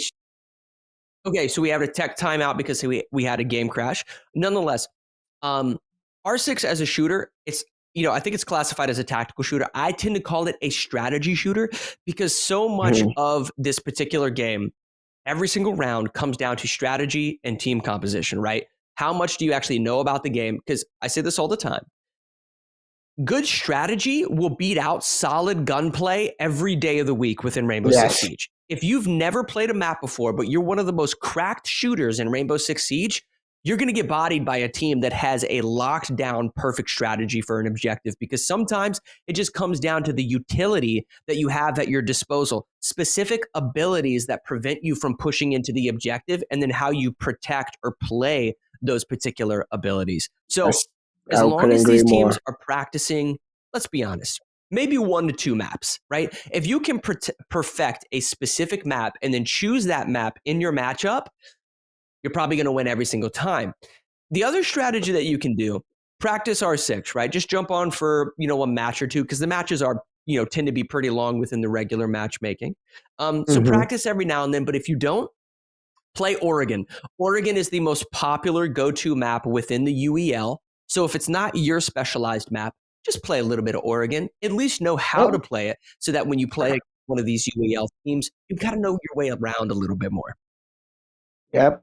I couldn't agree more. It's definitely one of those games that this is a team-based shooter. You are definitely going to win more when you and your team are in sync together. Yeah. You guys are playing doors right, putting down the right abilities, the right traps, making sure that you're either protecting and or attacking together. Yeah. Because together, you don't want to get picked off. Right. And if you're not familiar with the game, please just understand, from a foundational level, the very basic mechanics of Rainbow Six are this, right? You need a hard breacher on offense. On defense, you need wall denial. So you need a specific operator like a bandit or a mute that prevents your opponent from breaching a reinforced wall. Those are the two most important things. Hard breacher and wall denial, right? And then if you want to go a layer over top of that, you need sort of a wall denial counter, like a Thatcher or a Twitch. We don't necessarily know who's attacking or defending, but we'll get that information to you here in a second. But yeah, if you lack an understanding of the game, just pick those basic operators and try to complement your team as much as possible. And it looks like we're playing Presidential Plane right here, which is a interesting selection. This map hasn't been within the ranked rotation essentially since 1992. But that being said, it is a popular map here at the UEL because it throws opponents off because they haven't necessarily played it in a long time. So I don't know who had set up for this, but a solid choice. Solid choice nonetheless. So it looks like we're watching Bosif right now. That is not Pizza Man. And Bosif looks like he's on defense. Okay, yeah, so Cyclones are going to be on defense. Ravens are going to be on offense. Now, he was playing the Azami right there. The specific reason why he threw the Azami charge in the window is because more often than not, there's going to be a sniper outside who can snipe through those windows. The Azami cement will actually block off the window and make it easier to protect the objective. That's what he just did there.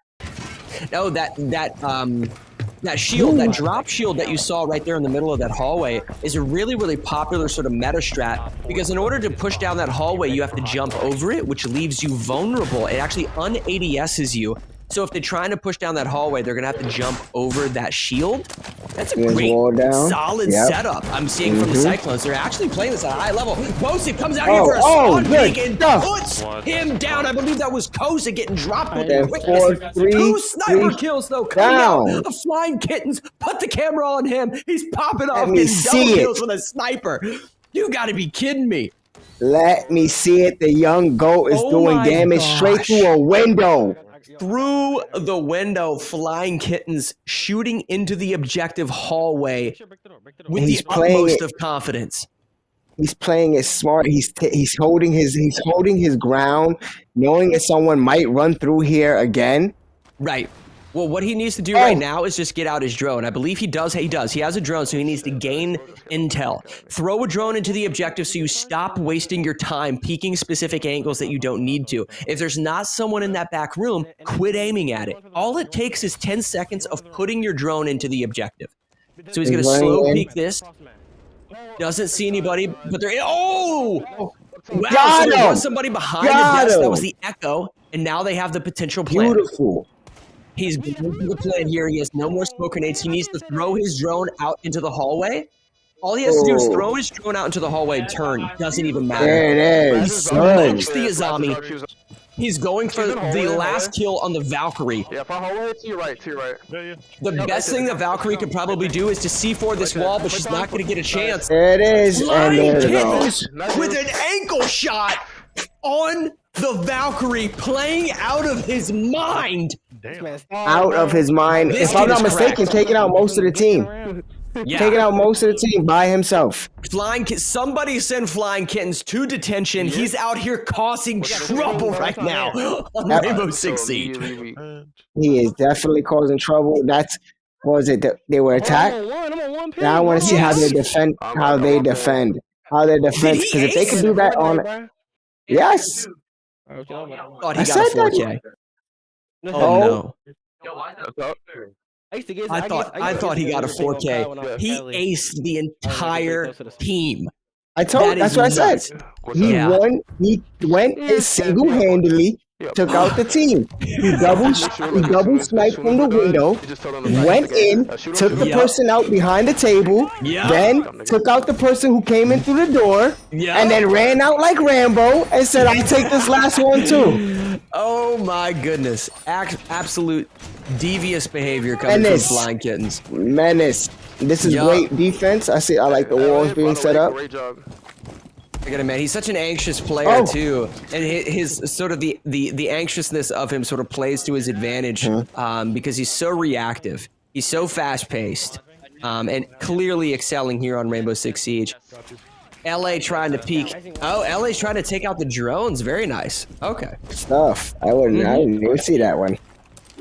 Now, see, Flying Kittens is actually playing a Mira, which oftentimes, if played wrong, could actually play against your team. You don't want to open up angles into the objective that otherwise wouldn't have been there. But given the fact that Flying Kittens played so well during that first round, he's probably playing a crouching meta strategy within that main office of the objective, where he's potentially going to put a window at crouch level and then stand up to shoot on top of the window. And so you can see LA playing camera view. Oh, now we're watching Bo C. Yeah, I was like, we're watching Bo C if he was down. He looks like they're trying to play through this little crack in the wall.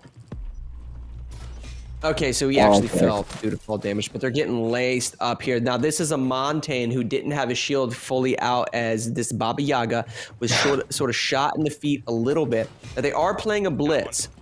Oh, one down. Yep, that is one. That was on, I believe that was on a mute.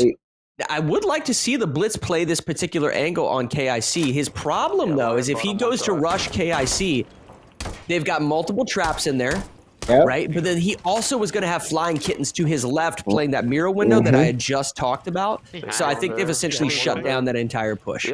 And on top of playing the mirror, you know, they had that little opening right there. It's like you got to get through that door. Once you get through that door, they're coming for you. 100%. And KIC sort of playing a meta strategy here of two separate angles. He can peek through the doorway, but he can also peek through the breachable wall to the right of this reinforced wall that's in front of him. He's made two separate angles, which is really good. And clearly, if they start pushing through, he's going to pop this fire trap right here. And then when he shoots that red target there, guys, fire is going to fall onto the floor and basically damage anybody within it. So they really only have one particular angle. Oh my god! Oh my goodness! Good. KIC just got a single one-tap kill right there from that front office. That was disgusting. I think it happened so fast we didn't know that it happened. I was just about to say, like, all I saw was the number drop. Yeah, well, he knew he was there, so it was sort of like a pre-fire, but he just had the right strafing movement in order to secure it. They only have one, and they're doing so. So they're sort of pushing from kitchen over here. And now Flying Kittens is going to sort of transition to hold an angle. He does have his C4. Does he have a C4? 2? No, he doesn't. He has a C4 prepped. 4-1. And there they go. That's how you do it right there. Flying Kittens with a little bit of a pop-off. Feeling himself. And I'm sorry, I probably would. If you're playing the way he's playing in some of these shooter games, I have the rights to pop off. We're at 16 to you guys 7. We're one game away from calling this a runaway. I didn't even put my track sneakers on, and we're running out of here. So yeah. So this Ravens, one. Yeah. And they're going into roller champions, which I know they know how to play. I also think that Cyclones definitely know how to play this a little bit. We got 47 minutes left, and this is the situation, guys. Cyclones now have to win out for the rest of the night. They've got to win out for another 10 games straight in order to potentially sort of offset the win streak, if you will, of the Ravens. Listen, we've seen miracles before, but it's going to be difficult. Let's see if Cyclones can do it. Ravens, though, are definitely vibing at this point. They have been pretty much all night. And Roller Champions is within our sports category. I think they're probably going to take this one as well because I've seen some of the players on their team play really comfortably on this game. So we'll see. We're getting an update as to who all is going in. I believe that the Ravens, this one could be a mix-up. Like, it's a sports game, but this is one of those sports games that I feel like fairly younger audience really gravitate to. So you have someone like Stars and someone like Pizza Man that I feel like both play this because this Roller Champions to me is that era of Fortnite. So there's certain games that came out of that era of Fortnite that the young goats usually are really good at. Baba Yaga, I feel like, is really good at this because he's not a bad sports player. I just feel like his best foot hasn't been shown. And this is one of those games that I feel like they can possibly take this one away. Right. You know, interesting that you just mentioned that because the tier 3, 4, and 5 players from both teams are going to be going in here. I think it's a great opportunity for some of those tier 5 and tier 4 players to sort of showcase what they're made out of, or showcase what they're made of.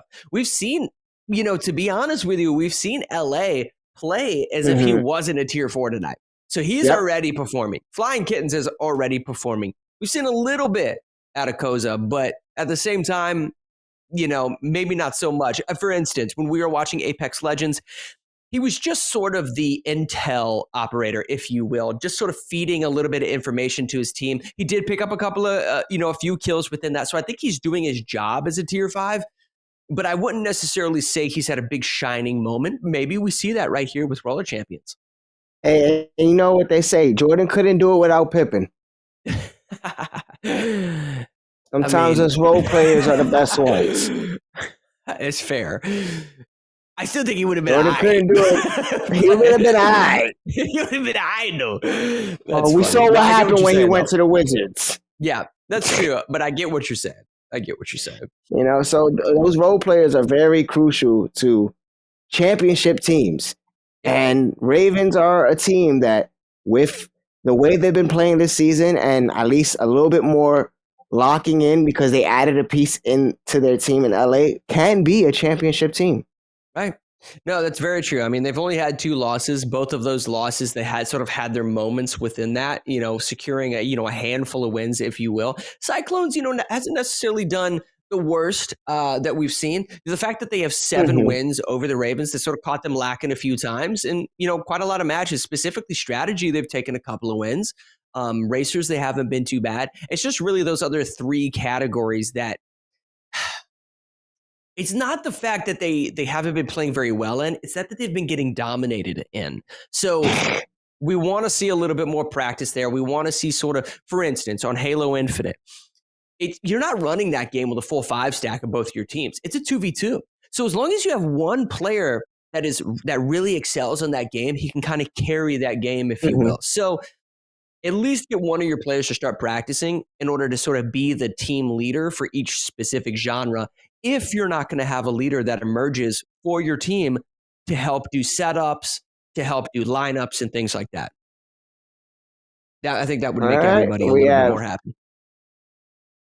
I definitely see that. We got 43 minutes left into the game. The timer is no longer going, so we're going to get, hopefully an update from you guys shortly on how if we're starting this game up, if we're doing something with it. But Ravens have a very comfortable win league. I don't. Oh. Come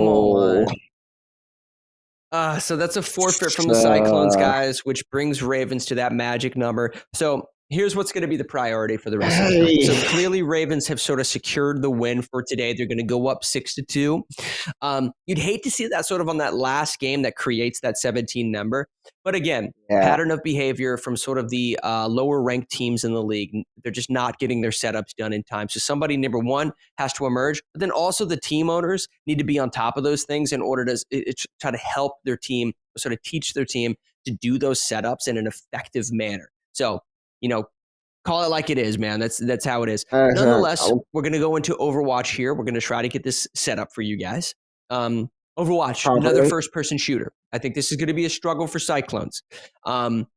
If they can't get a game set up for roller champions. How are they supposed to push a payload across a map? I don't know, but we're gonna find out. All right, we're And just it's keeping it just real. like the way I see that too is like you guys can't even simply set up roller champions as a team. How can you win Overwatch, which is a huge team-based game?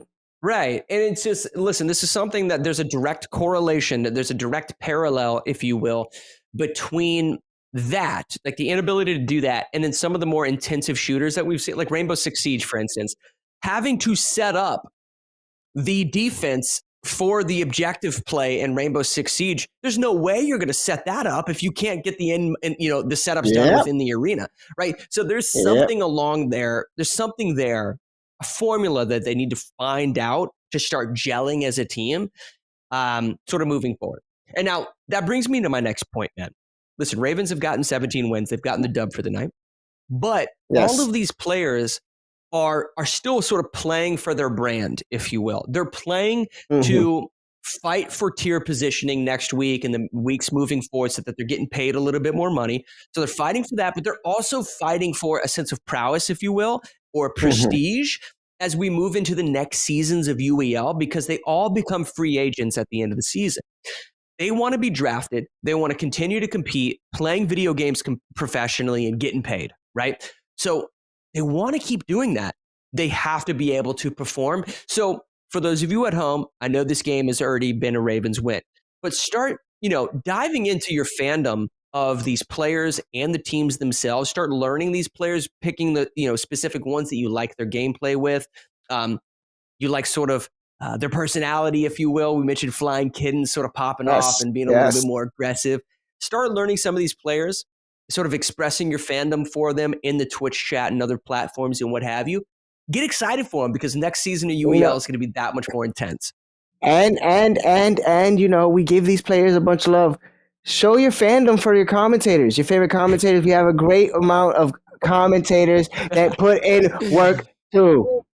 Yeah, AV Too Slim was showing y'all what he do when we was having a hiatus, but we all here to show you guys that there's so much different avenues for a pro gamer. It doesn't have to necessarily always be in the gaming aspect. You can do so much, whether it's development, commentary, anything. There's so much avenues in esports, and UEL open up so many avenues for you. So definitely check out the UEL where gamers go pro, but not only that, but you can go pro in every aspect. As a general can go pro. Dude, that's such a great point because so many of us have a lot of games that we enjoy playing. I've been playing like Ubisoft Skull and Bones, Pokemon Unite on my Nintendo Switch. Been playing a little bit of Black Ops, been diving back into Mortal Kombat. I play all these games. Sometimes, though, we get sort of funneled into playing a specific game or two just because all of our friends are playing it, or there's sort of that peer pressure to sort of jump into those specific games. Well, the UEL basically flips that on its head. If you're a really well-rounded gamer that doesn't necessarily specialize in one specific game, the UEL basically will showcase your talents as a well-rounded gamer and allow you to excel in all 33 of the ones that we have on the wheel here. Yep. 33 games, show your skills, show that you are an all-around. Absolutely. Bro. We got Lumen Rush coming next, and like we was talking about, Lumen Rush is one of those games that you talked a lot about it throughout this cast. I enjoy Lumen Rush because it's a simple racer. It's fun, but it also has that ability of being very complicated when you choose a certain map. Yeah, I like to categorize it as a speedrun platformer. It's sort of a speedrunning platformer in the sense of you are playing a platformer, but you're trying to get throughout the course as fast as possible against the enemy team, right? Yes. So it's going to be super fun. We actually have a great relationship with the developer. It's one of our sponsored games here at UEL. So we'll tell you a little bit about that kind of moving into the next title. But nonetheless, we see Bosif here playing the Ana and potentially going to be getting off some solid heels during this objective type. Now think of this game type as like a game of tug of war. They're going to try to basically transport this robot that's in the center of the stage into the enemy base while also trying to prevent their opponents from pushing it into their base. So a little bit of tug of war action going on right here. Hearing a lot of comps going on. They're definitely getting into the actions. Yep, Reaper in the back line trying to get some chip damage on the Orisa. Unfortunately, though, getting pressured by and the there it is. Ana here as Bosif gets taken Goes out in the back line, down. and that might be a team wipe. Oh, Listen, there here's you what go. I'm thinking. Here's what I'm thinking. If they can't get off the heals per second, if they can't get off the HPS with Bosif on that Ana, they need to swap to an easier healer because Ana requires so much precision. They could swap over to a Mercy, they could swap to a Lucio, something like that, in order to maintain the heals. Lucio. Yep. Yep, and Baba Yaga's gonna get smoked I would here in always- about 2 I would always- seconds. Wow. I would always tell my team we need at least a Lucio or Mora on because they're the easiest healers, and everyone else could just simple. Keep it pushing. Yeah, 100%. 100%. And this is interesting because we're actually seeing the Cyclones play really well right here. We honestly thought kind of going into this that they'd be struggling, but Flying Kittens right now on the Ravens, you know, they're struggling just a little bit. Let's see if they can sort of keep composure and end up performing here. Yeah.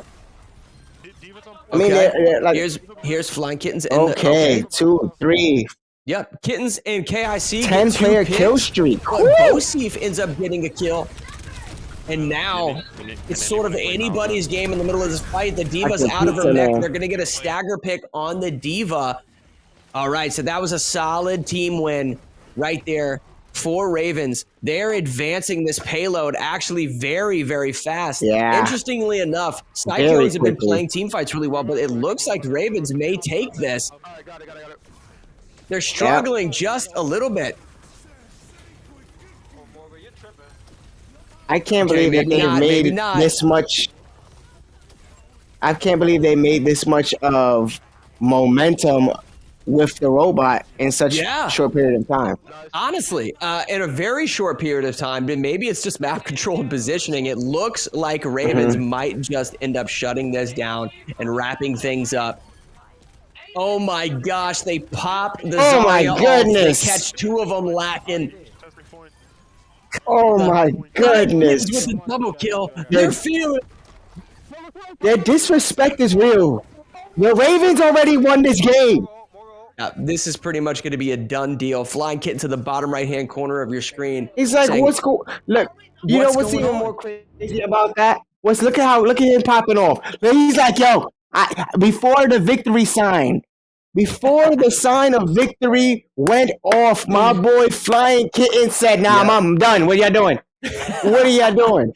He's wondering what's going on. You can't do your setups. You can't push the payload. What's going on? That's pretty much what that is. Let's be honest. Playing out of his mind. But listen, the whole team jumped in there to play exceptionally well. We saw Koza getting kills. We saw LA. We saw Herb. And we saw KIC all getting picks when they needed to. They had a great composition, great communication. They did well. Honestly, at the start of that, I thought Cyclones were going to, actually give them a run for their money. We saw a couple of team fights where the Cyclones weren't doing too bad.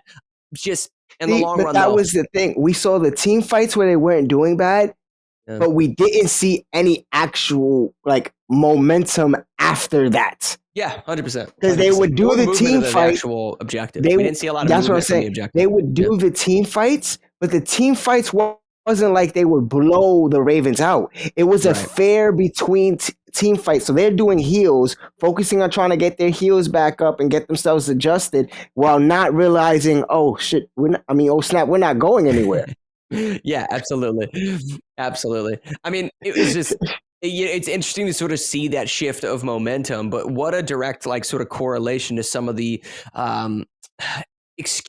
inexcusable problems that we've seen from the Cyclones throughout, the night tonight. Just not organized, man. That's what it comes down to. Just not organized. Somebody needs to sort of step out as a leader on that team. It doesn't always necessarily have to be ambush. I'll say this.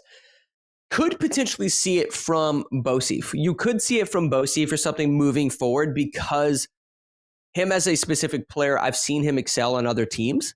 He's a great communicator. Who knows, man? Who knows? It doesn't always have to come down, though, to the tier 1. The tier 1 sometimes is a really well-rounded player. but doesn't necessarily communicate the best. So people have to compliment that specific player. So I don't know. We'll see. But like to play devil's advocate on that, sometimes I feel like it should also rely on that tier 1. We're paying you for this. You're at the top tier of that pay bracket. I'm expecting you to be that guy that I look at. If I'm an owner, if I'm a coach, I'm expecting my tier 1 to be that guy I look at and be like, hey, why are we falling apart if you're out there?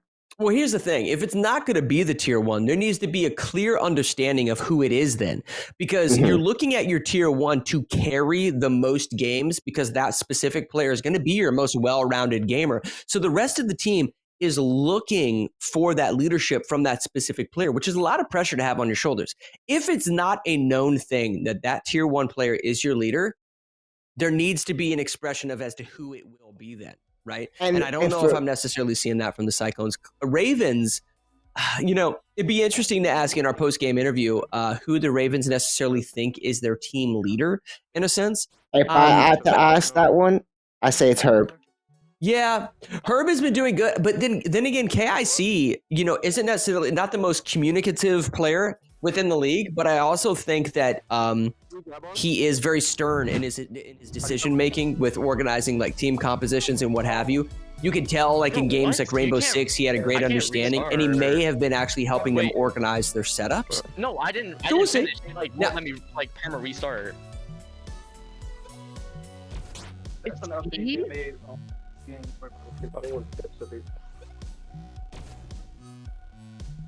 Right. I gotta finish. Yeah, I just had to finish too. Yes. How much time I got? Right. Oh my god, I got it. I got it in time. Holy shit. Yeah, take a picture. Ooh. Okay. Yeah, I know my restart button is now. It's T for whatever reason. What do we do about that? You see the shit froze. Yeah. Look right there, see it? What was the next game? Need for Bro, give me like college football. Got you.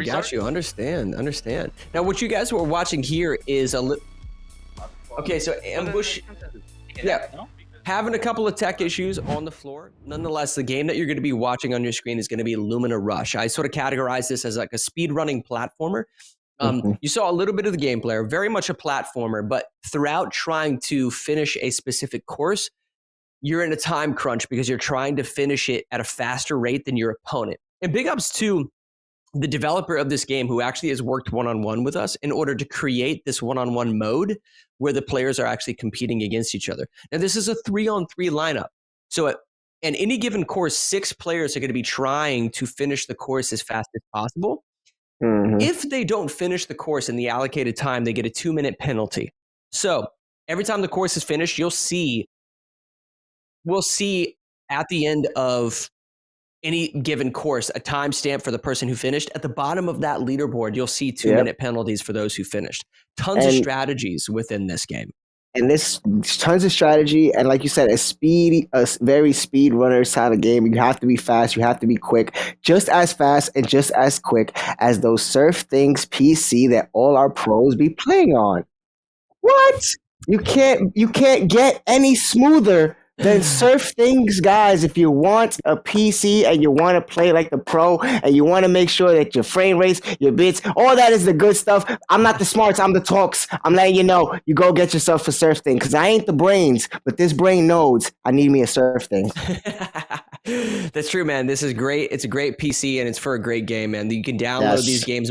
Every single one of these games you can download on your PC and play today. So if there's a specific one that you may have not seen before, but you're interested in it, you can definitely give it a download. Lumina Rush, one of our sponsored games. We love the developer behind this. Like I said, created the actual versus mode that you'll see us playing. And throughout the gameplay, there's a lot of in-game mechanics that make it sort of unique as a speedrunning platformer. There's different sort of things like firewalls that create like an instant death scenario. There's slingshot mechanics, speed boosters, gravity wells, and so much more that these players have to manipulate and have to manage in order to get to the finish line. Now, I talked about some interesting strategies. When you go to pick a course, you have to be smart with regards to, do you pick an easy course that you think most of your teammates can finish, or do you have one specific player on your team that can finish the most difficult courses in the game, and the developer's constantly adding more level 3 courses and so forth. Eventually, he'll probably get to a level 4 course and so on. But do you pick a specific course that almost nobody can finish so that your team has less 2-minute penalties? Think about that.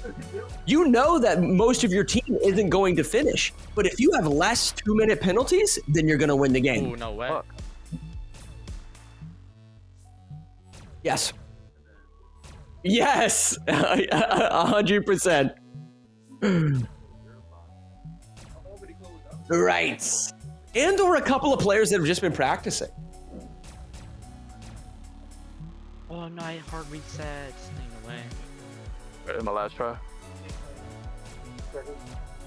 Right.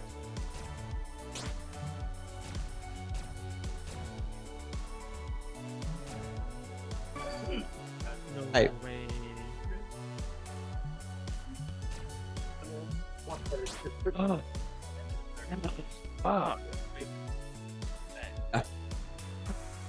Shut the fuck up.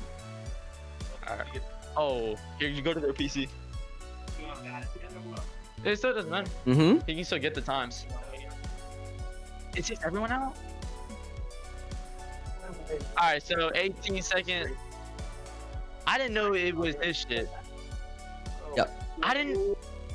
I know, but I didn't know it was everyone Yeah, out. you make a really good point, man. I've heard that actually said out loud in the arena. Now I know, Players will come in and sort of the pre-game sort of prep time, if you will. I've heard players specifically call out other members of their opposing team, saying that like, hey guys, I don't see any of y'all on the Lumina Rush leaderboards. You're about to get smoked today. And hey, listen, 10 times out of 10, they do. So, you know, you've got to be able to put in the time and understand how fast you need to finish these courses prior to showing up. And it doesn't take time. What it takes is repetition. And I can speak to that personally. I've held a world record speed run for the game of Halo 4 on the mission specific to Shutdown during the campaign. So I know what it takes. And a lot of times it just takes consistent, repetitive repetition. And that's what they've got to commit to. Right. All right, yeah, I remember this. Yeah. So why are you watching? Yeah, exactly. That is so true. Sometimes there's a correlation between how we game and how we live our lives, brother. Yes, sir. It looks like KIC was able to finish that. Yeah, KIC was able to finish, but Ambush, I don't know if Ambush is already finished. He's trying to get another one, or if this is his first sort of first playthrough. He almost gets over there. Get it away. Okay, so Ambush has not finished. Now, something that these players can do is they can actually go into a widened view of the actual course itself in order to see and understand the sort of the full mechanics of it, sort of the directions of the different hallways and tunnels and what have you, or they can just sort of play through it raw and try to figure it out as they go. It looks like everybody did finish that one though. Some a little faster than others. Looks like Raven's feeling comfortable with a 12 seconds and 13-second finish from Herb, Kittens, and KIC. Clearly all practicing this game. Yeah, 2-2. This is the last. 218, 218, right here. Alright. Alright, ready up. Yeah, 100%. Yep. Yeah, no, the fact that all three of them are at the top, you know, like you just mentioned, and then all three Cyclones at the bottom. These aren't difficult courses too. These courses, for the most part, are just slingshots and gate locks. So it's kind of slingshots. They're utilizing what is called a double jump mechanic. Famously, you know, obviously Mario, Banjo-Kazooie, things like that. Some of those original platformers and what have you that made sort of the double jump mechanic a little bit more popular. Yeah, clearly this game has a double jump. And what you're seeing here is just a few laser gates, maybe some firewalls, slingshots. These aren't the most difficult courses in the game, and yet Cyclones are struggling up. So I have to imagine that's going to play against them as the course continues, as the time clocks run down. Final stand was easy. Yes. Okay, but big ups to Ambush right here, who actually has been playing this course relatively well. If I thought he was struggling, I would, I would make that call out. Up until this point, maybe commentators curse. Up until this point, he's been playing exceptionally well. Oh, goodness. He understands where to go, and he doesn't finish. Right, but look at this. Only 2 players finished, and it was Bosif and KIC. But KIC, again, with the faster time, that's definitely going to be a Ravens round right there. Whose setup is it? Played that map, and he finished it. That's wild. That's That a is great crazy. understanding of the physics within the actual game, the momentum of the character model, Like and I so was much saying, more. and like I was saying to you earlier, he wasn't on playing the close-up view. He was playing on the long view. So he completed that whole thing with a further view than Ambush and anybody else. Yep, that's a 2020 eyesight. Absolutely. Yeah. I mean, just a great platform player, man. Sometimes there's certain players that excel within, specific genres, and then certain players who don't. I wouldn't be surprised, honestly. You take a map like that, or you take a player like that who's never actually played the game before, or played that specific course before. I bet you if you look back in that player's history, there's an understanding of Mario, there's an understanding of Banjo-Kazooie, Mega Man, Metroid, things like that. Some platformers that are a little bit more popular back in the day. Like I said, some of the greatest gamers grew up on the days of retro gaming. Man, platformers, where'd they go, man? Yes. Where'd they go? Listen, I'm just saying, man. I say this.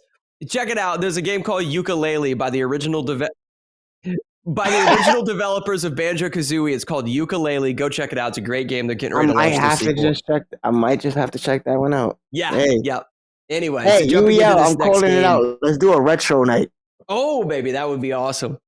Yeah, that would be really a fun. retro belt or a retro championship. Get all that Marvel versus Capcom on and something, some Smash. Let's do a retro night. Oh yeah, man. Yep. That's funny. But this next game that we're getting into, guys, is Need for Speed. Technically another classic. And this is my favorite. Make no mistake about it. This is my favorite game within the racer category. This is Need for Speed Hot Pursuit Remastered. I absolutely love this. And we play a game mode called Most Wanted. So there's going to be cops and there's going to be racers. Amongst the racers, there'll be one specific racer that is considered the most wanted. The goal of the racers team is to protect that most wanted player as best as possible to prevent the cops from destroying his or her car. If you're on the side of the cops, you're going to try to utilize all of your abilities to the fullest potential in order to eliminate all the racers, but specifically the most wanted. If they take out the most wanted racer and all of the other racers are alive, doesn't matter. As long as they took out the most wanted, they win the game. Game over. Game over. Bad boys, what you gonna do? But we're gonna see going into it. We have a minute left this with 22 minutes left into the game. Look, there's not much that the Cyclones can do, but get in that rep time. Yeah, get in the rep time, get a better understanding of a lot of these games. Some of these games are a little bit more complex than others. In a sense and in a way, the Formula One racer and Forza, because they're more simulation and less simcade and or arcade racers, they're a little bit more straightforward and easier to understand because they're more realistic. When you jump into arcade games and simcade games, they tend to get a little bit more complex just because maybe it's a little bit more fast-paced sometimes. Maybe there's more weapons at your disposal and so forth. And that is definitely the case for Need for Speed. There are each team, guys, racers and cops during this are going to have abilities that they can use in order to crash their opponent. And you'll be able to see those abilities in the bottom left-hand corner of your screen. It'll be basically directionals. Think of it as like a D-pad. Pushing right on your D-pad, pushing up, left, or down on your D-pad will use an ability. So let's talk about some of those abilities. Well, you have spike strips that you can drop as you're in front of your opponent. So as they're behind you, you can drop a spike strip in order for them to run over it and blow out their tires and crash them. So you got spike strips. You got an EMP, so you can EMP the car that's in front of you, causing massive damage and basically for you to immediately crash and have to reset on the course. Okay, so it sounds like Koza from the Ravens is the most wanted. Maybe a potential moment for him to shine, like we talked about, by the way. So this is going to be a lot of fun. Which is making the Cyclones the cops. And let's see if they can actually have the ability. They've shown that they know what to do in racing games. Can they do what they have to do to take out most wanted? Yeah. Yeah, we're going to see right here. Yeah, in terms of the other abilities, you have spike strips, you have EMP, you have a jammer ability, which means if you're about to get EMP'd, you can actually hit your jammer in order to jam the person that is trying to EMP you. Other than that, guys, you have two other abilities, which is a turbo, which basically shoots Nas, right? And you basically just go flying up the track, so you get an ultra speed ability in the turbo one. And then the other one is for the cops is going to be the ability to call in a helicopter backup, which lays down basically a roadblock in front of the racers. So, like I said, bottom left-hand corner of your screen, those are going to be the abilities. But also pay attention to the rear view mirror at the top of your screen. The racers are going to try to basically find the positioning of their teammates, but then also be wary of those cops that are blinking in their rear view and use that to their advantage as they race throughout the track. Especially Koza, as he tries his hardest to get away from them, whether he's zigzagging them, he better know how to get away, know how to do some of these proper cuts, U-turns, because he's got a good enough distance, but there's one of them that's right there on his tail, right there. I was going to say, this might be over quicker than it starts. Now, he doesn't necessarily have spike strip online. EMP locking on. There we go. Oh, just barely getting through that roadblock. Now he has to be careful. He did get jammed. He did get jammed, but Koza has two police officers on his tail. Three police officers. His team is doing absolutely nothing for him right now. Oh my God. Leaving him struggling. They're all crashing into his sticks. He needs to lay down a spike. There's a teammate. Oh, I just said it. They need to lay out a spike strip and ambush goes out. That was great spike motion because that could have been, those is scary. Yep. Because they're doing quick turns, but these two cops are still on his tail. And where is the rest of your team? Yeah, they came up there, they gave him a little bit of an assist, but they also sort of crashed a little bit themselves relatively quickly. So they're trying to catch up. You're watching Baba Yaga, who is close to his teammate, and that teammate in particular is there. No! Crashes into his teammate. Oh man! At least it wasn't a waste. He's still active. He's just got to take care of his car. Yeah, and now you're watching Cool. You were watching Cool Fire accidentally hits a spike strip, peels out. And the reason why he wasn't trying to specifically crash that racer that he went past was because he's trying to save his abilities for the most wanted player. The thing about that is that the other thing I was going to mention is similar to like the Grand Theft Auto franchise and the most wanted stars from Grand Theft Auto. The goal of the most wanted racer is to get outside of the police radius that you see on the mini map in the bottom left-hand corner of your screen. So pay attention to that as Koza attempts to get outside of that red and blue circle. If you see also on the cop side, if you're looking at the cop side on their bandit side, they lost the cop. Yep, they sure did. So I don't know how that's gonna play out for these cops when you lost one and you had others that are taking pretty heavy damage.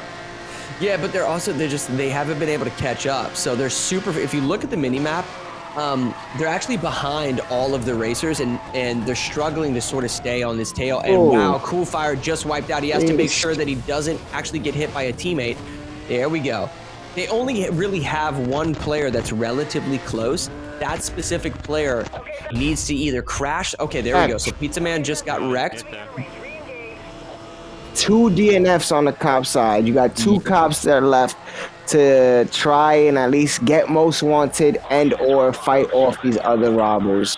You know, and give credit where credit's due. We were sort of calling out the Ravens a little bit for not necessarily protecting Koza the way that they should, and then all of a sudden the tables turned, and almost all of them are now around Koza protecting him with spike strips, EMPs, jammers, getting through those roadblocks that are getting set up, all sorts of stuff. So they're playing relatively well. Yes, and then it seems like Baba Yaga is trying his hardest to catch up. He got an EMP locked on. Yeah, and he did get jammed. Koza playing relatively well. He was able to jam Baba Yaga's EMP, and now they're both sort of struggling. But Baba Yaga gets crashed into what I think was a few pedestrian cars. And then he DNF'd. Oh no! So that's now there's 1 cop left. Yep. It's smelling like this roast is cooked, and this may be all she wrote. Baba Yaga potentially getting EMP, but he slams on his brakes. Listen, I know that they're struggling to finish here, but Baba Yaga, one of the more impressive Need for Speed Most Wanted players that I've seen. He definitely has a great understanding. He did hit sort of that pedestrian car, if you will, but we've seen a few times he having a good understanding of the mechanics in this game and playing well. There he goes, chasing down. And we're gonna watch Baba Yaga. Hopefully can catch up to the Most Wanted. Koza looks like he have a comfortable, like, feeling safe with his teammate. He does. So he has a lead. The only reason why Koza was inside of his police radius, if you will, on the minimap was because of the turn on the actual course itself. Because there was a bit of a U-turn, Baba Yaga was able to get him back within that police radius. But right now, he's sort of on a bit of a straightaway.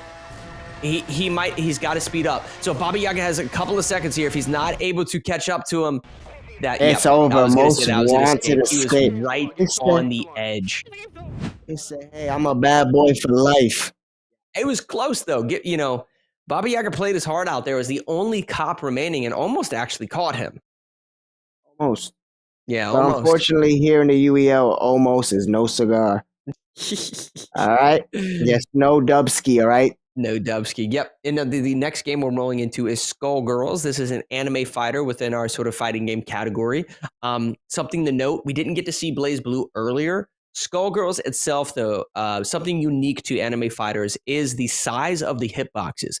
The weapons at the disposal for a lot of the characters in the game, the speed at which they can cover ground. Some of these characters have full screen mids. Like full screen mids. They're not highs, they're not lows, but like your ability to actually poke check your opponent is exceptional within some of these anime fighters, which leaves basically like a pacing at which is hard to sort of keep up with, but it's also a lot of fun to learn.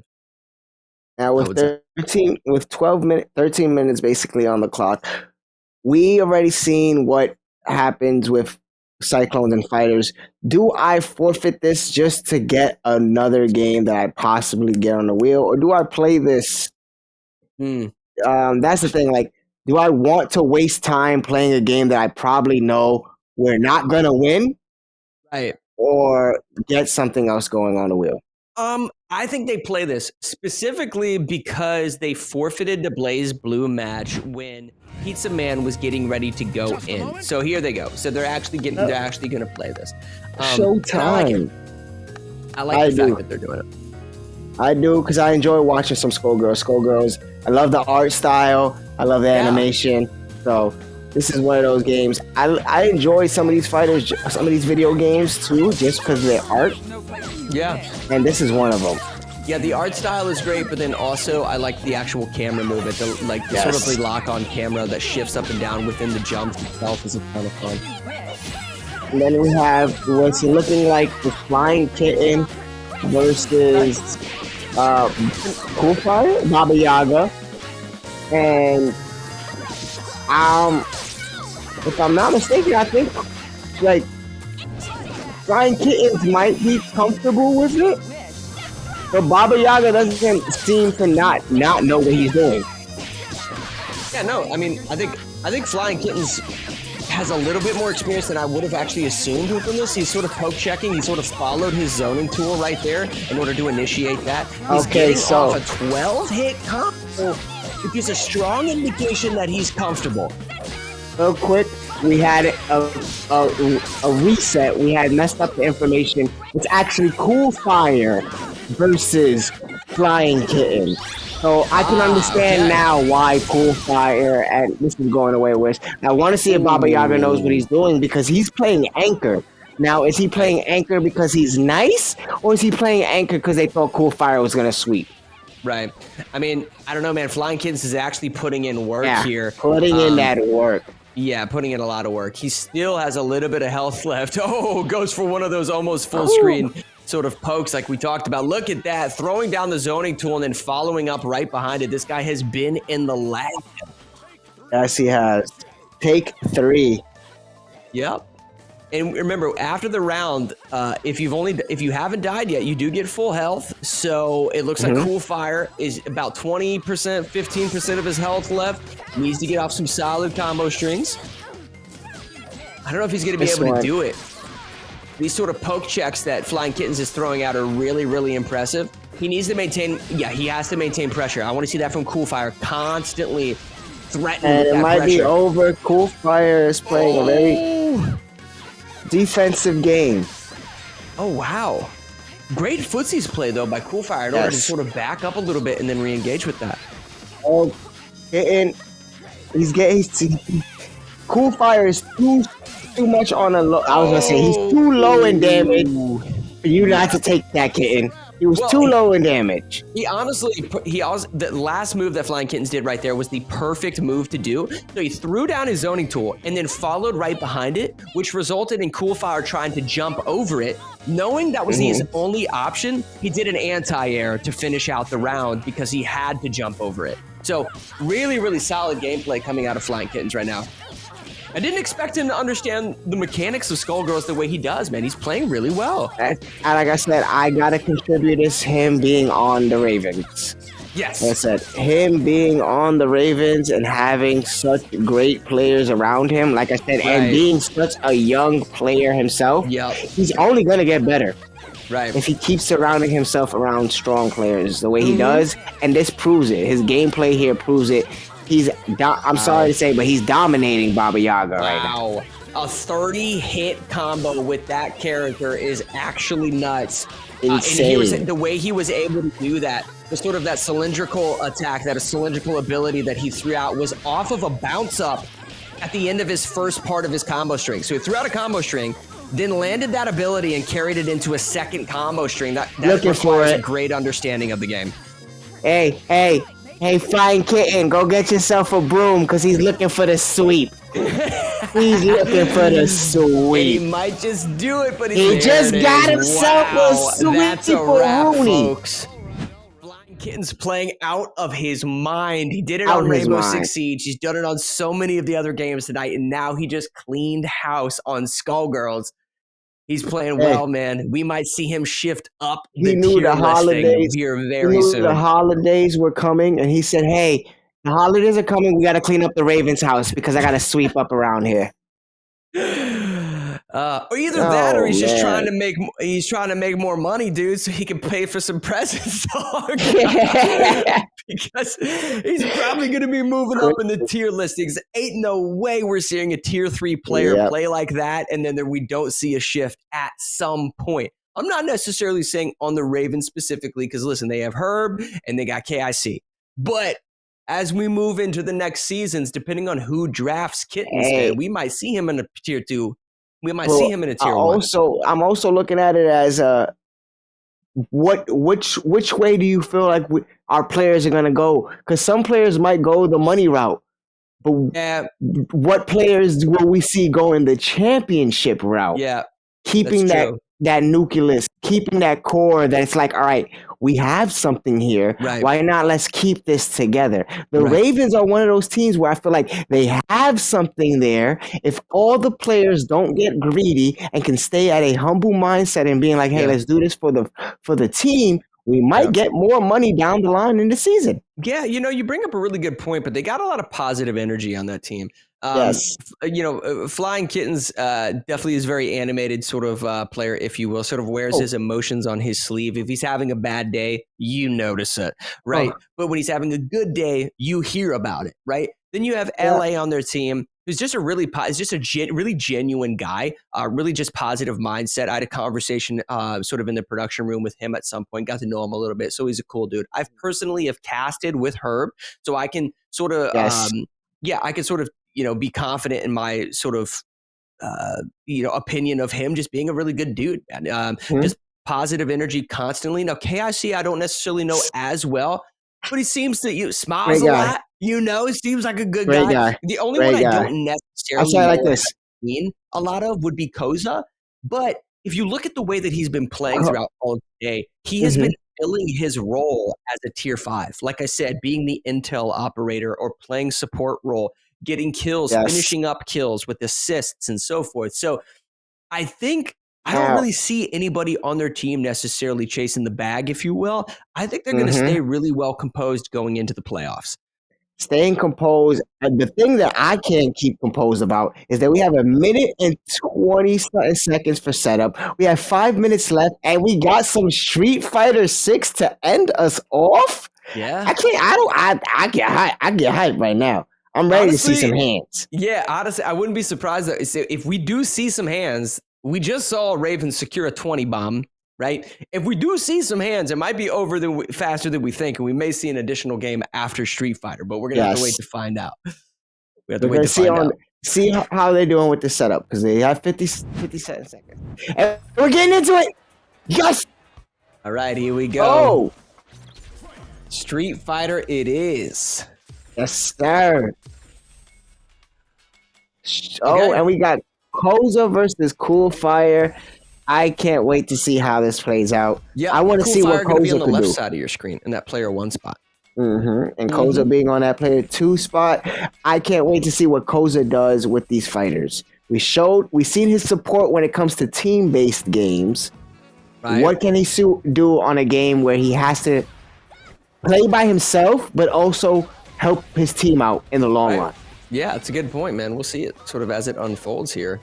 It's taking a little bit of damage, sort of snowballing, if you will, but it might be sort of a strategy on the side of the Ravens to sort of download the team a little bit. Sort of throwing him out to the wolves, if you will. See if he can get a little bit of damage, though. Not bad. Yeah. He knows his grabs. Yep. Okay. He knows his strong kicks. Yep. Oh, but he gets caught lacking. That's probably going to be the end of the round. But the combo doesn't finish. Wow, no way. Okay, Koza. Yeah, he has an opportunity. Look, but the sliding he did his job.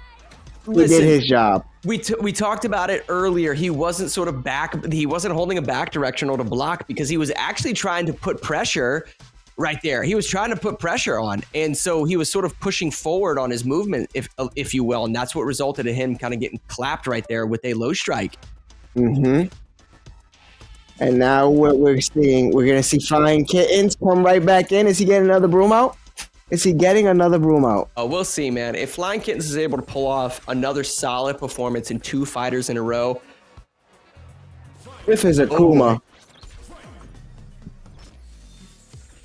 All right, so a quick little button check. We got Cool Fire versus Flying Kittens. Flying Kittens definitely going to have I think a little bit more significant of a performance. At least I would assume so. But I mean, this should be an easy. This one should be an easy. Yeah, see, this one should be easy. He didn't have that much to work off of. Yeah, there's a little life left. Yeah, in Street Fighter, guys, after an opponent has been defeated, whoever survived that particular round does gain a little bit of health, but it's not much at all. So it's very, very difficult to sort of sweep within Street Fighter because every bit of damage that you take matters and carries over into the next round. So we got ourselves Pizza Man versus Flying Kitten. We got ourselves a Ken versus Akuma. Okay, sort of the young bloods going at each other right here. This is going to be interesting. Now, With Pizza some has- OG characters. Yeah, Pizza has struggled on fighters a little bit, so let's see what he can do. Okay. All right. Using some zoning. There goes Kitten doing what Kitten does. There's some damage. Yeah. But solid choice to sort of get out of the corner right there. He sort of timed his frame advantage, if you will, to get out of the corner really, really well. But he is struggling. He's playing too defensively. If he initiated with a little bit of aggression, he might catch him with some damage. We getting another flying. Kitten's not taking any damage. Yeah, I mean, that's 2 players down, just playing really, really well. All right, 2 here players we go, down with no damage. Ambush. You know Ambush knows how to play Street Fighter. Yes. And Ambush has been showing off. Oh, he's playing Blanca. Okay. Yes. Blanca cast. All right, let's see. Okay. Hold on. Okay, all right. Apparently. It's all right. It's all right. Look, this is what happens when you haven't played Street Fighter since Street Fighter 2. Wow. All you know how to do is press the square button. Hey, we have advanced when it comes to these Street Fighter games. There's no way we're about to see 2 sweepings in a row from the same player on Flying Kitten. I told you it's the holidays, and he wants to make sure that he cleans the house for the family. All right. Let's see what Baba Yaga's got. Flying Kitten's pretty much sitting at full health. Playing Akuma against Chun-Li. Let's see what happens. Yep. Oh, wow. Ooh. Hits the anti-air and then initiates a combo the second he lands. Oh, boy. His defense is phenomenal. Not enough though. We're getting a lot of jump-ins. A couple of staggered combo strings coming out of Flying Kittens, keeping it simple but complex at the same time. Just needs to chip him out with a few more hits and he's gonna pretty much do There it he right goes. there. One more. Yo, Kitten, one more. Let's see if he can do it. Flying Kittens are looking to do 2 sweeps in a row. I don't know if we've ever seen that personally, but pretty wild performance coming out of Kittens right now. I mean, if you just think about it objectively, you've seen Flying Kittens getting ace. Are we getting? It's a forfeit. It's a forfeit. It's a forfeit. Cyclones. I saw the forfeit coming. If you pay attention to those last couple of seconds, you got my man Bo Steve getting up and going to shake Kitten's hand in defeat. Look, I take your grace. You took your grace and your defeat like a real man. You bowed out. You gave him the sportsmanship. But the only thing that upsets me with that is that you gave up. Yeah, you guys on the last guy and you gave up. Yeah, I don't know if it was so much of a give up as it was just respecting Flying Kitten's like practice, man. I mean, he clearly has been practicing off stream, not just within game, like outside his repertoire of knowledge. Like he's playing a lot of fighting games he's not familiar with, and he's getting full sweeps on them. And then we saw him play Halo Infinite, a game that he's brand new to. He comes in, put on the performance that he did. He's becoming a very, very well-rounded player. Make no mistake about it. Tonight was Kitten's night. I mean, I've never seen an ace in multiple shooters and then a full sweep in multiple fighting games. That is nuts. So big. Also, man, big ups to Ravens for dropping 21 immortal points right now. 21 on the dome. A 20 bomb. Insanity. But listen, guys. We got a little bit more fun coming up to you. We're going to get some in-game, some player interviews, if we will, from both sides of the field, from the Cyclones and the Ravens. So stick around. We're going to get those interviews coming up for you here in a little bit.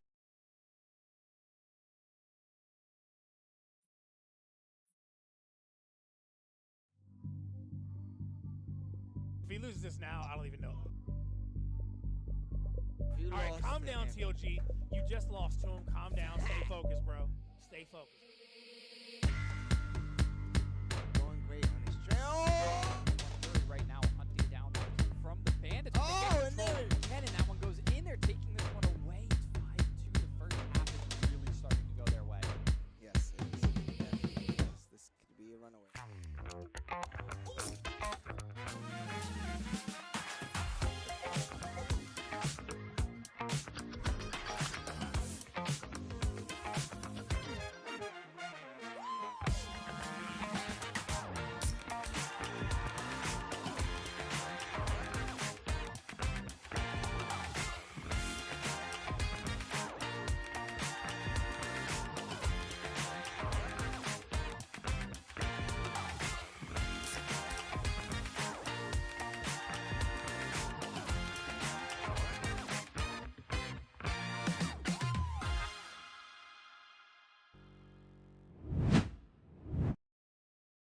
All right, now we're sitting down with the Cyclones, guys. There was clearly a lot of sort of frustration that we saw throughout tonight. This is going to be ambush, and of course, Bosif. One of the things that I don't want you guys walking away from this with sort of your chins down, because I thought you had really good performances. I thought you had a really good moment, but it was clear that there's a lot of sort of a pattern of behavior, if you will, with amongst the teams that are struggling to get a lot of wins. And I'm just being honest here, so not trying to be too negative. What is it going to take for sort of to create some team synergy and for you guys to gel a little bit to where you're actually getting the setups done and there's a leader that sort of emerges on the team?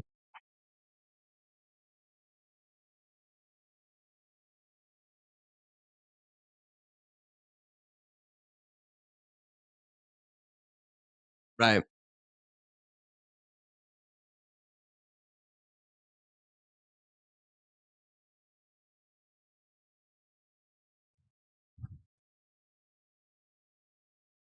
Okay.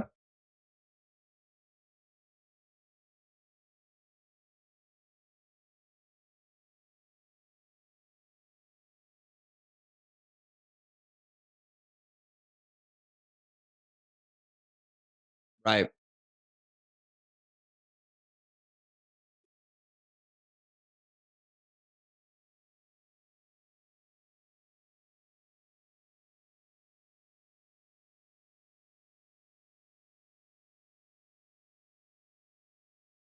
Okay. Okay. Yeah. I like that. I like that. Staying optimistic. Now, I guess my next question for you is there seems to be certain categories that I thought you played well in. You didn't necessarily get wins in, but I thought you were admirable sort of opponents within that sort of realm. Fighting games, we saw a little bit of that. But shooters, I would say in particular was a big struggle. Is there a specific I would say, is there a specific game or a couple of games that you want to practice within, I would say probably the shooting category and then maybe fighters, that you think you need to practice to become more well-rounded within those genres? I think overall the way practice works, we've put focus in the shooters time and time again. It's just some of these games, they take reps. Apex, that's a rep game. You can't just make it up, and just play. So it's just getting these people on the games, getting them ready to grind.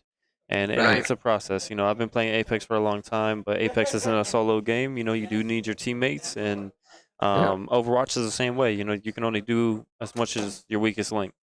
And, when it comes to heals or tanks and things like that, and it doesn't help with certain rule sets too.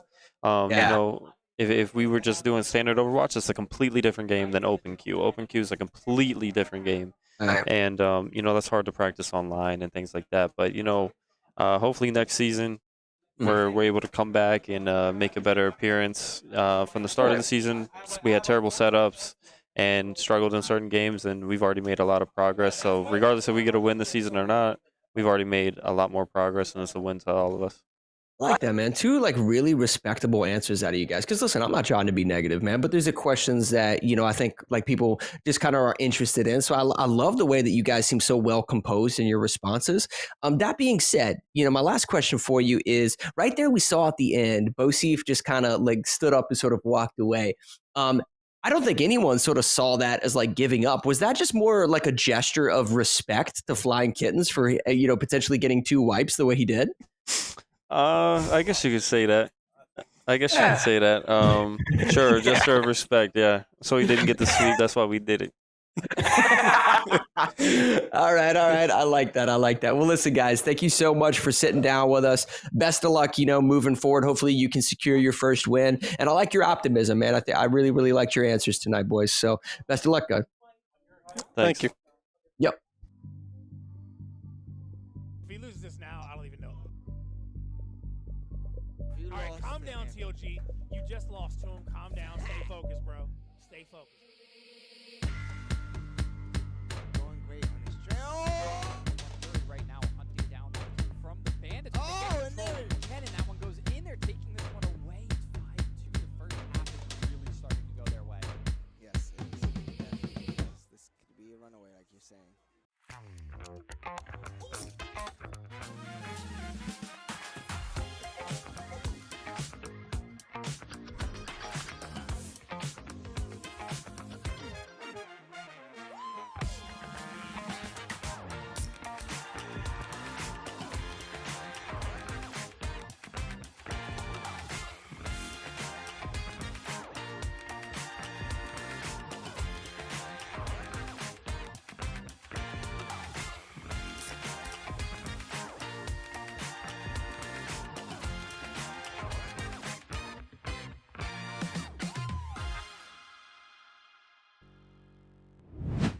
Yeah. Hey, what it do, y'all? It's your boy Dad Tommy, and I am joined here with LA and Kuz. Y'all guys been Koza. Yo. doing it, Kuz. You chilling?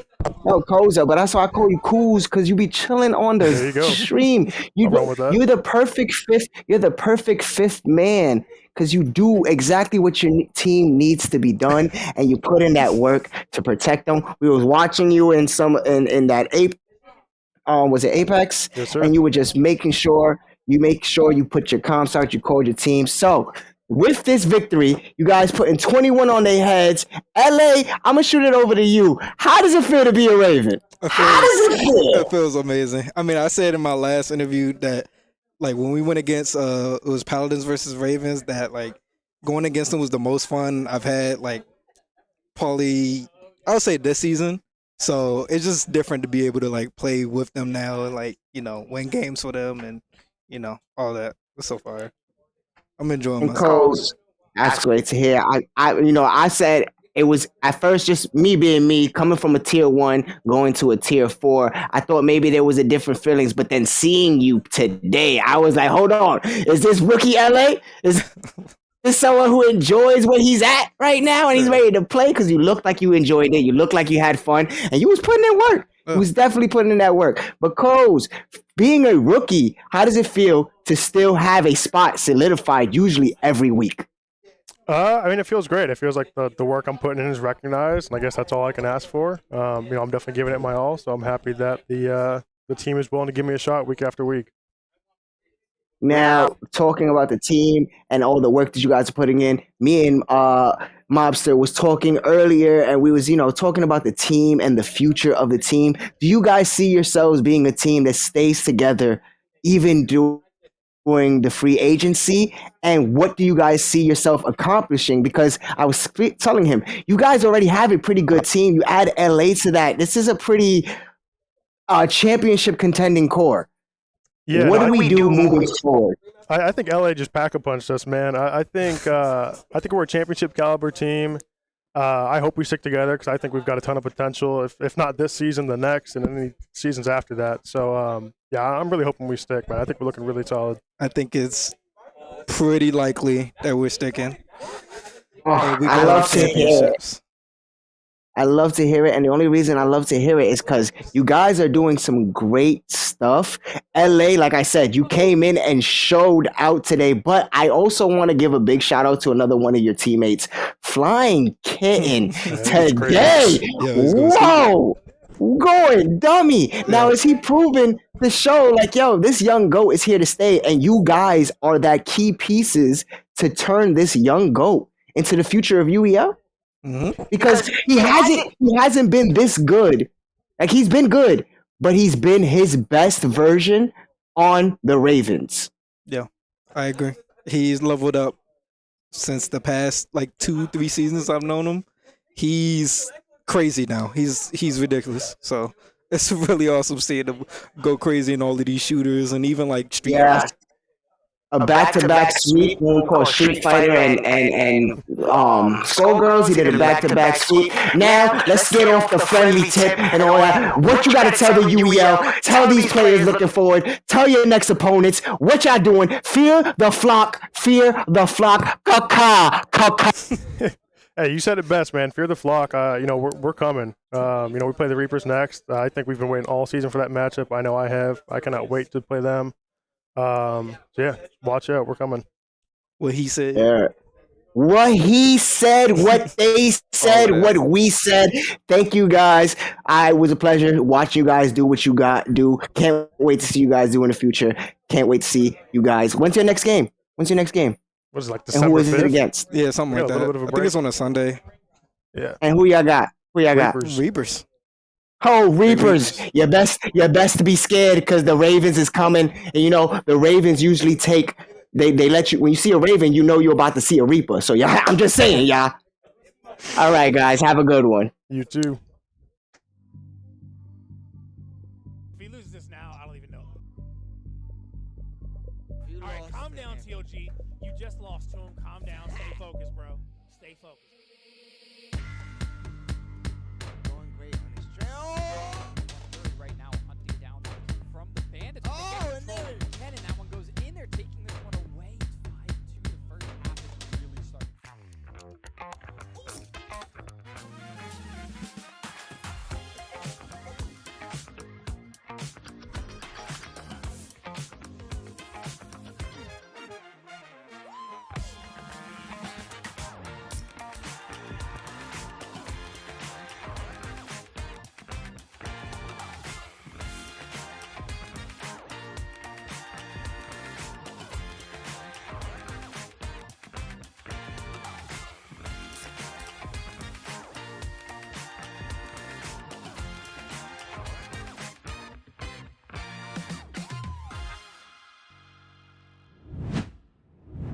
All right, guys, that's going to do it for this Week 12 matchup between the Cyclones and the Ravens. Ravens taking it 21 to the Cyclones 8.